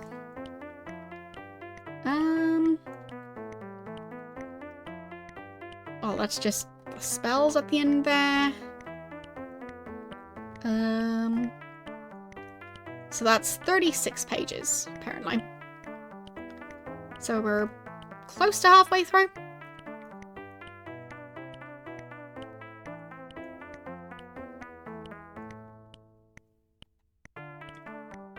The Way of the Bard. Poet and minstrel, tinkerer and athlete, user of magic and noble adventurer. These all describe the multi-talented bard. Though not as physically imposing as the fighter, the bard is usually more dexterous and agile, being both quick of mind and of foot. Sure hands and nimble fingers serve the bard well as he untangles knotty puzzles and picks unpickable locks. Often an accomplished archer, the bard is also acquainted with the ways of magic, making him a most versatile gladiator on the field of battle. He often chooses to apply his combative skills from the rear of the melee, where he can let his arrows and fiery magic missiles fly towards beleaguered targets in the front. Whether in the heat of battle or in the quagmire of a wizard's mischievous riddle, the well-rounded bard is an indispensable ally for the adventurer's quest.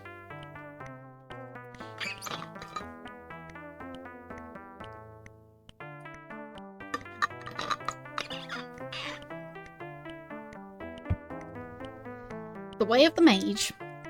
All well-travelled adventurers have, at one time or another, been mystified by the mages of Britannia. Never to be forgotten is the sight of a cloaked figure performing an odd dance in a distant clearing.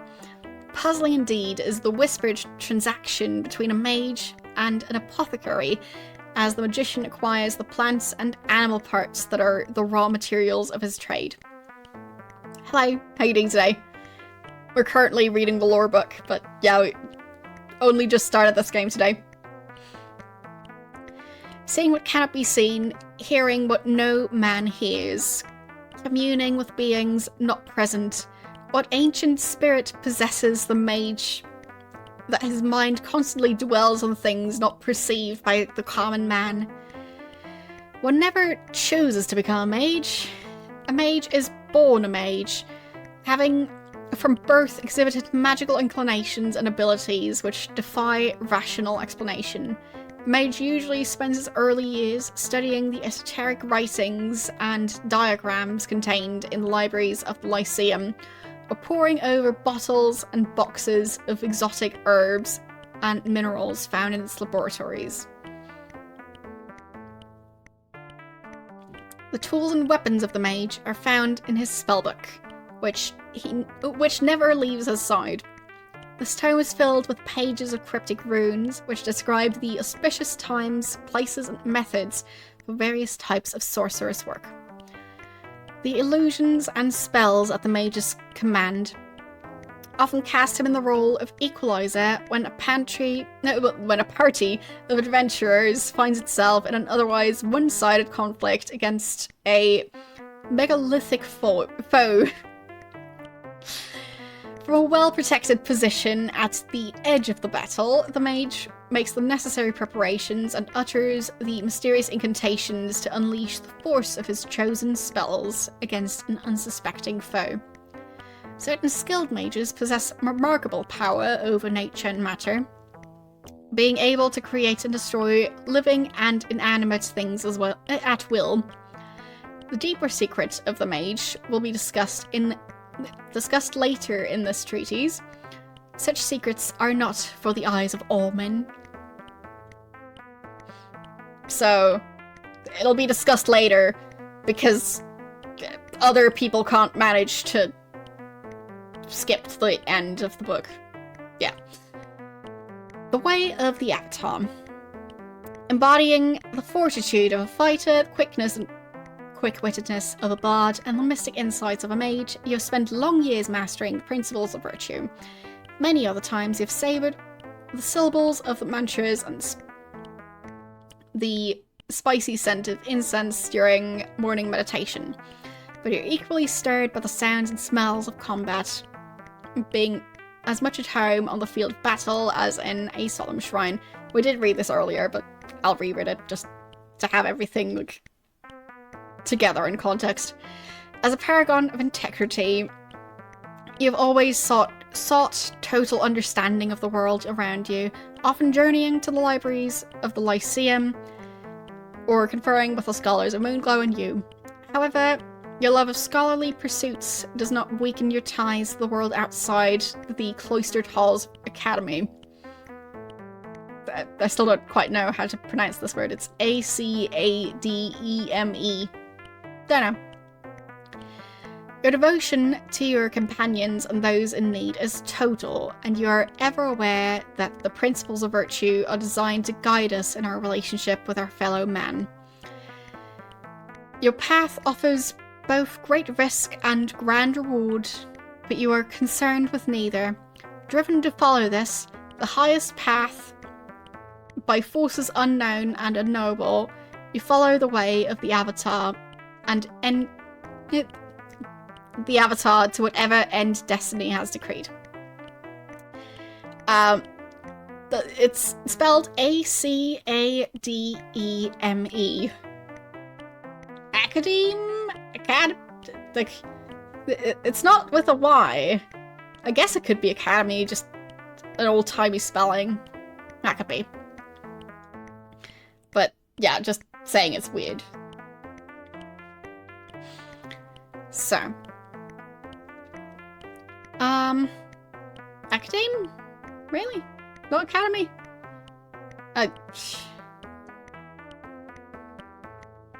Yeah. Adventuring as a party. Even the most valiant and powerful adventurer cannot stand alone against all the obstacles that will block his path. Banding together with other like-hearted fellows will give you the strength of numbers and, of equal importance, a diversity of talents, which can be drawn upon along your way. The Avatar, joined by fighter, bard, and mage, makes for a most imposing and formidable team. Putting their trust in your wisdom and skills, party members usually move as a group towards a common objective. There may be times, however, when an individual party member may set out on his own path, whilst the remainder of the party awaits his return. It is often prudent to send someone ahead to scout a trail, for example, to test the integrity of a decaying bridge, which hangs tenuously over a thundering river. However, as the acknowledged leader of the group, you may at any time summon back individuals who have set out on their own, regrouping the party for further travel. An adventuring party accumulates many things during its travels. Things purchased or found in the towns and countryside, and treasures collected from the corpses of fallen foes. Travelling is often made easier if provisions and equipment are distributed evenly amongst the party members. The well-organised party works together, sharing with each other the things they carry, aiding each other on their long journey.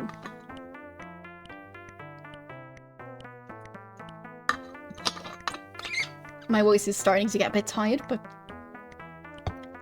still gonna keep going for a bit. Getting around in Britannia. The frequent traveller in Britannia learns to avail himself of the various means of transport which can be obtained. Acquiring a fine steed from the village stables, you'll soon learn that such a mount will not only improve the quality of travel from town to town, but also give you a dedicated advantage in combat against those who would impede your progress. When a quest requires crossing the high seas, sailing vessels of various types may be obtained from the shipwrights that do business along the coastal ports of Col. It has even been said that some adventuresome souls have learned of a way to travel in a craft that is lighter than the air itself, but these rumours, though widespread, remain unconfirmed. I wonder what happened to my magic carpet from the previous game. The party in conflict. Without fail, the travelling party will be set upon by people and creatures whose sole purpose is to cause mayhem and sorrow. Let the traveller beware. When entering into mortal combat against one of the myriad of creatures of the land, learn to measure its strength and speed, noting both its tactics and endurance. One creature may attempt to bludgeon you senseless, while others attack you from afar with hurled weapons. Many of the mythical beings you'll encounter will use magic and illusions in their efforts to subdue you.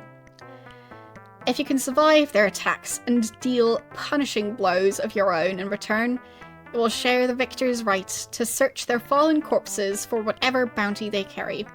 It is useful to devise strategies that will increase the party's chances of survival in combat. Before combat begins, each party member can be assigned a field position, frontal attack, flanking maneuvers, or long-range rear position. When the party comes under attack, the party members will move automatically to their predetermined positions and fight according to the strategy they've been assigned. As effective as predetermined combat positions are, you may choose not to assign each party member a particular strategy. In this case, your allies must act independently in combat. Situations may even occur in which a member of the party becomes a berserker. When this happens, he will simply charge and attack the most formidable opponent in sight. A special note is in order for spellcasters. While invoking magic spells will give you a dedicated advantage in battle, decided advantage, not all creatures will be affected by them in the same manner. Therefore, you must learn to use the magical talents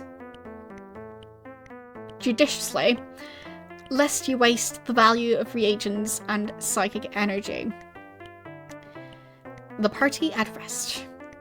As a party becomes weary from the fatigue of long journey and many battles, it can set up camp in a safe place away from the hustle and bustle of town. The burning campfire will take the chill out of the cool night air, while the party members eat some of the provisions they carry in their packs, perhaps enjoying a round of storytelling or song. With bellies full, the travellers should take a few hours' sleep to ready themselves for the challenges of a new day. Sleep provides an opportunity for much-needed healing to the injured and battle-weary adventurer. It is usually wise to let one of the party members stand guard while the others sleep, so that he may awaken them if trouble approaches in the night. Since the group's guard gets no sleep, he should be allowed to rest the following night while another stands guard. Experience and levels of attainment. The much-travelled adventurer will face many opportunities to explore new places, talk with people, solve puzzles, and complete quests. As you do does these things. I guess as you do these things, experience will lead to increased physical strength, dexterity, and intelligence, giving you greater capacity to fulfill your destiny. Yeah, so this time we actually level up our strength, dexterity, and intelligence as we go, instead of having to, like, find random magical orbs in the middle of a dungeon. So that's nice.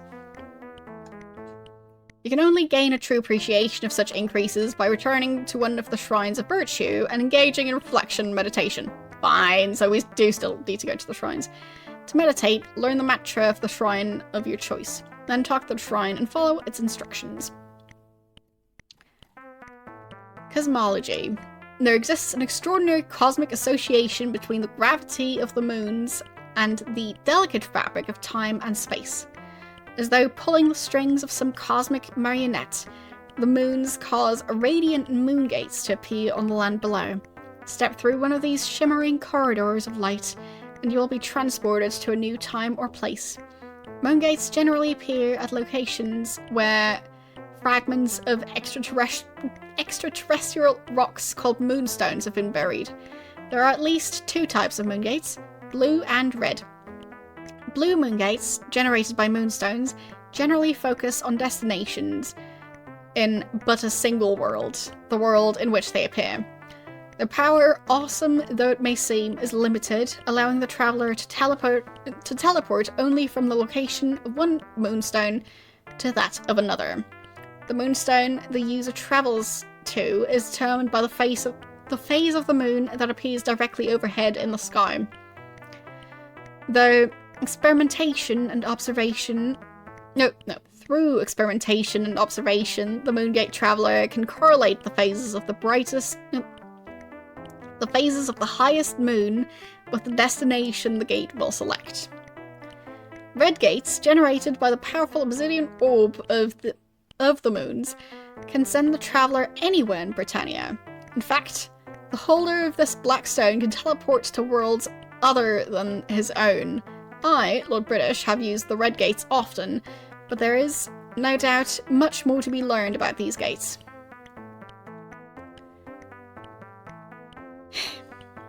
So we're on page 22 out of, I think it was 36? So, progress. So next area is about mages and ingredients and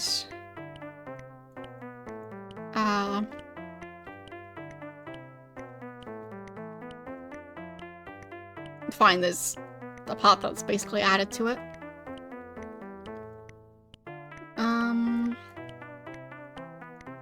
Yeah, so there's a section where Lord British just, like, has his last words of this thing, but the book keeps going after that, so I guess we'll read to that point and then read the other part next time. The secret knowledge of the mage. Powerful as the alien moongates are, they are by no means the only forms of magic you will encounter in Britannia. Thanks for follow. The mages of this land possess much arcane knowledge and have many abilities beyond those of common folk. Using keen intuition, endless experimentation, and the rigorous study of ancient tomes, mages have learned to harness the creative and destructive forces of nature. The mage's principal tool is his spellbook, a collection of incantations and alchemical formulae which empower him in marvelous and often unexpected ways. Learn now the inner secrets of spellcasting, information reserved for the elite society of sorcerers. The arcane art of spellcasting. Magical energy is structured as 8 concentric spheres, each composed of networks of light connected to the physical plane by unseen bonds. The spellcaster stands within the center sphere, extending his hands into the outer shells of light, where he manipulates the energies to suit his pleasure. In one hand, he holds a spellbook, opened the page containing the description of his chosen incantation. In the other hand, he clutches a vial containing herb and mineral reagents, the mixture serving as the catalyst for his spell. Thus prepared, he utters the incantation, fusing matter and energy into a display of power. The spell has been cast, leaving the caster drained in spirit, but fulfilled in accomplishment. This simple explanation fails to emphasize both the risks involved in spellcasting and the skill necessary to harness the forces of magic successfully. 2 cautionary notes are in order here. First, even though a spell may appear to be cast successfully, there is some chance that it will not accomplish its intended purpose, or that it will do so in only a partial manner. In some cases, a spell will fail to hit its target due to forces and ethereal eddies unseen to the human eye. Eddies? E-D-D-I-E-S. There's just ethereal ghosts named Eddie floating around. Also, certain creatures are immune to some spells, requiring the spellcaster to find other means to defeat them. Second, some spells affect only one person or creature, while others affect all the people or creatures in the vicinity. Take care when casting a spell which acts on an area rather than an individual target. If your friends are in the affected area, you will be touched by the spell's power as surely as your intended victim. So, don't do, like, aerial damage in an area that your party is standing in. Pro tip. The alchemy of spellcasting. The preparation of a spell's reagents is performed at the moment of spellcasting, thus allowing the chemical reactions to reach their peak even as the appropriate mantra is uttered. Some reagents are relatively common herbs and minerals available at any magic shop. Others must be sought after diligently, often requiring the mage to travel to distant and inhospitable places in search of an obscure fungus or root. These are the reagents necessary for casting magic. Black Pearl. 1 oyster in 10,000 will yield a black pearl suitable for spellcasting purposes. It is usually crushed to a fine, iridescent powder before being combined with other reagents. The black pearl is used as a kinetic propellant. Blood moss. Moss, it may be called, but blood moss is, in reality, a fungus gathered in the enchanted forest of Spiritwood.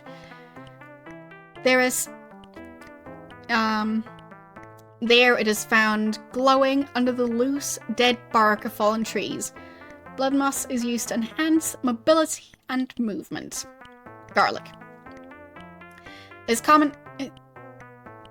common household spice is effective in warding off evil spirits and negating black magic. Preparations for use generally involve grinding the washed cloves of garlic between 2 flat irons until they are reduced to a pungent paste. Gensa. The wizened physicians of ancient Sansaria wrote often of the curative powers of this bitter root. Prepare a syrupy, pure extract by reboiling 40 times with clear mountain water, letting the mixture develop a strong acrid odor. Okay. Mandrake root. The most sought-after herb of the spellcaster. Mandrake root grows along the loamy banks of stagnant swamps.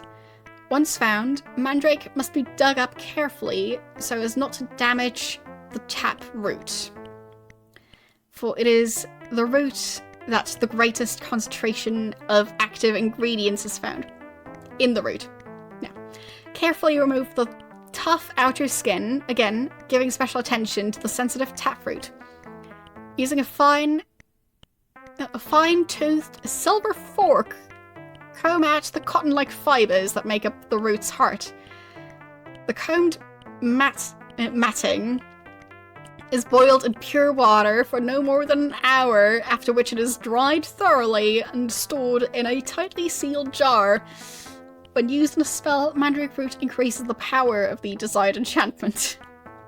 So you comb it out with a fork, alright. Nightshade. This hallucinogenic mushroom is often the critical ingredient in spells that create illusions or poisonous effects. Yeah, they went way into detail. Don't forget your forks to comb out your mandrake.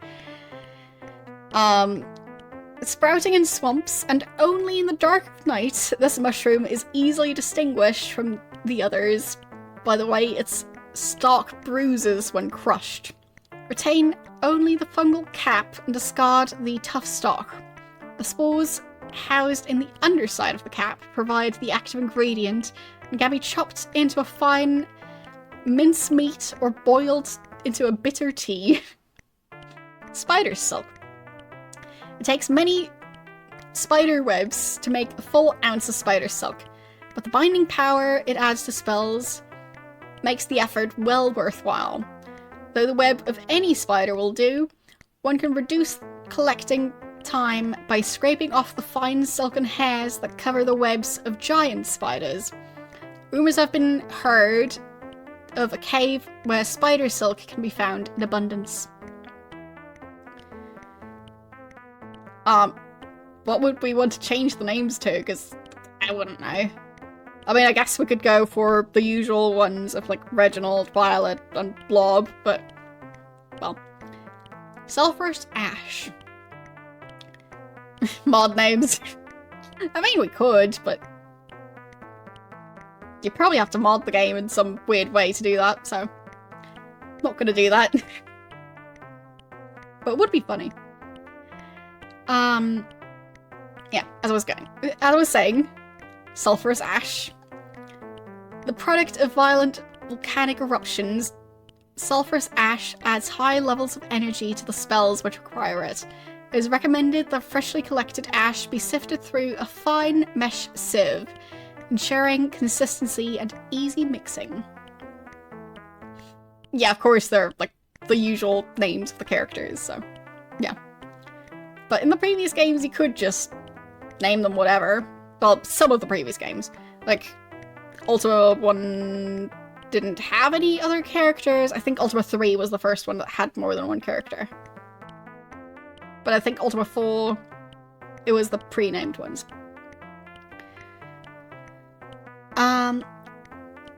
Lingua Magica. Yeah. The spellcaster's words of power.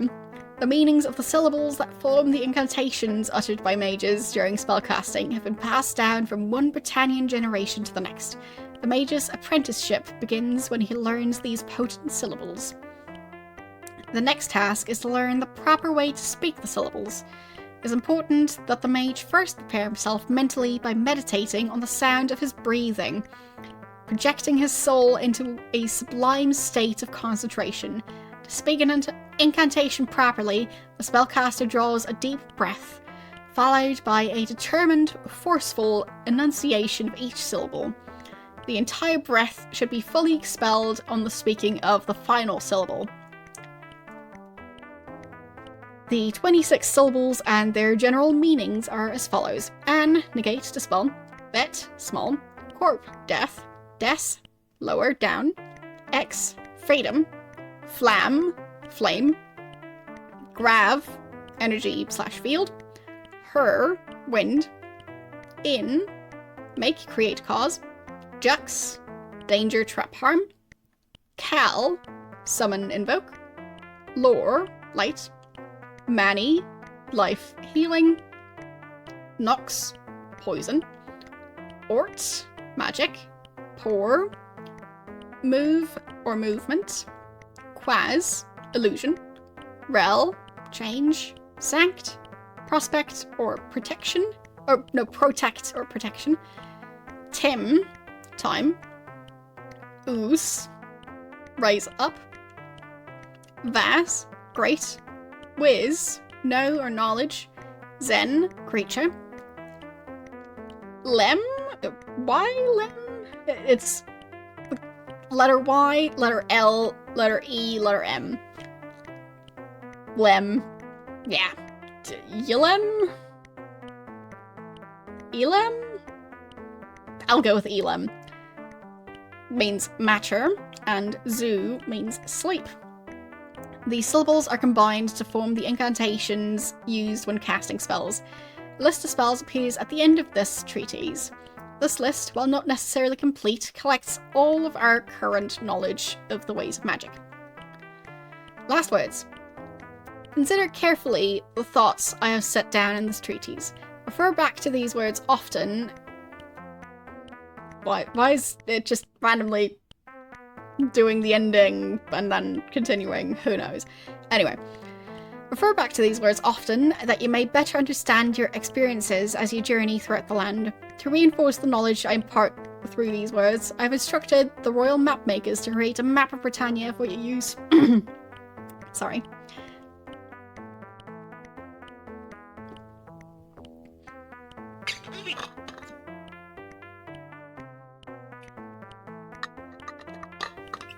Okay. So, for your use, study it, for the world can be a dangerous place. If you should become uncertain of your location, follow one of the many trails or rivers, knowing you will eventually regain a familiar landmark.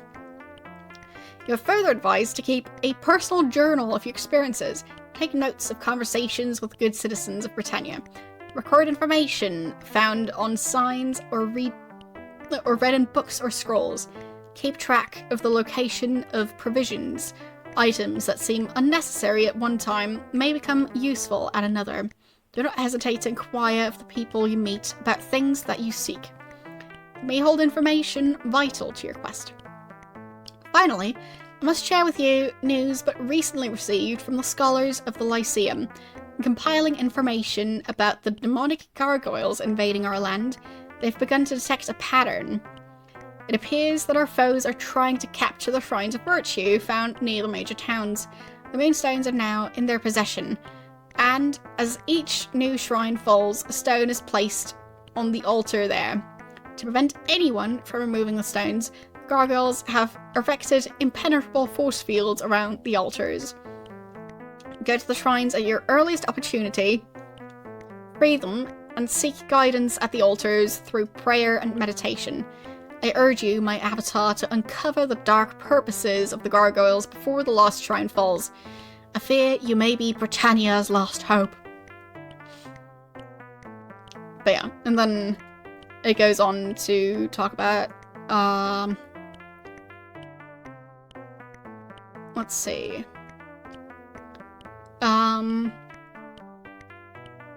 Implements of battle, body armor, weapons, bestiary, and then, like, about the different types of magic spells that you can cast.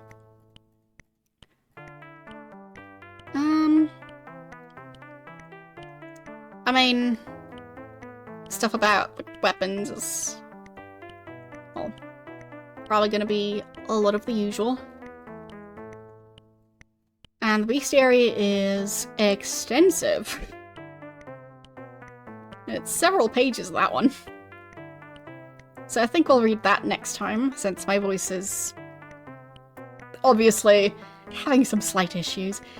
But yeah. We've gotten this far. So we're on page... well, we'll be reading page 28 through... 36 next time. So, not too much. Anyway. Now that I've tired out my voice enough, I think it's going to be enough for today. I am liking the game so far, but yeah, I'm not quite sure how the whole inventory system works yet. Like, some of it I understand, but like some of the intricacies of like putting stuff into bags and chests, I don't quite understand those yet, but I'll get around to it. But let's see who we're going to raid. And in the meantime, you can look at the social links. Like, if you want to get weekly updates on my schedule, you can get them on Twitter and Mastodon. And if you want to see previous streams, you can get them on my YouTube channel. The first of the 2 YouTube links. So, I think